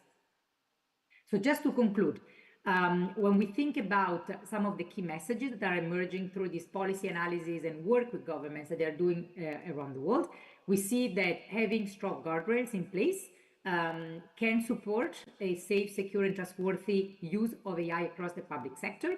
Inclusive governance mechanisms that bring on board a comprehensive set of actors, civil servants, high officials, final users, provider of public services, but also academic institutions and the private sector are essential. Skills and talent need to be in place across the public sector, and we do not only think about technical skills, but also the capacity of people across the public sector, civil servants, to understand and assess when it makes sense using AI, but also to understand what it means using AI responsibly, but also being capable, for example, to negotiate through public procurement, the procurement of solutions that best meet the needs of the public sector without, being dependent on decisions taken in many cases under the influence of the private sector. Having the right data in place is essential, data which is of right quality, relevance, and completeness. And last but not least, having systems that support a transparent, accountable use of AI to build trust in government. So this is a set of actions that, in our view, can be of considerations of civil servants also and decision makers also in Southeast Asia to be able to make sure that AI is used in a way that benefits all. Thank you very much. Thank you very much, Barbara, for your comprehensive presentation and for sharing with us the policy instruments, the case studies, and the trends of national strategies from OECD. You highlighted AI can be make more efficient, more effective, and target public services, and emerging policy issues and challenges. I also noted the monitoring of AI impact the importance of monitoring of impact on strengthening the public services and key messages of accountable AI. Thank you very much. You also emphasize the OECD's policy framework, which promotes ethical AI. And you looking ahead, I noted that OECD will release a Governing with AI publication, looking at responsibly scaling AI for impactful citizen-centered governance. So for all participants in the floor and in the room and online, all PTTs are now available in our event page, unpog.org. And we will continue to share these resources and links from the speakers in the symposium page. Thank you, Barbara. I will come back to you for questions. Now I have the honor to turn to our next speaker and to introduce you to Ms. Rafaelita Aldaba, who is Undersecretary of the Department of Trade and Industry from the Philippines, and she will share with us how to harnessing AI for inclusive national progress in the Philippines. Undersecretary, the floor is yours. Thank you, Anna. Can you hear me? Yes, I hear you very well. Okay, so good afternoon, everyone, and thank you for inviting the Philippines to be part of this panel and share our experiences, particularly in terms of how we are planning to harness the transformative potential of responsible AI and AI for good. At the same time, of course, taking into consideration the mitigation of possible risks and potential digital divides. Next slide, please. So, well, AI offers a transformative opportunity to tackle critical social, economic, environmental, and health challenges in a way that benefits our people.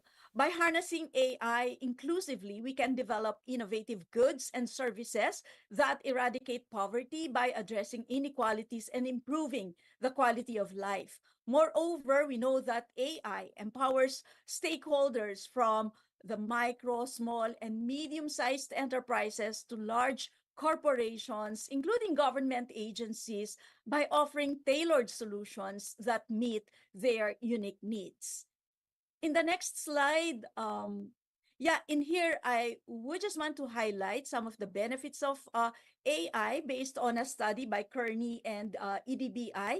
AI has the potential to boost ASEAN's GDP or gross domestic product by 10 to 18%, translating to an impressive $1 trillion by 2030. And for the Philippines, this could mean an additional $92 billion, accounting for approximately 12% of our economic output. And I think we'll be able to reach that if we can adopt and embrace AI in an effective manner. Now, key sectors that stand to benefit significantly from AI integration include manufacturing, retail, and hospitality, including agriculture and healthcare. So, next slide, please. With the continued adoption of AI, the demand for AI and machine learning specialists, data analysts, and digital transformation experts is projected to grow rapidly. In contrast, many clerical and secretarial roles are likely to decline quickly due to advancements in technology. And research, as you can see on the slide, indicates that up to 40% of working hours in various sectors could be affected by large language models and similar AI technologies. So routinary, clerical, and secretarial roles are often held by individuals from lower income backgrounds with less formal education and potentially widening socioeconomic disparities. Next slide, please. So from a governance standpoint, I guess the most important question to ask is, will AI replace humans? For me as a policymaker, the reality is more about augmentation than replacement. Accenture, for instance, notes that 65% of our time spent on language tasks can be done by AI. The World Economic Forum also predicts that 75% of companies will adopt AI, with 50% expecting job growth and 25% fearing job losses. And the future is not about manual and routinary work, but more towards analytical and creative thinking as the crucial skills for workers moving forward. Next slide. And in fact, the Future of Jobs report also reveals significant shifts in the labor market. Demand is actually surging for roles such as AI and machine learning specialists, data analysts and scientists, digital transformation specialists, sustainability experts, and healthcare workers. Meanwhile, traditional clerical and secretarial roles, cashiers, certain manufacturing jobs, postal workers, and telemarketers are declining due to automation and digitalization. Next slide, please. And looking at a report by Microsoft, its findings show that 56% of Filipino workers are expected to use generative AI in 5 to 20% of their daily activities. And this, for us, presents a massive opportunity to enhance productivity. Generative AI's potential contribution to the Philippine economy, also based on the Microsoft report, is projected at 79.3 billion US dollars, with manufacturing and retail driving this value addition. Next slide, please. And so beyond AI, Google research indicated that digital skills in general have become crucial for competitiveness, ranking as the second most demanded skill by companies in the Philippines, just behind self-management skills. And notably, many emerging digital skills are sought after more in the Philippines than the Asia-Pacific average, as you can see on the slide. And this trend highlights the significant job creation potential that global companies see in the Philippines. Next slide. However, key obstacles to digital skills development include limited internet access, lack of time, high course costs, and few training opportunities, connectivity issues, busy schedules, and expensive programs deter learners, particularly in underserved areas. And addressing these barriers is essential for cultivating an inclusive and digitally skilled workforce. Next, please. So beyond job displacement, there are numerous concerns surrounding AI, including its potential use as a tool for disinformation, loss of human control, ethical dilemmas, bias, inaccurate predictions, environmental impact, concentration of industry power, and state overreach, among others.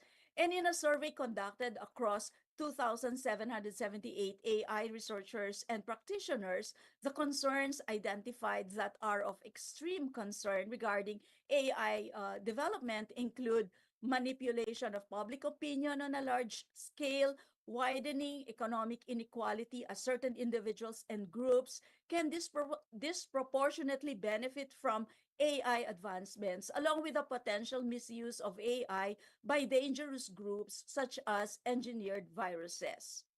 Next, please. And globally, one report shows that 85% of people expressed worry over online disinformation. and 87% believe it has already impacted their country's political landscape. There has also been a staggering 1,530% increase in deep fakes from 2022, with the Philippines identified as the most vulnerable in the Asia-Pacific region. Another added layer to the issue is the linguistic imbalance in AI training data, which can impact certain people's perception and understanding of information. An estimated 90% of training data for popular large language models is in English, despite 1.5 billion being non-native English speakers worldwide. Next, please. So while these concerns pose risk to greater AI adoption, several critical barriers still hinder AI adoption across industries in the Philippines. And these include the high cost of AI solutions, making them prohibitive for many organizations, particularly for our micro, small, and medium-sized enterprises, a scarcity of high-quality and locally relevant data, along with lack of AI-relevant talent and skills, insufficient understanding and awareness about AI's potential, and infrastructure limitations in the country. Next, please. So, taking stock of these challenges and with a vision of making the Philippines a center of excellence in AI innovation, the Philippines launched the National AI Strategic Roadmap 2.0 in 2024. The objectives are to increase our local industry's regional and global competitiveness, identify key investment areas in AI R&D, promote triple helix collaborations in AI R&D, and prepare the workforce for future jobs. We also want to make sure that through this center, we'll be able to attract major industries to create more jobs and ensure the responsible rollout and governance of AI technologies. Next, please. To fully realize the country's AI visions and goals, our roadmap has outlined 7 key strategic imperatives. The first is building a robust, connected, and networked environment, improving data access and data value extraction, transforming education, and nurturing future AI talents, along with upskilling and reskilling the workforce. Okay, next slide, please. Now, we are also establishing the Center for AI Research in the country, which is at the heart of, excuse me, at the heart of the country's AI roadmap. And its mission is to elevate the Philippines as a center of excellence in AI research and innovation in the region. In the next slide, well, just to share with you what's happening currently, so far, the operationalization of the Center for AI Research has been a true game changer. CARE, as we call it, has been leading industry-oriented R&D projects and delivering high-impact solutions and working with MSMEs, the micro, small, and medium-sized enterprises, including startups. And the center is also collaborating with various other government agencies to drive inclusive industry development through artificial intelligence. And we know CARE, our center, is capable of working with industries in practical, cost-effective, and high-impact AI applications, such as chatbots for customer service, defect prediction in manufacturing, and precision farming tools. It also creates solutions for fraud detection, supply chain optimization, and industrial planning. Next slide. So to foster the adaptability of our workforce in emerging jobs, especially in the AI economy, the Philippines recently launched the Philippine Skills Framework for Data Analytics and AI. And this skills framework is actually a critical tool for ensuring that the skills being developed in our workforce will meet the demands of the job market in the field of data analytics and AI. Next, please. And to further promote responsible AI adoption, we have started work on the formulation of a country-level ethics and governance framework for AI. And based on the focus group discussions that we conducted, the results showed inclination towards AI promoting inclusive growth, sustainability, and well-being. And hence, we identified certain principles. It must be human-centric, it has to be fair, robust, reliable, and safe. Also, transparency and accountability are essential to ensure AI systems are trustworthy. Next slide. I am also pleased to share that AI governance is advancing across sectors in the Philippines. The government, for instance, is issuing principles and guidelines for ethical and trustworthy AI. In terms of our industries, the IT Business Process and Management Association of the Philippines also formed an AI council to address generative AI challenges. And at the same time, we're also working with the University of the Philippines, which already released its own principles for responsible and trustworthy AI for ethical development and use within the academe. So next, please. Finally, I'd like to leave with you a few insights from our experiences in building inclusive AI process to drive national progress. First, it is crucial for countries to have their own national AI governance framework to establish the agreeable scope and limitations of AI. Second, we need to focus on developing localized AI innovations and solutions to enhance accessibility and cater to local languages, cultures, and contexts. Third, we need to invest in AI education, training, and workforce development that are aligned with industry needs. And lastly, we realize that it is important for us to partner with regional and global partners to harmonize frameworks, foster knowledge sharing, and bring best practices to the forefront. So to end, last slide, please. AI is rapidly changing the world, but the opportunity to make it inclusive rests on the decisions that our leaders will make. We hope that we'll be able to work together with you in harnessing this moment and ensuring that AI will not only lead to advances in technology, but also uplift humanity as a whole. Thank you so much, and I look forward to collaborating with you as we shape a future where AI stands as a force for inclusivity, innovation, and economic development. Thank you very much, Undersecretary Aldaba, for sharing with us the reality of the changes public administration will face and the demand of the digital skills. Thank you also for sharing the Philippines' recently adopted National AI Strategy Roadmap 2.0, which I noted its goals to enhance industry competitiveness, create jobs, and build a skilled workforce, very important for the future. It is interesting to highlight the imperative you share with us for inclusive AI adoption and development, and how the roadmap promote AI talent development and foster government, industry, academy partnerships. It's very important, this point of the partnerships. Thank you.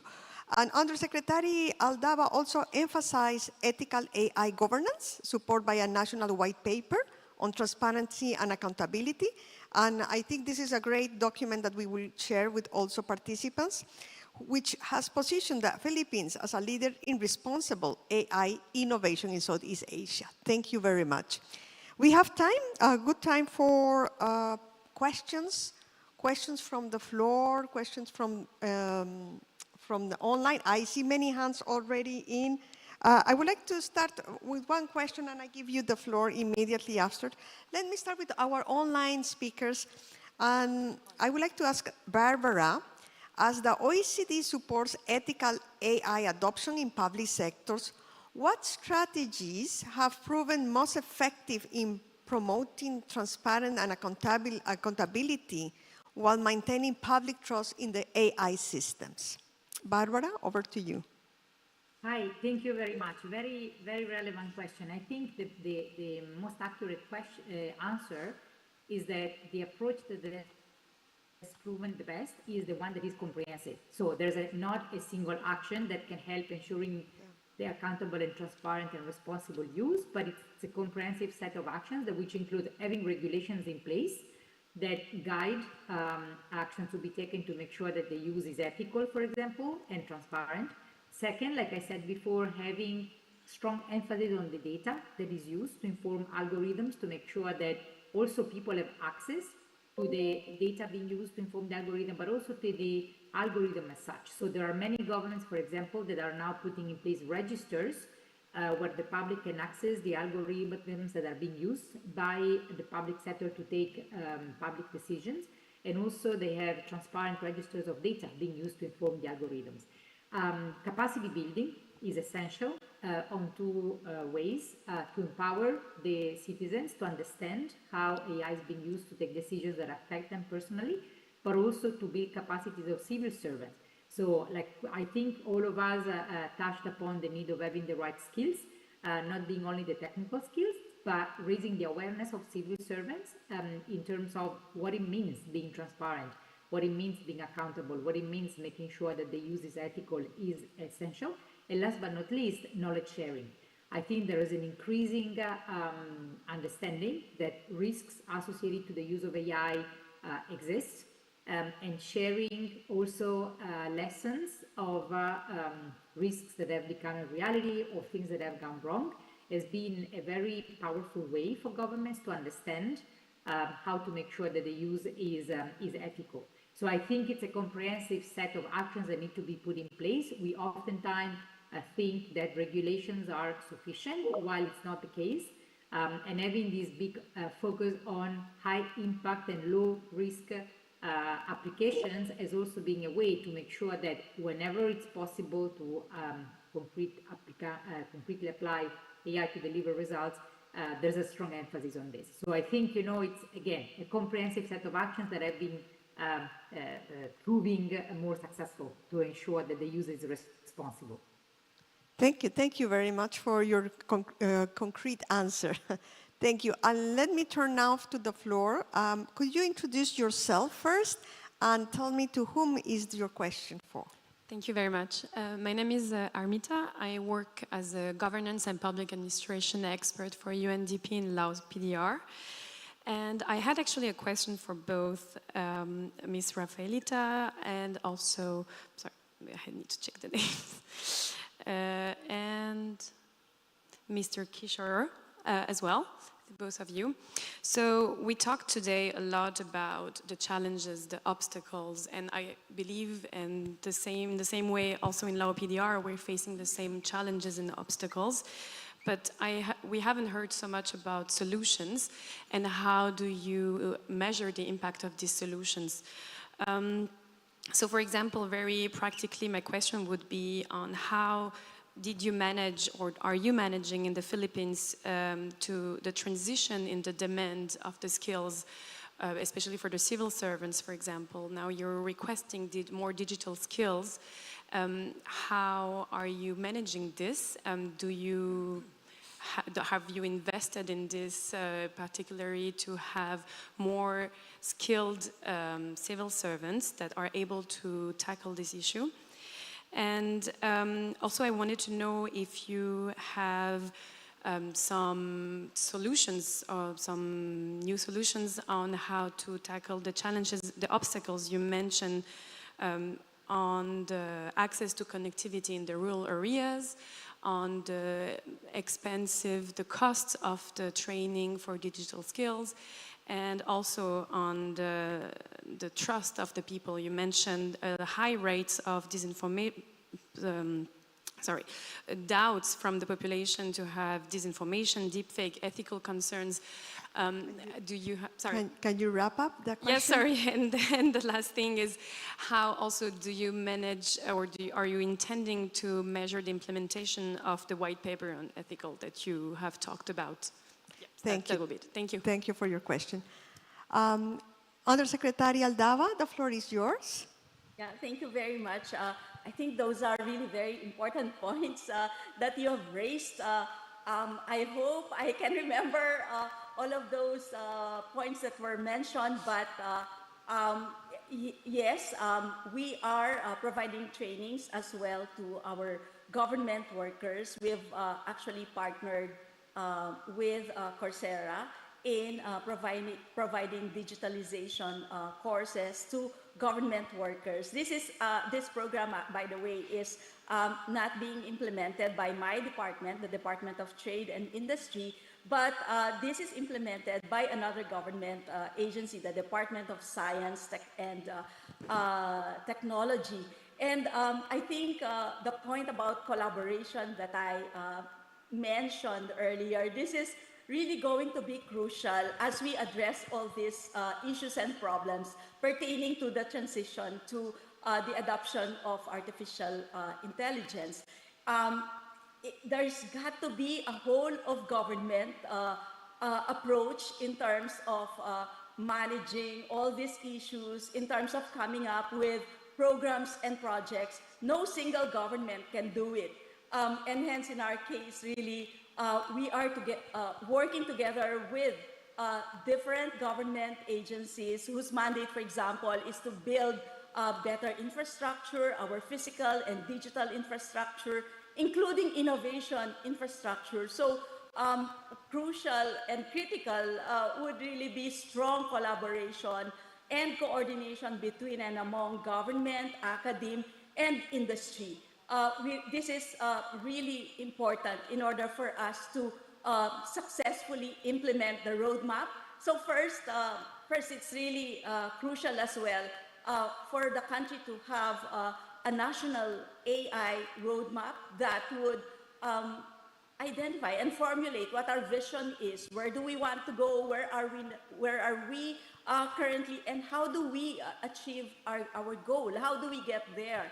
And hence, knowing our key strategies, identifying our action programs, and if there are important laws that we need to pass or regulations that need to be in place so as to create an enabling environment that would allow AI to thrive, then I think that is also crucial. And for us in the Philippines, there are still a lot of gaps. And as presented, there are many challenges. It's not a job that can be done overnight.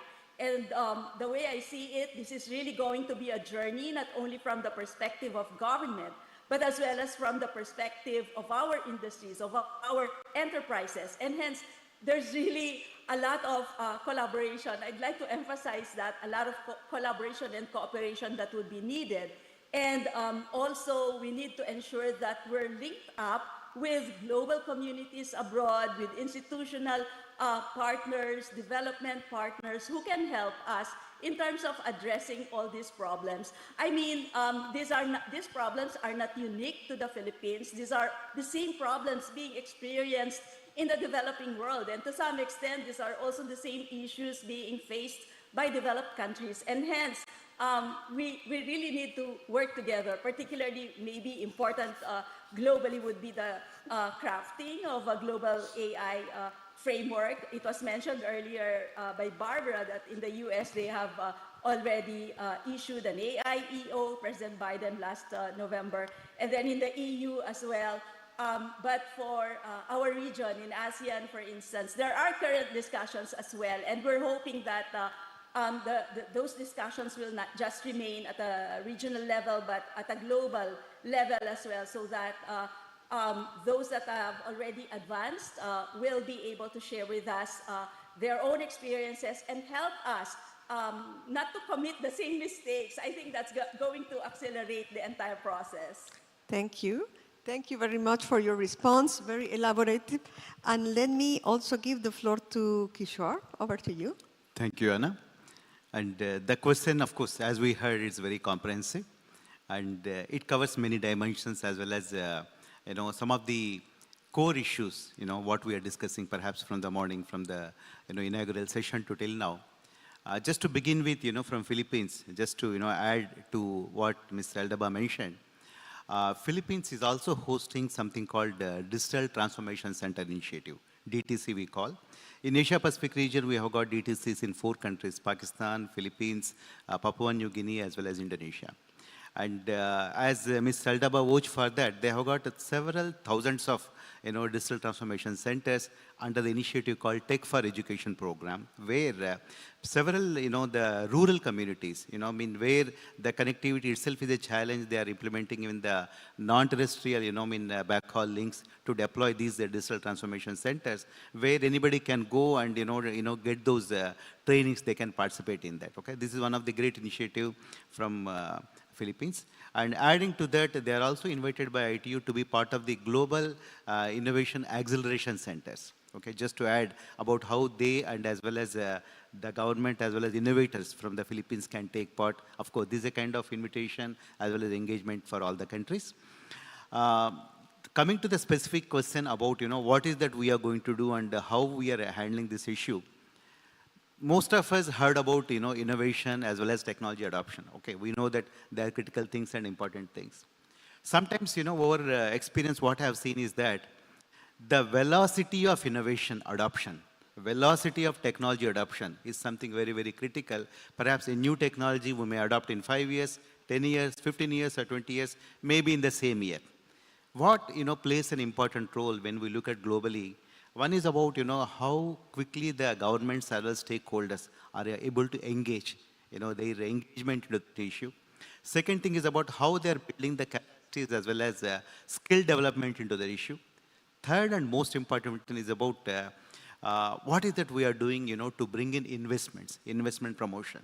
These 3 play a very, very important role in building the capacities as well as the competencies in the stakeholders to get benefit of the technologies. For example, when we heard about, we saw in the presentation about, regulation tracker, G5 tracker, it gives an assessment about the countries, what they need to do, to move forward so that they're able to adopt enabling policy environment so that those technologies are available to the, socio-economic benefit, in the immediate future. Similarly, with regard to capacity building, we have seen, ITU Academy platform as well as many of the UN agencies offer, many of such training, opportunities where, more and more civil servants and also the stakeholders in academia can immediately take part and, build, those competencies in usage. Like, when, don't we remember that when internet was introduced? These questions, we heard earlier also, like, how internet is going to create, digital divide, how internet, what could be that killer application, what internet is going to serve.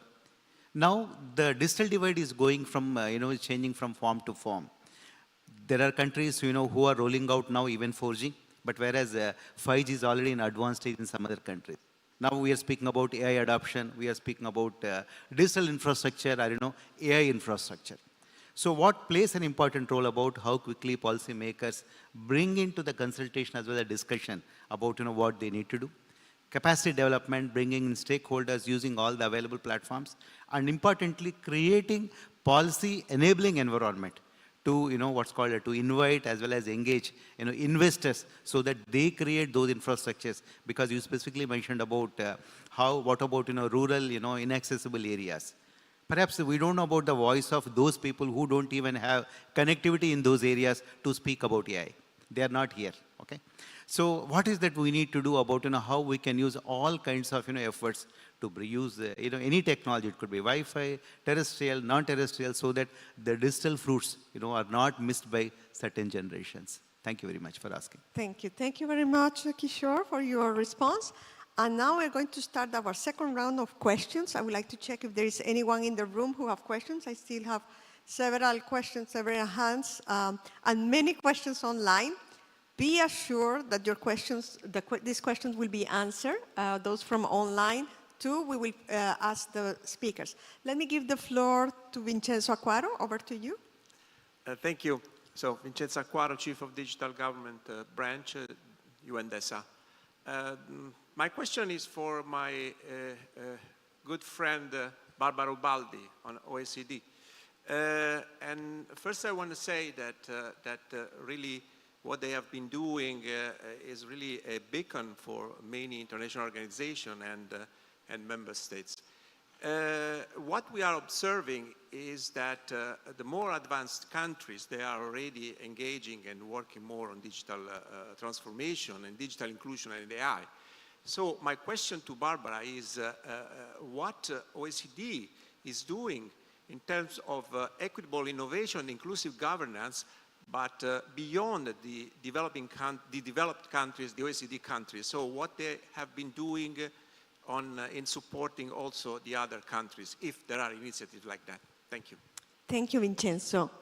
Barbara, over to you. Thank you very much, Vincenzo, and hello. I wish I could be there with you guys in person.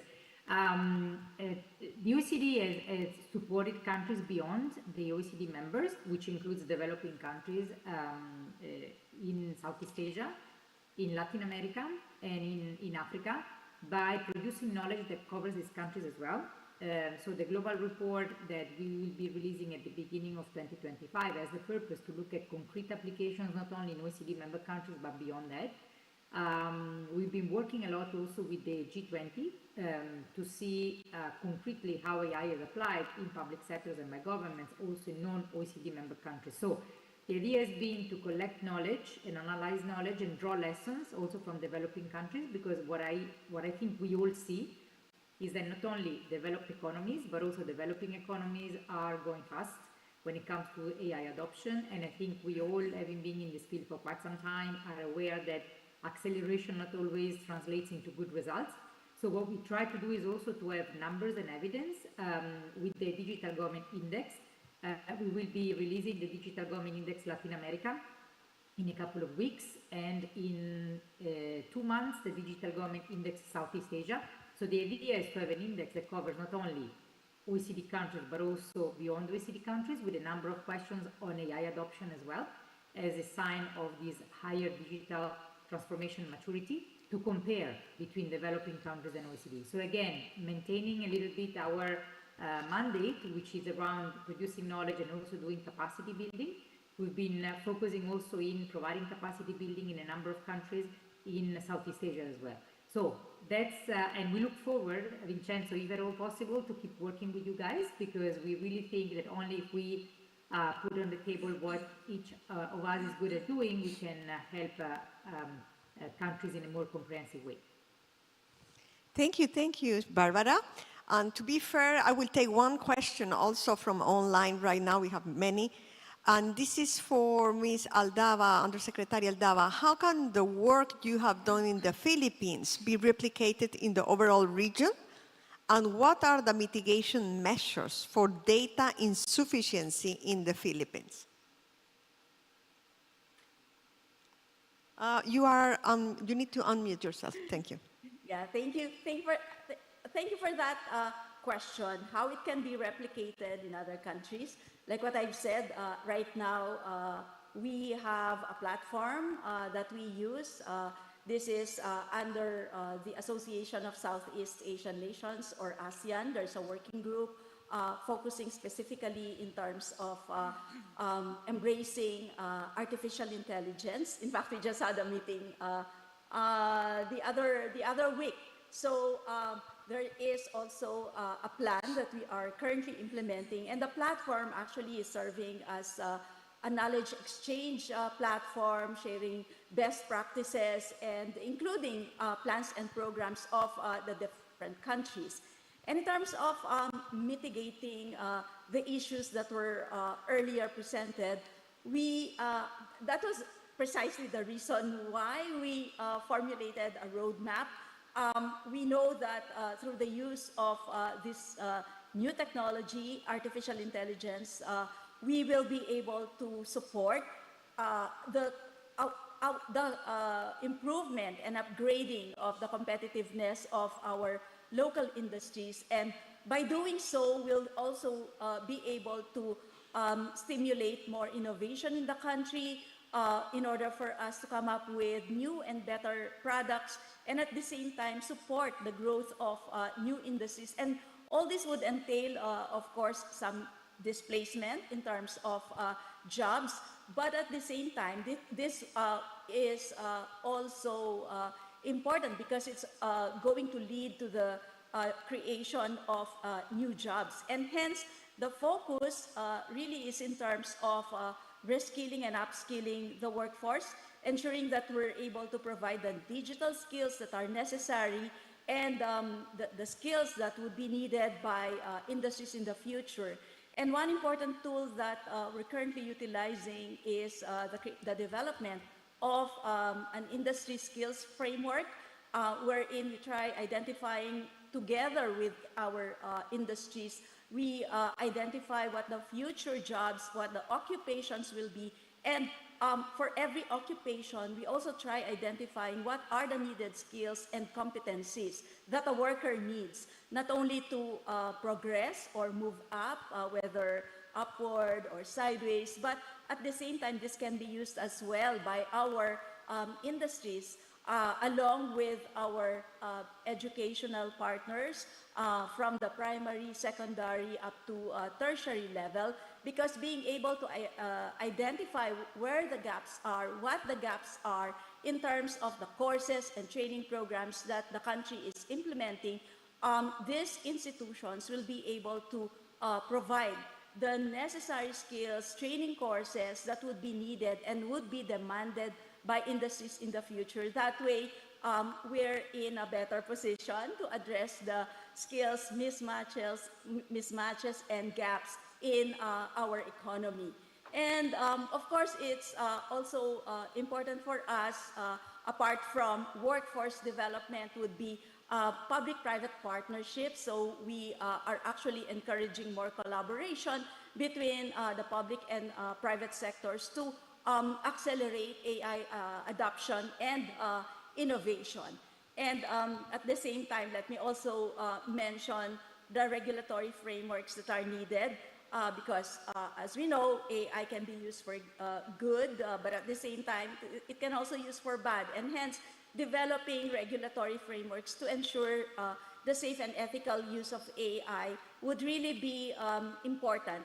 And this would include guidelines on data usage, algorithmic transparency, and mitigating biases in our AI systems.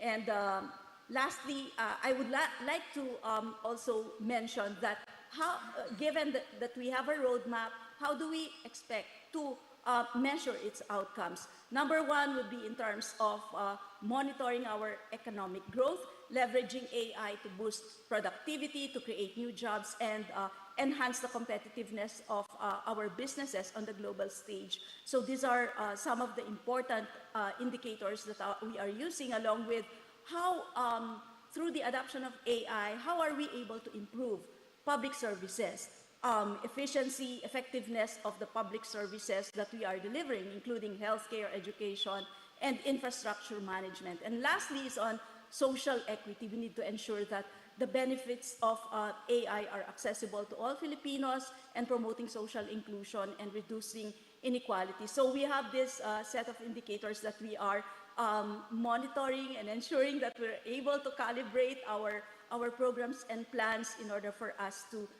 achieve our goals. Thank you. Thank you for all these recommendations. I'm taking good note also for my wrap-up. Thank you very much. Let me ask one question to all the three speakers that I would like to get some short responses so we can conclude the session. How would be your recommendations on how can governments ensure that AI innovation do not exacerbate existing digital divides and inequalities, particularly between developed and developing countries? What would be your recommendations? We'll start with Kishore Jarabala. Thank you, Anna.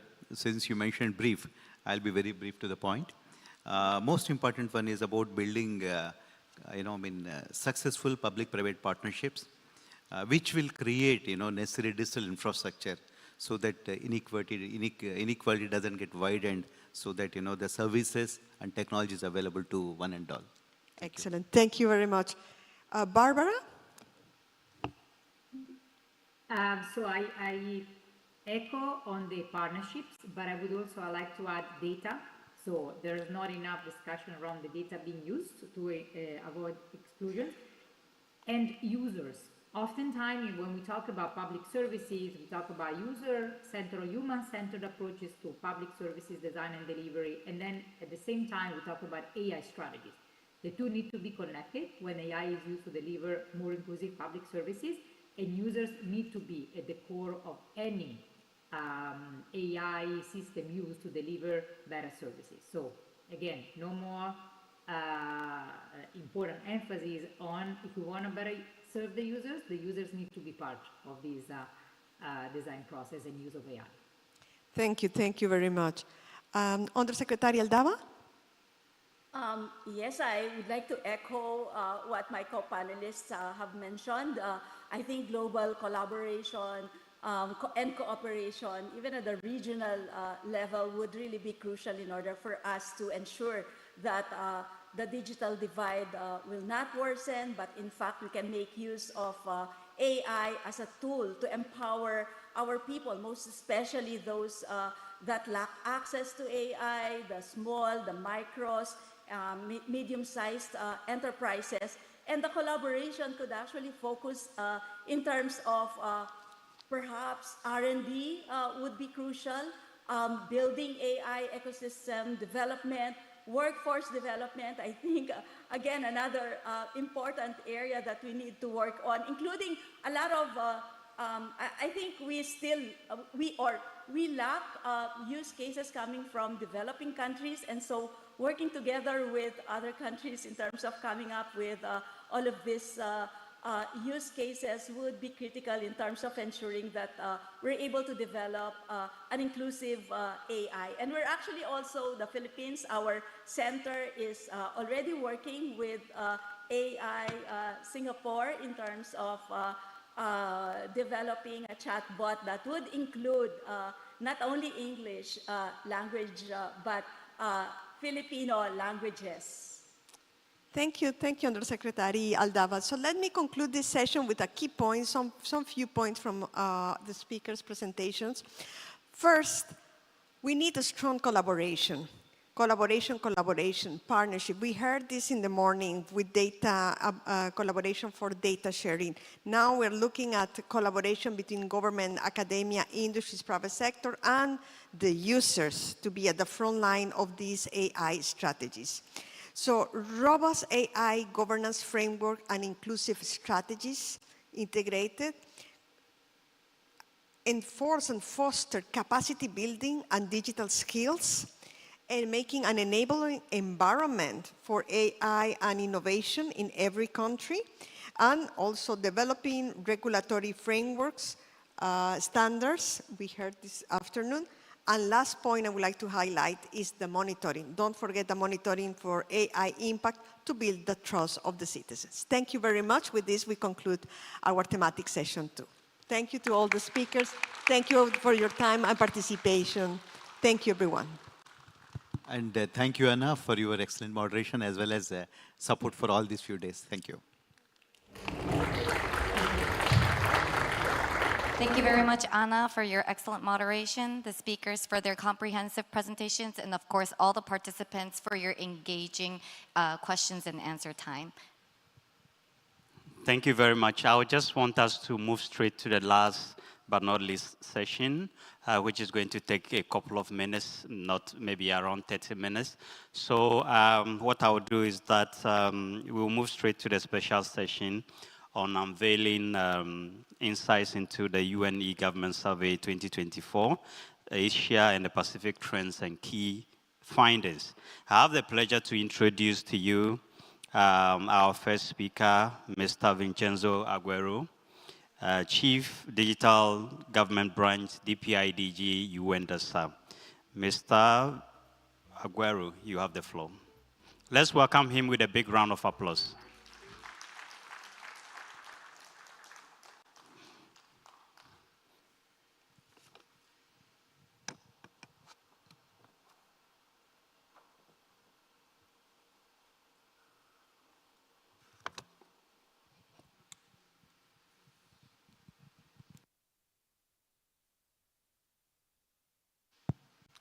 Okay, I know that this is the last session. We are all tired. I'm trying not to really make you more tired on that. But it's a great pleasure to be back here. I was very excited by this panel, and many topics that have been discussed will be also presented in my slides. So let me move quick on the key topics of this presentation. It is about the e-government survey. I do believe most of you know this report, but just to give you more information, we have been working on this flagship report of the UN DSG. We started in 2001 as a pilot research program, and now this is the 13th edition of the report. And these are some literature review. So this is not what we said, but researchers and professors from academia, they quoted our report as the most important source of data for large studies, and also defines the concept and trends of e-government and e-participation, framing policy choices, contribute to disseminating knowledge and policy diffusion. And some countries also explicitly introduced the survey into the internal performance assessment. And this report, what is about is empowering digital transformation through UN e-government survey, is the 2024 edition. It's a global benchmarking tool that provides comparative ranking for 193 UN member states. It's still the only publication that assesses all UN member states on digital transformation, digital government. Is a policy shaping a stakeholder engagement, also assists government in policy making, support the 2030 agenda. What is important is that digital transformation, digital government really should work as enabler and supporting the achievement of the SDGs, and also a powerful tool for capacity development, but also is investment stimulation. So highlights benefit in digital government, encouraging public and private investment in digital transformation, and also is about the global alignment and the competitiveness and the catalyst for partnership. And we have been discussing a lot on PPP and partnerships and collaboration. So this is more about the sources of this report. The main sources of this report are based on data and information provided directly by member states through the member state questionnaire and local government questionnaire. But also, of course, we rely on UN and DSG, DPIDG data collections. We look at all the historical data that we have, and also we collect directly the data. And this we do through a UN research volunteer platform. Every assessment, we hire more than 300 researchers that comes from all member states that work with us to do the data collections. The quality check is done directly by us. And then, as I said, we look at our knowledge-based platform for all the historical trends, also to look at the pattern and do quality check. And but how we move forward and we come with the improvement of the methodology is also because we organize expert group meetings, at least 2, but most of the time more than 2. We also look at the most recent UN resolution, so we listen and we look at the policies on these issues. We also look at the most important relevant report, not only from UN, but also from other experts, also from OECD, and then also policy brief. And then we'll also look at the sources and indicators and data from our sibling in the UN system, ITU, UNESCO, regional commissions, and others. This is the structure of the report. Is organized in 4 main chapters. The first one is about we presented toward an integrated digital government framework. I will explain more about this. Then we have chapter 2 and chapter 3. This is about the global and regional trends on digital transformation based on our EGDI, E-Government Development Index. And then chapter 4 is about local e-government development and LOCI, and also after me, there will be a presentation specifically on LOCI initiatives in Korea. And because, as we are discussing today and for the next 2 days, really we believe that we could not considering really the importance of AI in public administration, public institutions. So we added also a chapter, an addendum on AI. And we have also a separate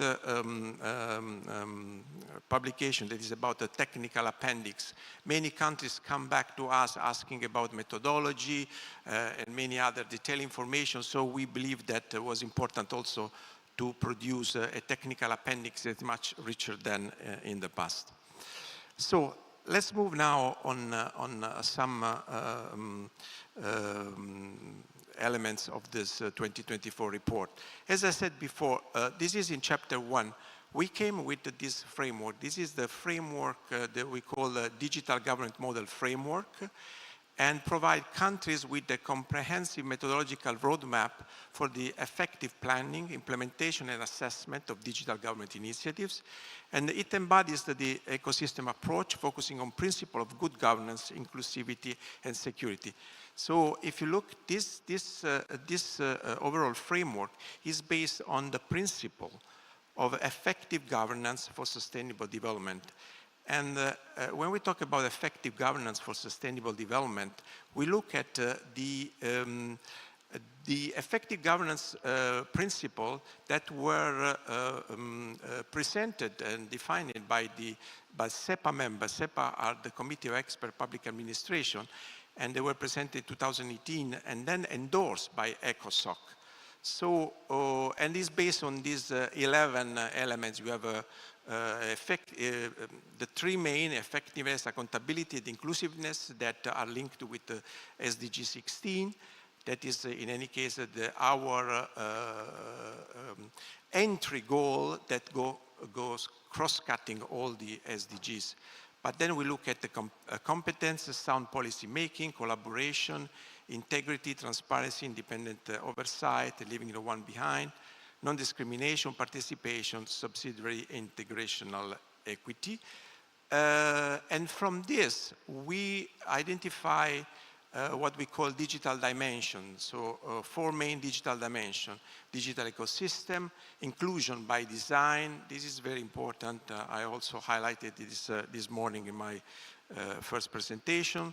Then about agile government, and then secure by design. Also, this issue was addressed by many speakers when we talk about security. And this, based on this principle and the digital dimension, okay, if we go back on the framework, we have this principle, then the main stakeholders that are people, but also businesses and public employees. And then we have what we call business drivers. So we identify six key business drivers.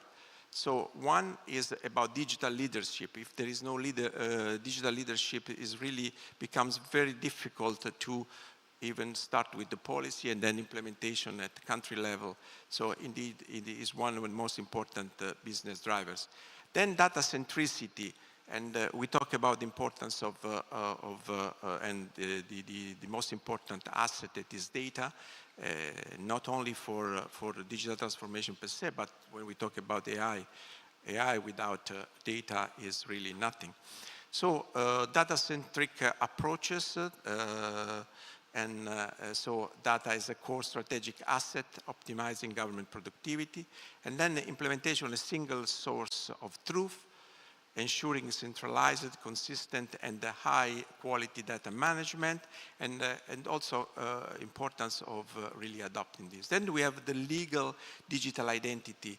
Maybe this part was not discussed so much during the day, but it's really important to have a digital identity for assessing government services, enabling digital trade, key for inclusive digital transformation, but also for accountability and for building trust.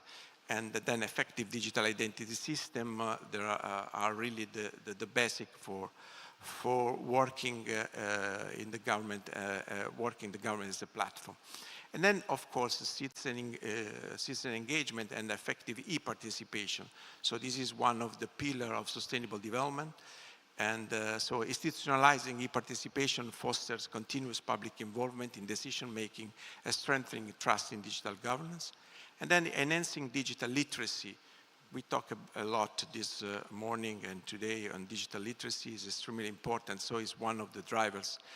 And last but not least, the digital infrastructures. So this morning, also in my presentation, I highlighted the Global Digital Compact and also the initiatives all that are related on strengthening digital infrastructure.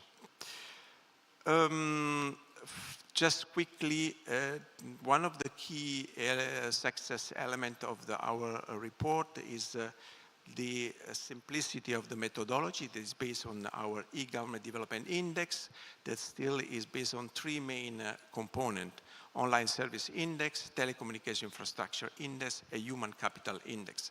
So on this, we have not made any changes since 2001. And although we improved the methodology, we include the new indicators, but the main framework of the index is always the same. And we still believe that these three subcomponents should have equal weights because each of them support the others. And then based on the methodology is organized in four main clusters. That is very high AGDI, high AGDI, middle AGDI, and low AGDI. But then also we believe that it's not only important about ranking, but it's also important to look at the rating classes. Means that countries that have the same rating classes, they are very similar in digital development. So we identified 12 different rating classes. Each of the AGDI group have 4 of that. And the highest one is very age. So all the countries that are in the group of V-age rating class, we can consider the top leading countries in the world. And when we zoom on the one of the subcomponents, it's the online service index. 2024 is still using the structure and the 5 thematics area that is about institutional framework, service provision, content provision, technology, and e-participation. You see also the formula, how we measure this. But we really believe that it's important also to structure. And if you look at the weights, we give more weights of service provision and e-participation because these are the main, the most important component in terms of citizen engagement and service provision in terms of also inclusion and service delivery. About the telecommunication infrastructures, this is important to highlight. If you look for 2024, we were able to include the affordability. So you see highlighted in yellow. So this is one new indicator. And we abolished the fixed broadband that was in 2022. And this is very important because, as we know, it's not only about connectivity, but it's also about affordability. Why we did this time?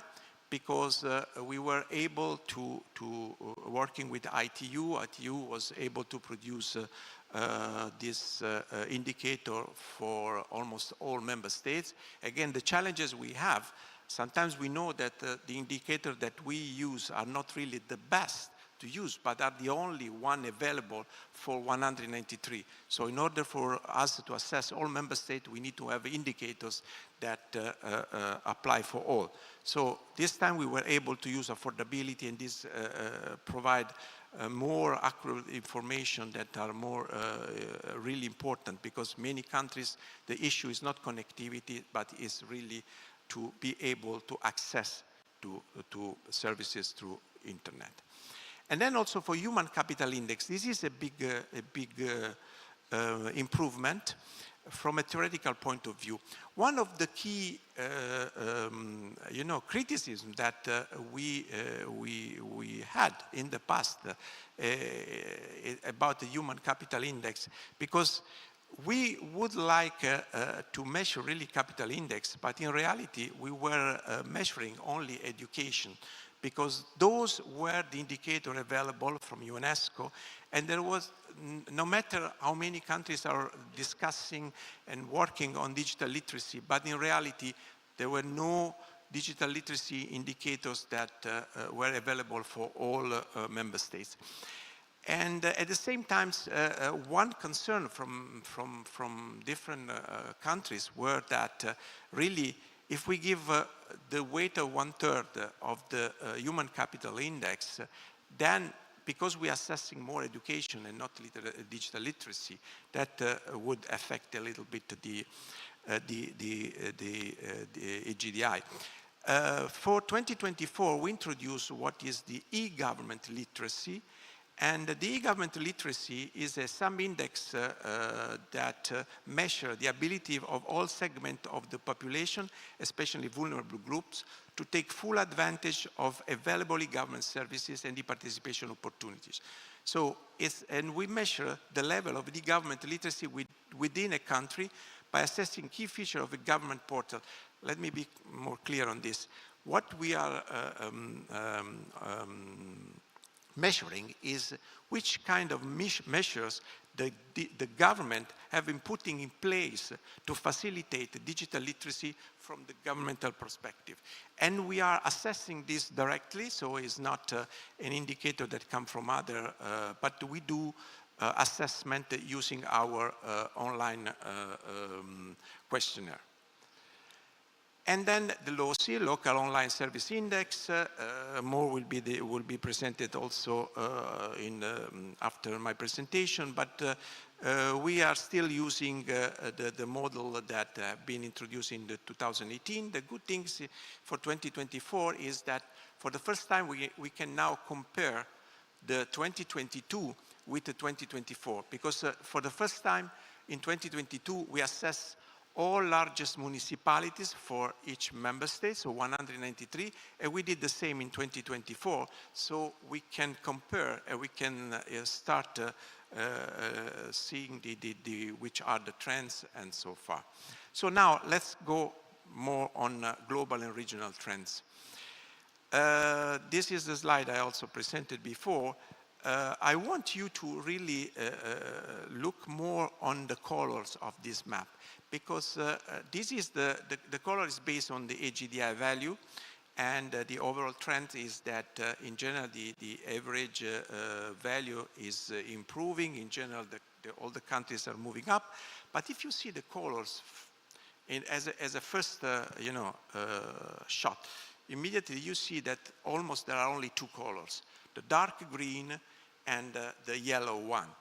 Of course, there are a little bit of a little lighter green. And what does it mean? It means that the trend is that we still have 4 clusters, but in reality, the trend is that we will have 2 big clusters: the leaders and the followers. And this is something that really we should avoid, because even the introduction of what we have been discussing about digital, or about AI and digital transformation is really, the risk is this, we are even creating more a gap between the developing and the most developed. So this is something we need more attention. And about the results, what we have in 2024 is that now the percentage of the countries that are in a very high AGDI are the one is more about 40%. So most of the countries are now in AGDI, in very high AGDI groups. But also we have measured that we have 11. 2022 we had 7. Now we have 11 countries that went down on the lowest cluster, that is low AGDI. This is more for geopolitical conflict and post-conflict situation. The good news, these are 23 countries that moved to higher AGDI government index. And I know you can read it, yes. We have 17 countries that moved to the highest group, most of them also from Asia, and 6 countries that moved from middle to high groups. This is also showed the trend of countries that are moving up. But again, this is a different picture and a different map, but we use our AGDI world average as a proxy to measure digital divide. And as you can see immediately, these are the countries that are below the world average, and they are suffering the most in terms of digital divide. And unfortunately, most of the countries are based in Africa. So this is something that really we need to take in consideration in order to support and leverage and take advantage of this new technology, the AI, that can really leapfrog and help developing of those countries. Then there are some of the, also in Asia, you can see others. And of course, the other one is in Oceania.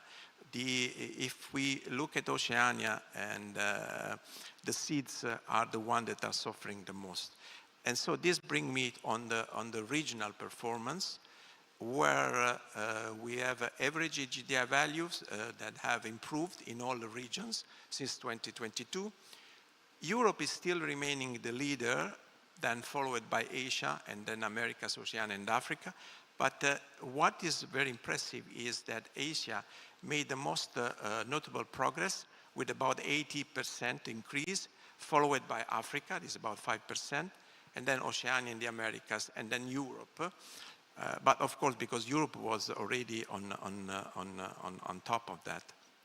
However, despite the significant progress achieved in Oceania and Africa, the AGDI average for these two regions remained below the global average. And this, I think, is more interesting in terms of trends, because you can see that Asia is the yellow one. And based on our projections, we believe that Asia will lead soon the world in terms of region. And we will go more on this. At the same time, if you look at the other trends, especially the bottom one, that is the Africa one, no matter how much they can increase, so even if they did almost 5% of increase, and they will continue to improve, if we don't really act soon in supporting digital transformation in Africa as a whole, that Africa will not be able really to bridge this gap. Okay, this quickly about the country leading the government development based on the 2024 assessment. Still, we have. So these are the 18 countries that are in the highest rating class. So from our perspective, these are really the leading countries in the world. No matter if you are on top as number 1 or number 2 in terms of ranking, but we look more on the rating part. So we still have Europe with the 10 countries, Denmark, Estonia, then we have Singapore, Korea, Ireland, and then we have Saudi, UK, Australia, Finland, Netherlands, UAE, Germany, Japan, Sweden, Norway, New Zealand, Spain, and Bahrain. What is important to highlight here is that Germany, Norway, and Spain joined a very high group in Europe, while Bahrain and Saudi Arabia moved into the very high rating class from Asia. And then in Oceania, Australia and New Zealand are really leading the Oceania, but then there is a big disparity between these two leader countries that are leading the world and then the rest in Oceania. And if we zoom on more on Asia, so these are the top leaders on Asia, and you can see the 4 different groups based on the 4 level of rating classes. So top leading in Asia, We have Singapore, Republic of Korea, Saudi Arabia, UAE, Japan, and Bahrain, and then you also have the others there. So Asia leads e-government development, achieving the fastest progress global in 2024, with notable contribution from both digital frontrunners and emerging leaders. The front runner setting the standard, we have Singapore, South Korea, Japan, Saudi Arabia, UAE, Bahrain. They consistently rank highest in digital governance, supported by strong infrastructure, advanced technologies, inclusive services. But also we have the rising of digital powerhouses like the global GCC countries, Kazakhstan, Turkey, China, and also Mongolia, and Armenia, and Qatar that are really doing impressive work. So these are the group of leading countries in Asia. Let's now go on some insight and provide services. So based on, I will not spend too much time on this. All this information are available on the report. You can download the report from our portal, and you can also download only the single chapters. But these are some results based on the 5 component of online service index, and the green graph is about worldwide, and then the yellow one is about Asia. So more in terms of institutional framework, but also content provision, service provision, technical, and e-participation. We also have some details on institutional framework. You can see all the indicators that we are assessing: open government data, misinformation, disinformation, fake news, e-participation. These are the information, the indicator that we assess. Asia is the yellow one, and very close to Europe, is improving good, is doing a good job, but more can be done. All these detailed information are available in the report and the technical appendix. And this is about content provision and e-participation. That also is, so if you want to know more about which kind of indicator we are assessing, if there is any portal, e-participation portal, if the portal integrates tools for public consultation, deliberation, if publishes calendar announcement about the participation activities, if there are e-petition, and so far.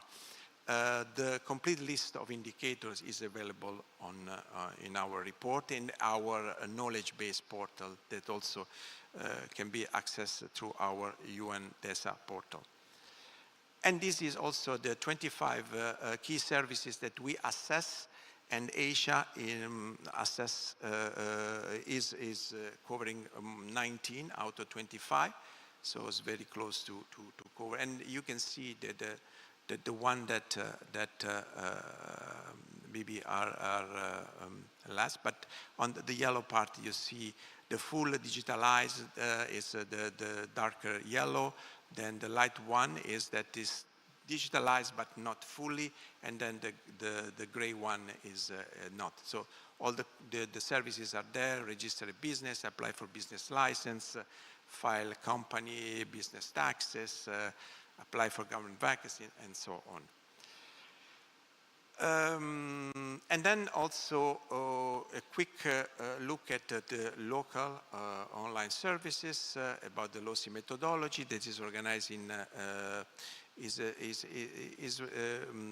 line with also the OSI, the methodology. So we look at the institutional framework, content provision, service provision, participation and engagement, technology, and also for 2024 we included the e-government literacy, but with looking at the local government perspective, and these are more detailed information about this 5 components for LOSI. What I think is important I will explain more about this graph. Looks like very confusing and difficult to read, but it's not so difficult, because on the X we have the online service index, and then on the vertical one we have the local online assessment. So and then the line that we have in the middle, the yellow one, if the online service index is equivalent of the local online services. All the dots will be in that line.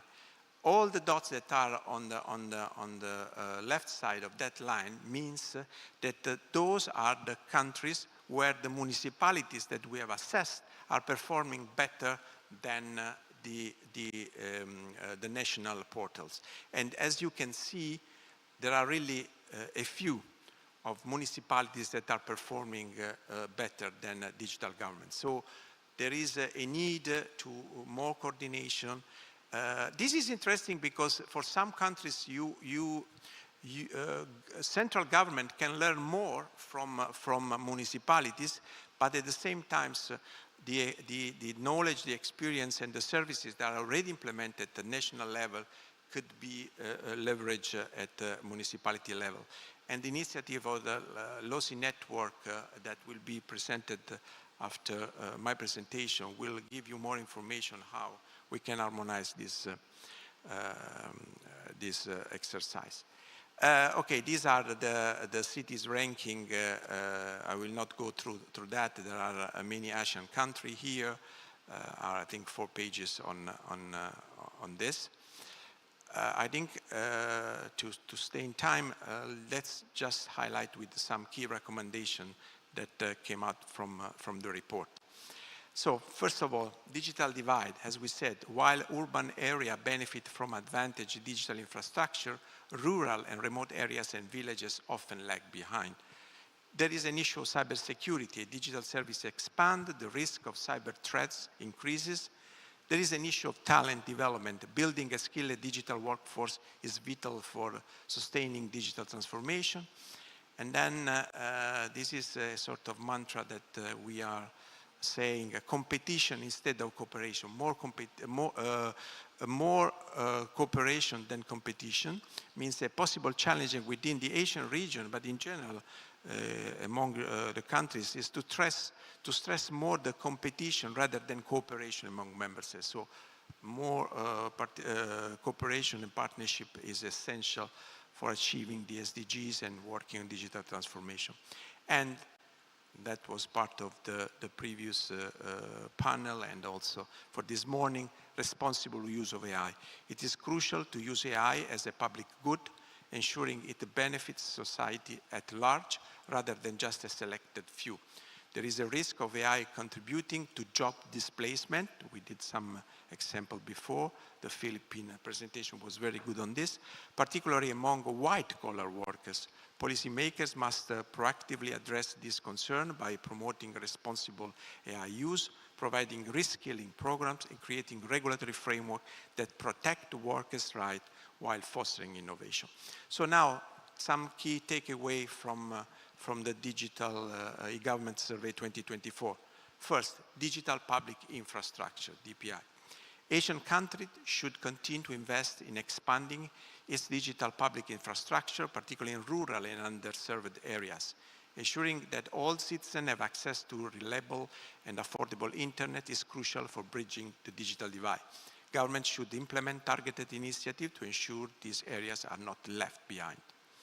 And these efforts should be tailored to meet the unique needs of rural and remote population. Not everything, not all solutions fit for all. Really, we need to look more on a tailored solution based on different demands and situation. Then digital inclusion. Promoting digital inclusion is essential for ensuring that all segments of society benefit from digital transformation. Initiatives should focus on providing affordable access to digital devices, offering digital literacy training, and creating inclusive digital platforms that cater to the needs of marginalized groups such as women, elderly, people with disability, and immigrants. So, as I said before, and this morning, the concept of digital inclusion by design, as highlighted in our report, should be one of the guiding principles, and adopting a citizen-centric approach to service design. These are essential steps. Simplifying also regulatory procedures is really important, reducing bureaucratic barrier. We should not digitalize the overall, bureaucratic infrastructure and mechanisms that many governments have put in place. We need first to work on the regulatory, to simplify the regulatory procedures, and then digitalize. So really something different. And building digital skills. So investing in digital education training program is essential for building a skilled workforce capable of driving digital transformation. Asian countries should focus on enhancing digital skills across all levels of education, from primary school to higher education institution. Still, this is very important for many countries, and when we look at AI and these cutting-edge technologies, it's really important to enhance the level of education, and also to open. This morning there was a very good intervention about using of women on AI. Also, we need to look at what we still call vulnerable groups. So women, youth, girls, and in general all these groups. Fifth, encouraging innovation and entrepreneurship.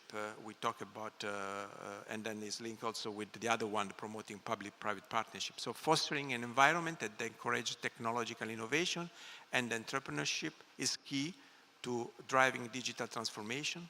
Asian countries should consider providing targeted funding for research and development, offering incentive for tech startups and creating innovation hub.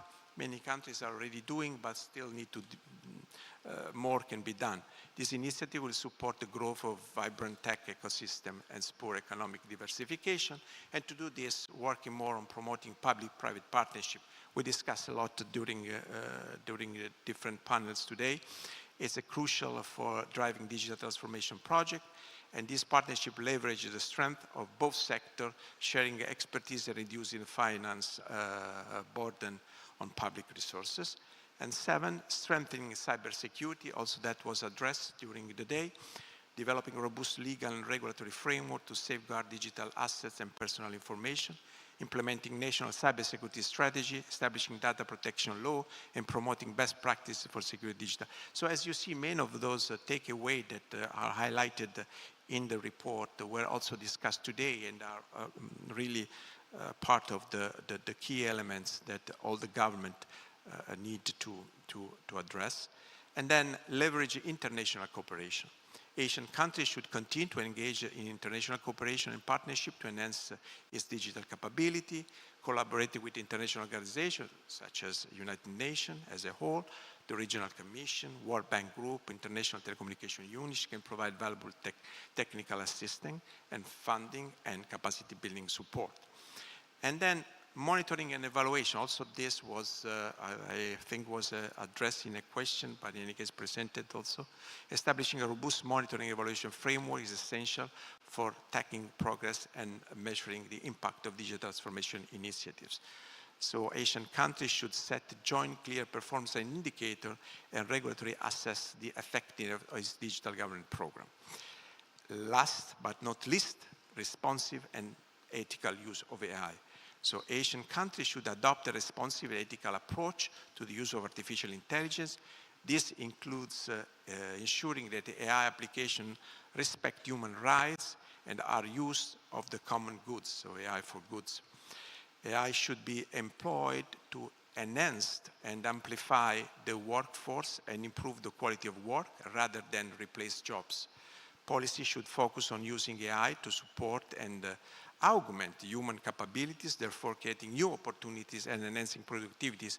And before my presentation, there were a very good example how we can use AI to improve and increase productivities. Additionally, Asian countries should commit to not use AI for surveillance of the population or for automated weapons, ensuring that AI technologies are aligned with the ethical standard and international norms. So, to conclude, the journey toward digital transformation is both challenging but also rewarding. As we navigate this path, it is essential to foster a comprehensive and inclusive approach that addresses the diverse needs of all our societies. By leveraging global best practices, strengthening regional cooperation, and implementing target strategies, Asian countries can achieve their vision of becoming leading digital economies. The United Nations remains committed to supporting Asian countries in their digital transformation effort, and we believe that together we can harness the power of digital technology to drive sustainable development, enhance public service delivery, and create a more inclusive and prosperous future for all. Thank you for your attention.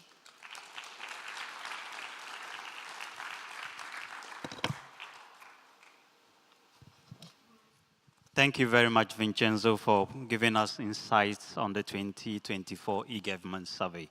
I think we are running behind time, so I'll just invite our next speaker in the person of Professor Dong-Woo Kim. He's the director at the Center of Intelligence Society of Policy at the Seoul National University of the Republic of Korea. Professor, you have the floor. I hope you can do it brief so that we can have time. Thank you very much.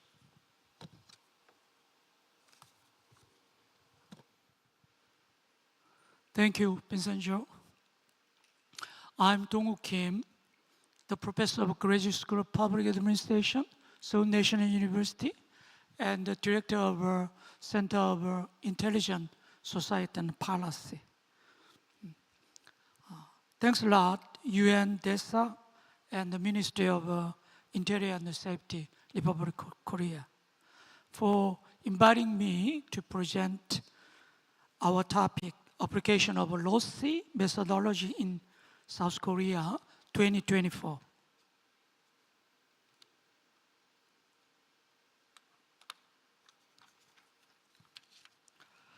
UN DSG initiated the first Lossy in 2018, measuring local and online services with 60 indicators in the 40 cities of UN member country.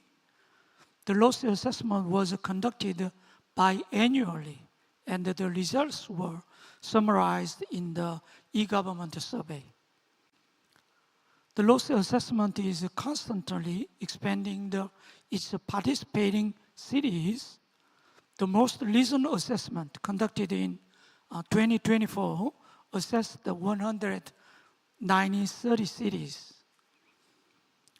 The assessment methodology continues to evolve through the experiences and feedback from academia and the practices.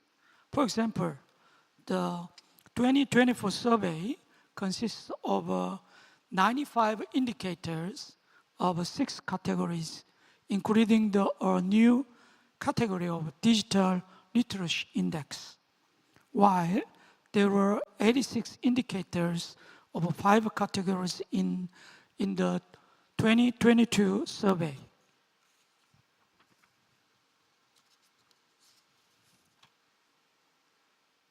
First, the 2024 loss methodology was improved to better capture the differences in providing local government services.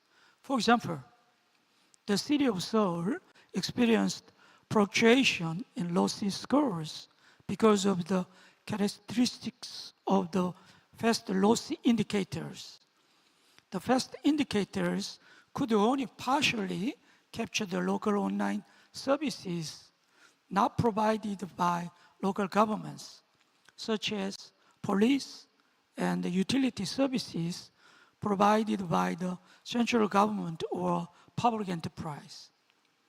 The 2024 methodology improved the indicators to reduce this type of problem by focusing on service accessibility at the citizens' end. The lossy assessment is open to the public to improve its reliability and validity to better capture the status of local online services. Our center, the Center of Intelligence Society and Policy, participated in the lossy pilot study projects of application of lossy methodology in South Korea. These projects aim to apply lossy methods in the city with the various contexts and to make recommendations.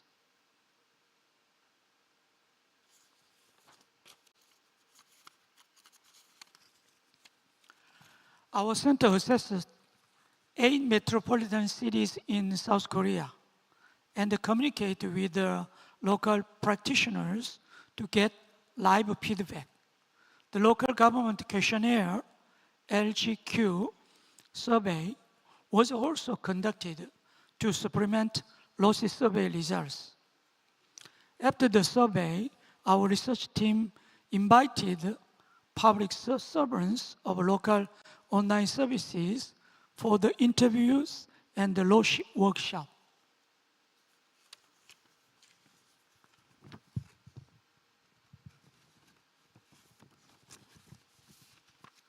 As a result, the research team got loss scores for 80 cities ranging from 0.895 to 0.979. These scores are relatively high because of the maximum of lossy score is 1. The lossy assessment consists of binary questionnaires like yes or no, which means that if one city got 1 for the lossy score, the city satisfied all the lossy criteria. As you can see in the table, 6 out of 8 metropolitan cities got more than 0.9, and the leading city A got 0.979 out of 1.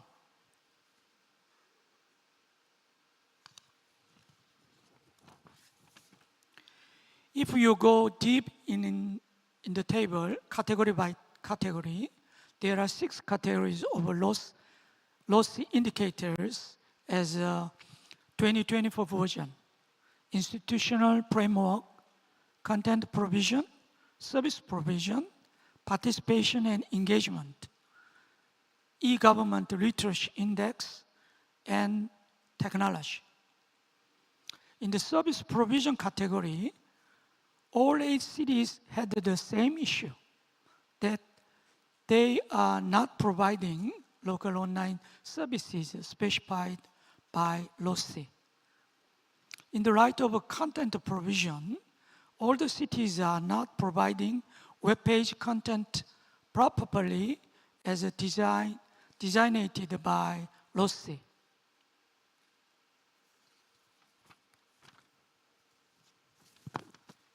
This table contains the list of indicators not fulfilled by local government website.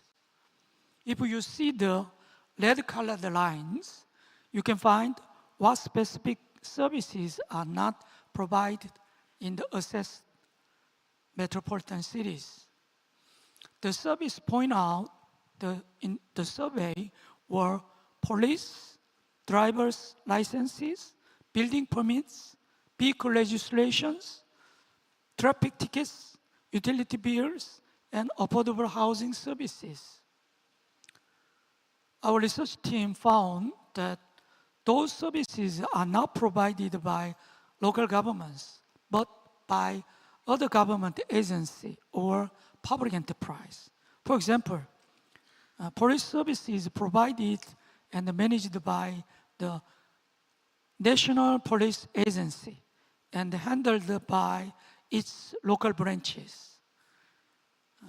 Another case is utility bills are also managed by public enterprises, not by the local government.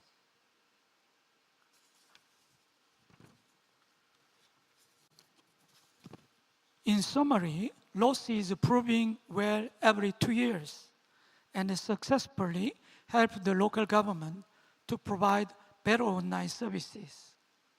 However, there is a need for loss methodology to consider the differences in contexts, such as differences in local online services due to different rules, regulations, authorities, and the tasks the cities have.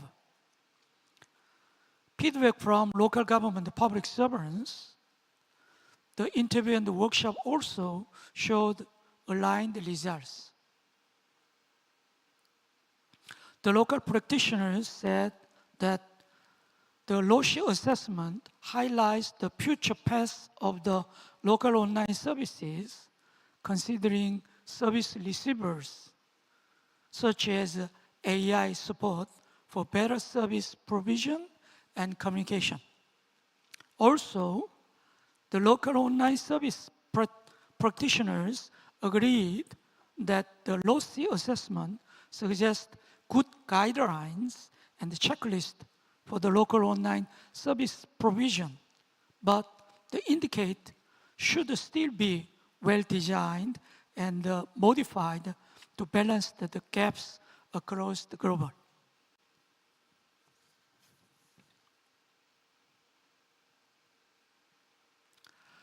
The recommendation for the lossy methodology are threefold. First, expanding the scope of lossy to measure local online service governance is recommended.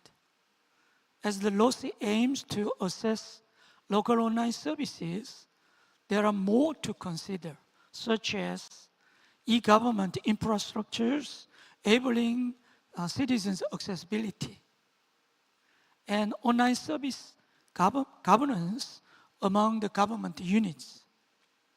Second, index developments considering e-government development strategy and local government contexts are recommended. Current loss indices directly measure specific services type by type.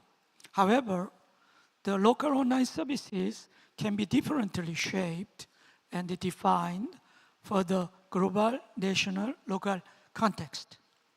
Developing indicators for each e-government development stage can be the one recommendation, or giving more discretion to local governments to self-define and self-assess their online services can also be considered.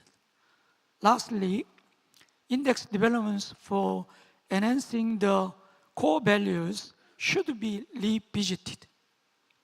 The core values such as efficiency, citizen participation, and transparency should be considered when developing loss indicators. Thank you very much, everyone, for listening to my presentation.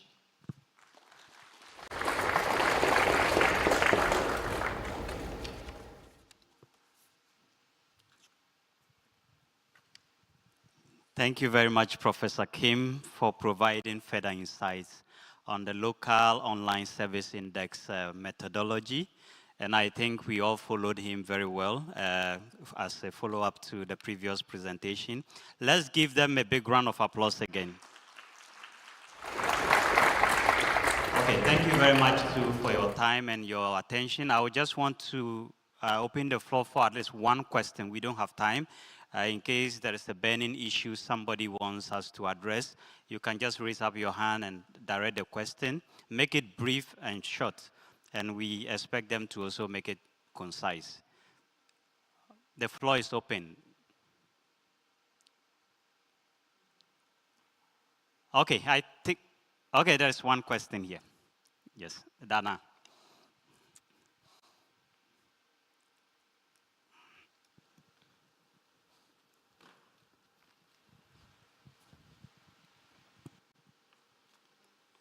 Thank you both for the insightful presentation. One thing I was wondering about, because we had OECD presentation beforehand, so regarding the OECD digital government strategy, and there is also UN e-government index and other local indexes. Like, given that those are like also available, what we need to look at when we comes our e-government policy, or shall we look all of those publications and strategy provided by different academia and international organizations?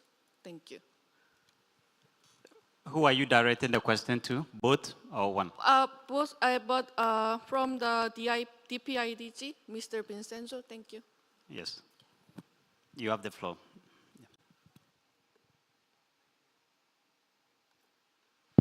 Yes, thank you for the question, but yeah, I think I cannot answer you because it should be your choice first, but not choice. I don't believe that you have to take one and not the others, but all these indicators are based on methodologies that have some commonalities but also are different, so it depends also what you want to achieve. And what is important is that you understand well how those indicators are created, are defined, because sometimes there is a misunderstanding, and so you cannot compare apple with bananas. So this is one important thing. But indeed, we are also trying to optimize, and for example, recently I had a meeting with World Bank, and they said that they are going to not develop any more other digital government indices because they will rely on our e-government survey. So not to create another, as you know, they came with this GovTech maturity index, and they were comparing and assessing digital maturity using that indicator, but they agreed to do that.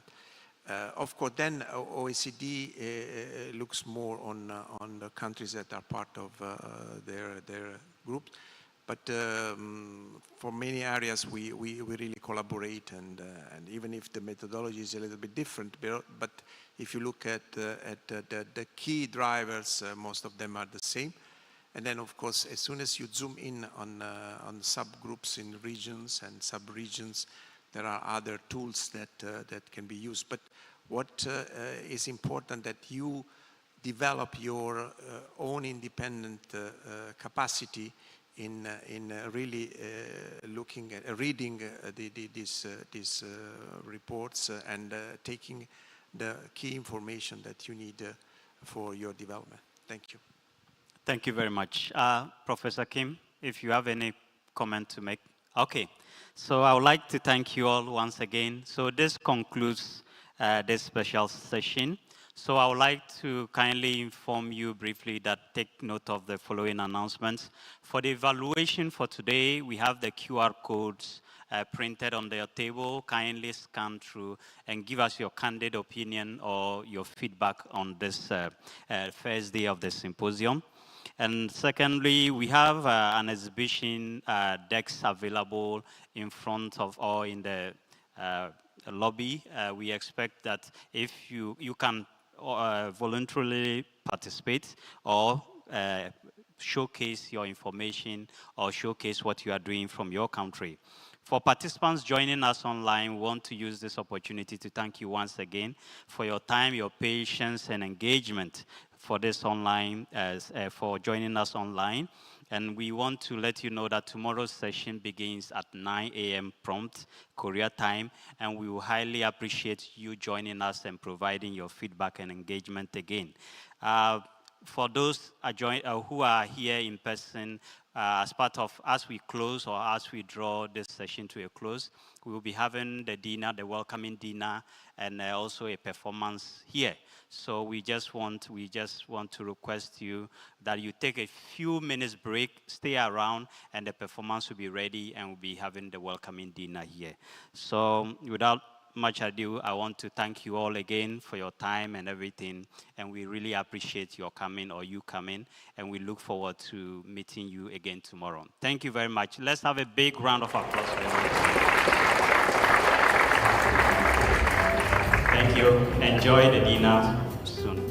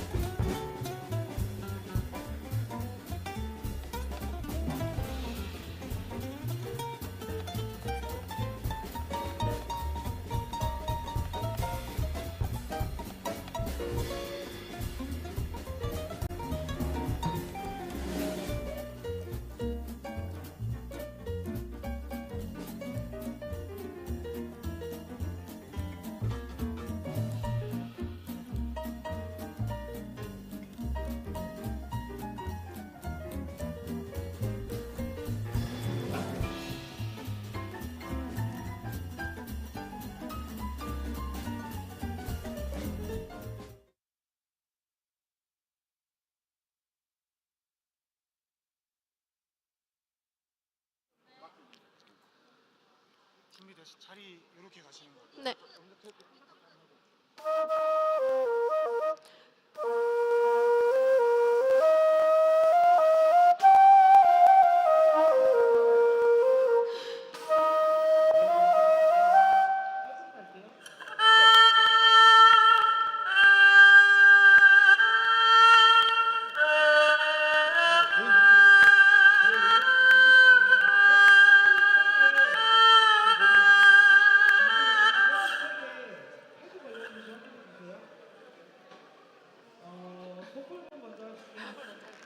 아, 네. You're here, there nothing can hurt, and I know that my heart will go on. 네, 감사합니다. 계속할까요? We stay forever this way. You're safe in my heart. 네, 감사합니다.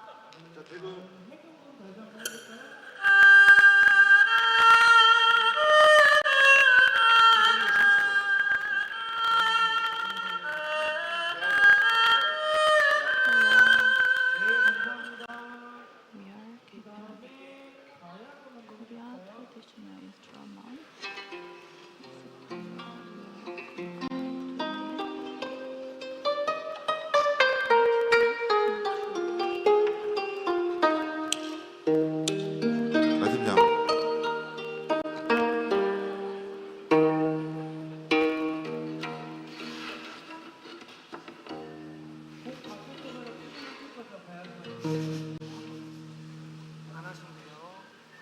이게 반대예요, 반대.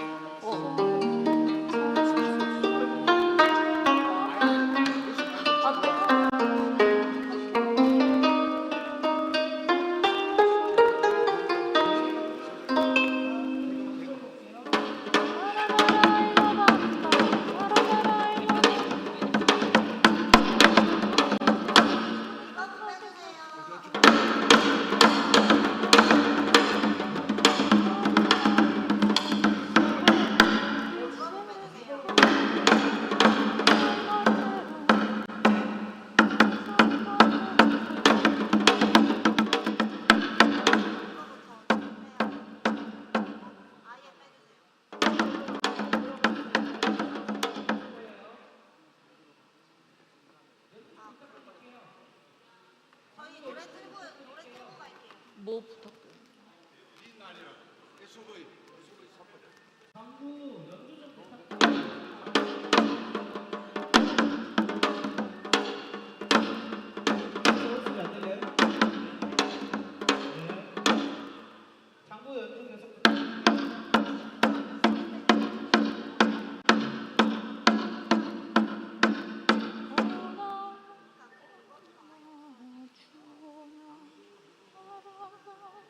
아예 안 들어가고 이 꼬리 올리는 거.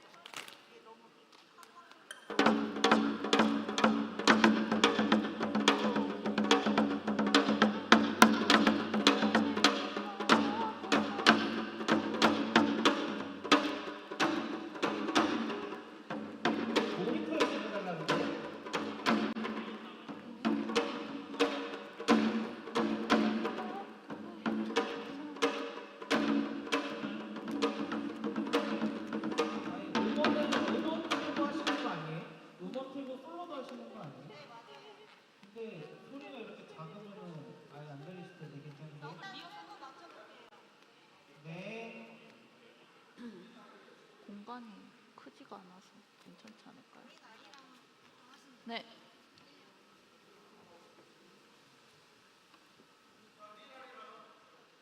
저거? 네, 저 끝에. 그러게요. 요거, 네.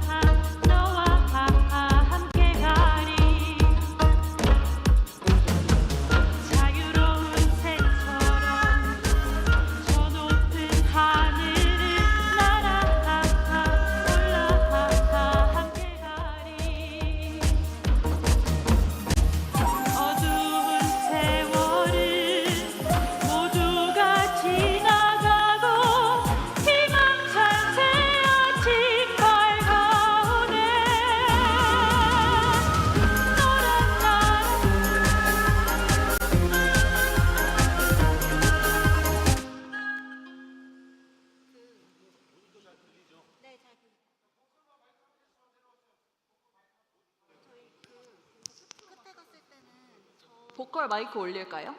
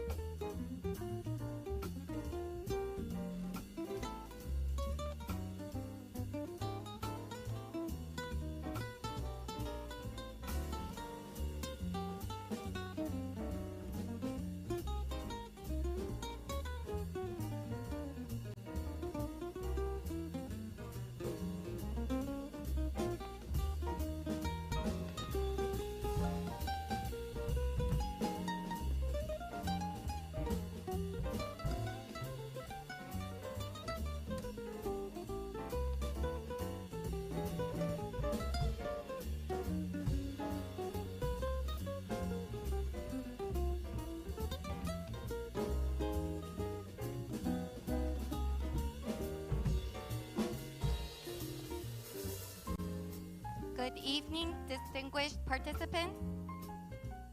Ladies and gentlemen, I'm delighted to welcome Ms. Hae-young Kim, Head of UNPOG, DPIDG, UN DSA, to deliver her welcoming remarks.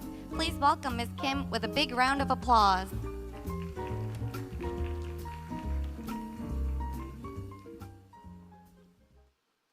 Good evening, dear participants. We will soon have time to enjoy ourselves and build friendships together.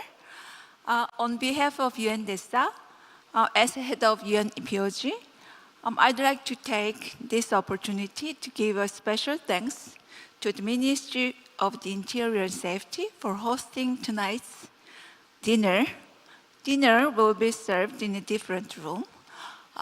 Over the next few days, we will explore how innovation, governance, AI, and public service come together as we work towards achieving the 2030 Agenda. Let's take a moment this evening to appreciate the power of connection. The work ahead might be tough, but progress often comes from moments like these, over shared meals, genuine conversations, and informal exchanges. Please enjoy the Korean traditional performance blended with Western elements along with the delicious meal. Thank you. Thank you so much.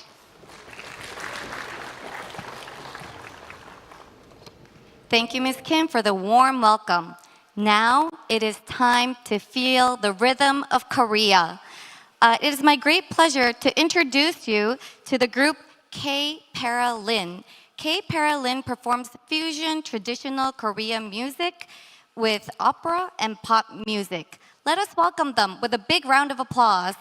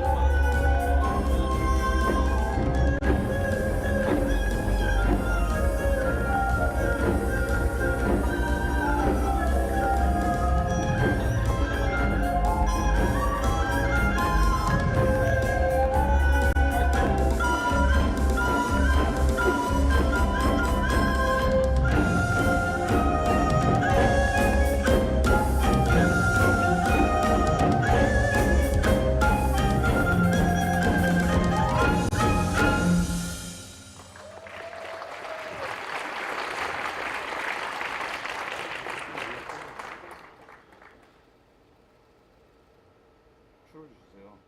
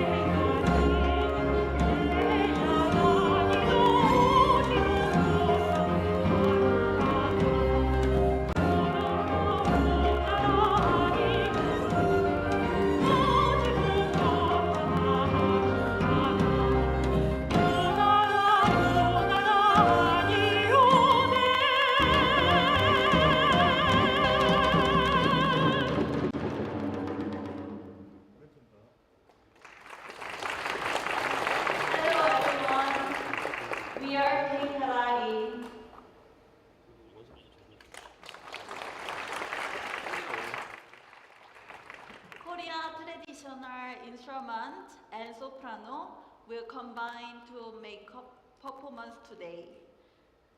It's nice to meet you, everyone. We are today, sorry. I hope you are enjoy and get together, sing and get together, join us. Next song is My Heart Will Go On. Thank you.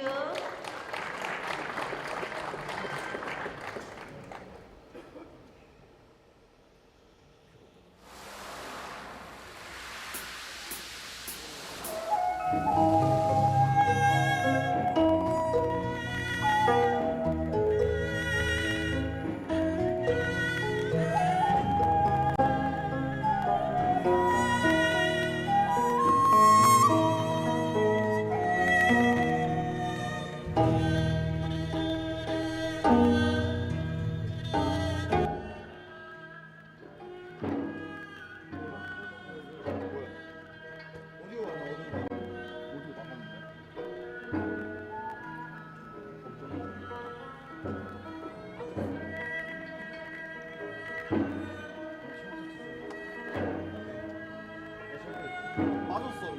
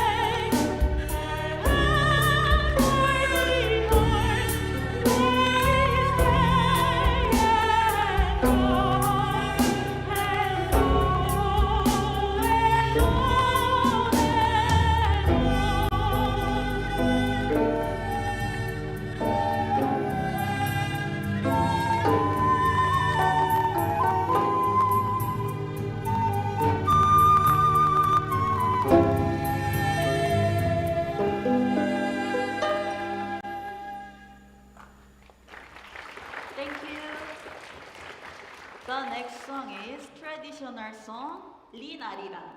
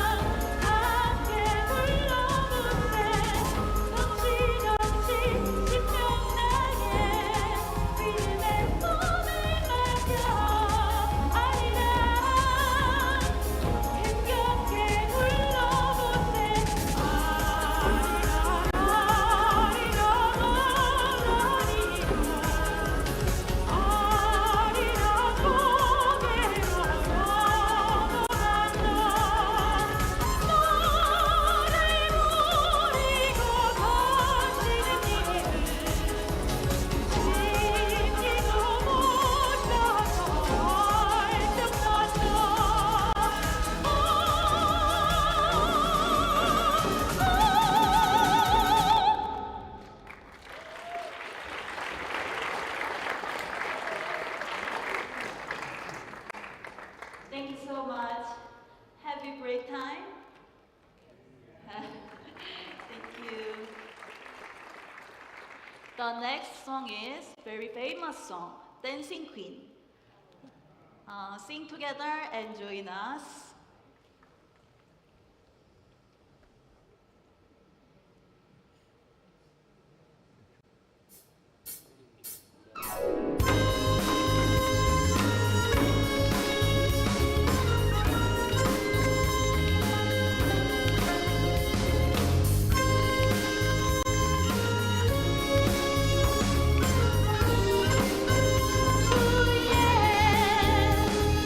You can say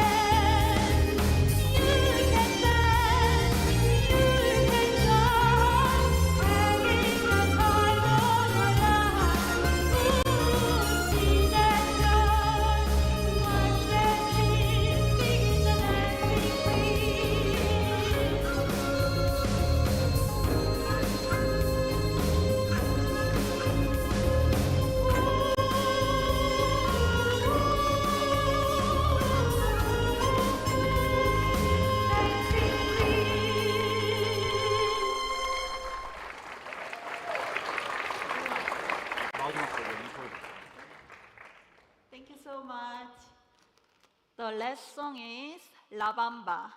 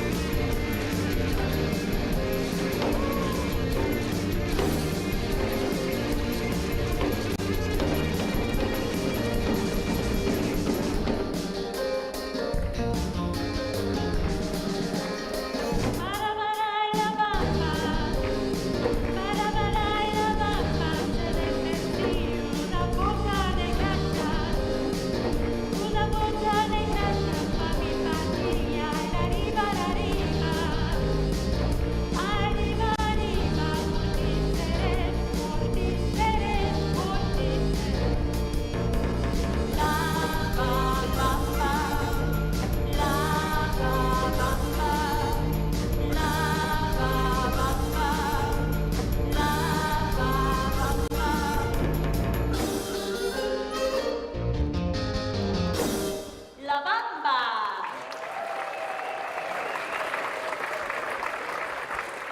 Thank you so much. Have a great night.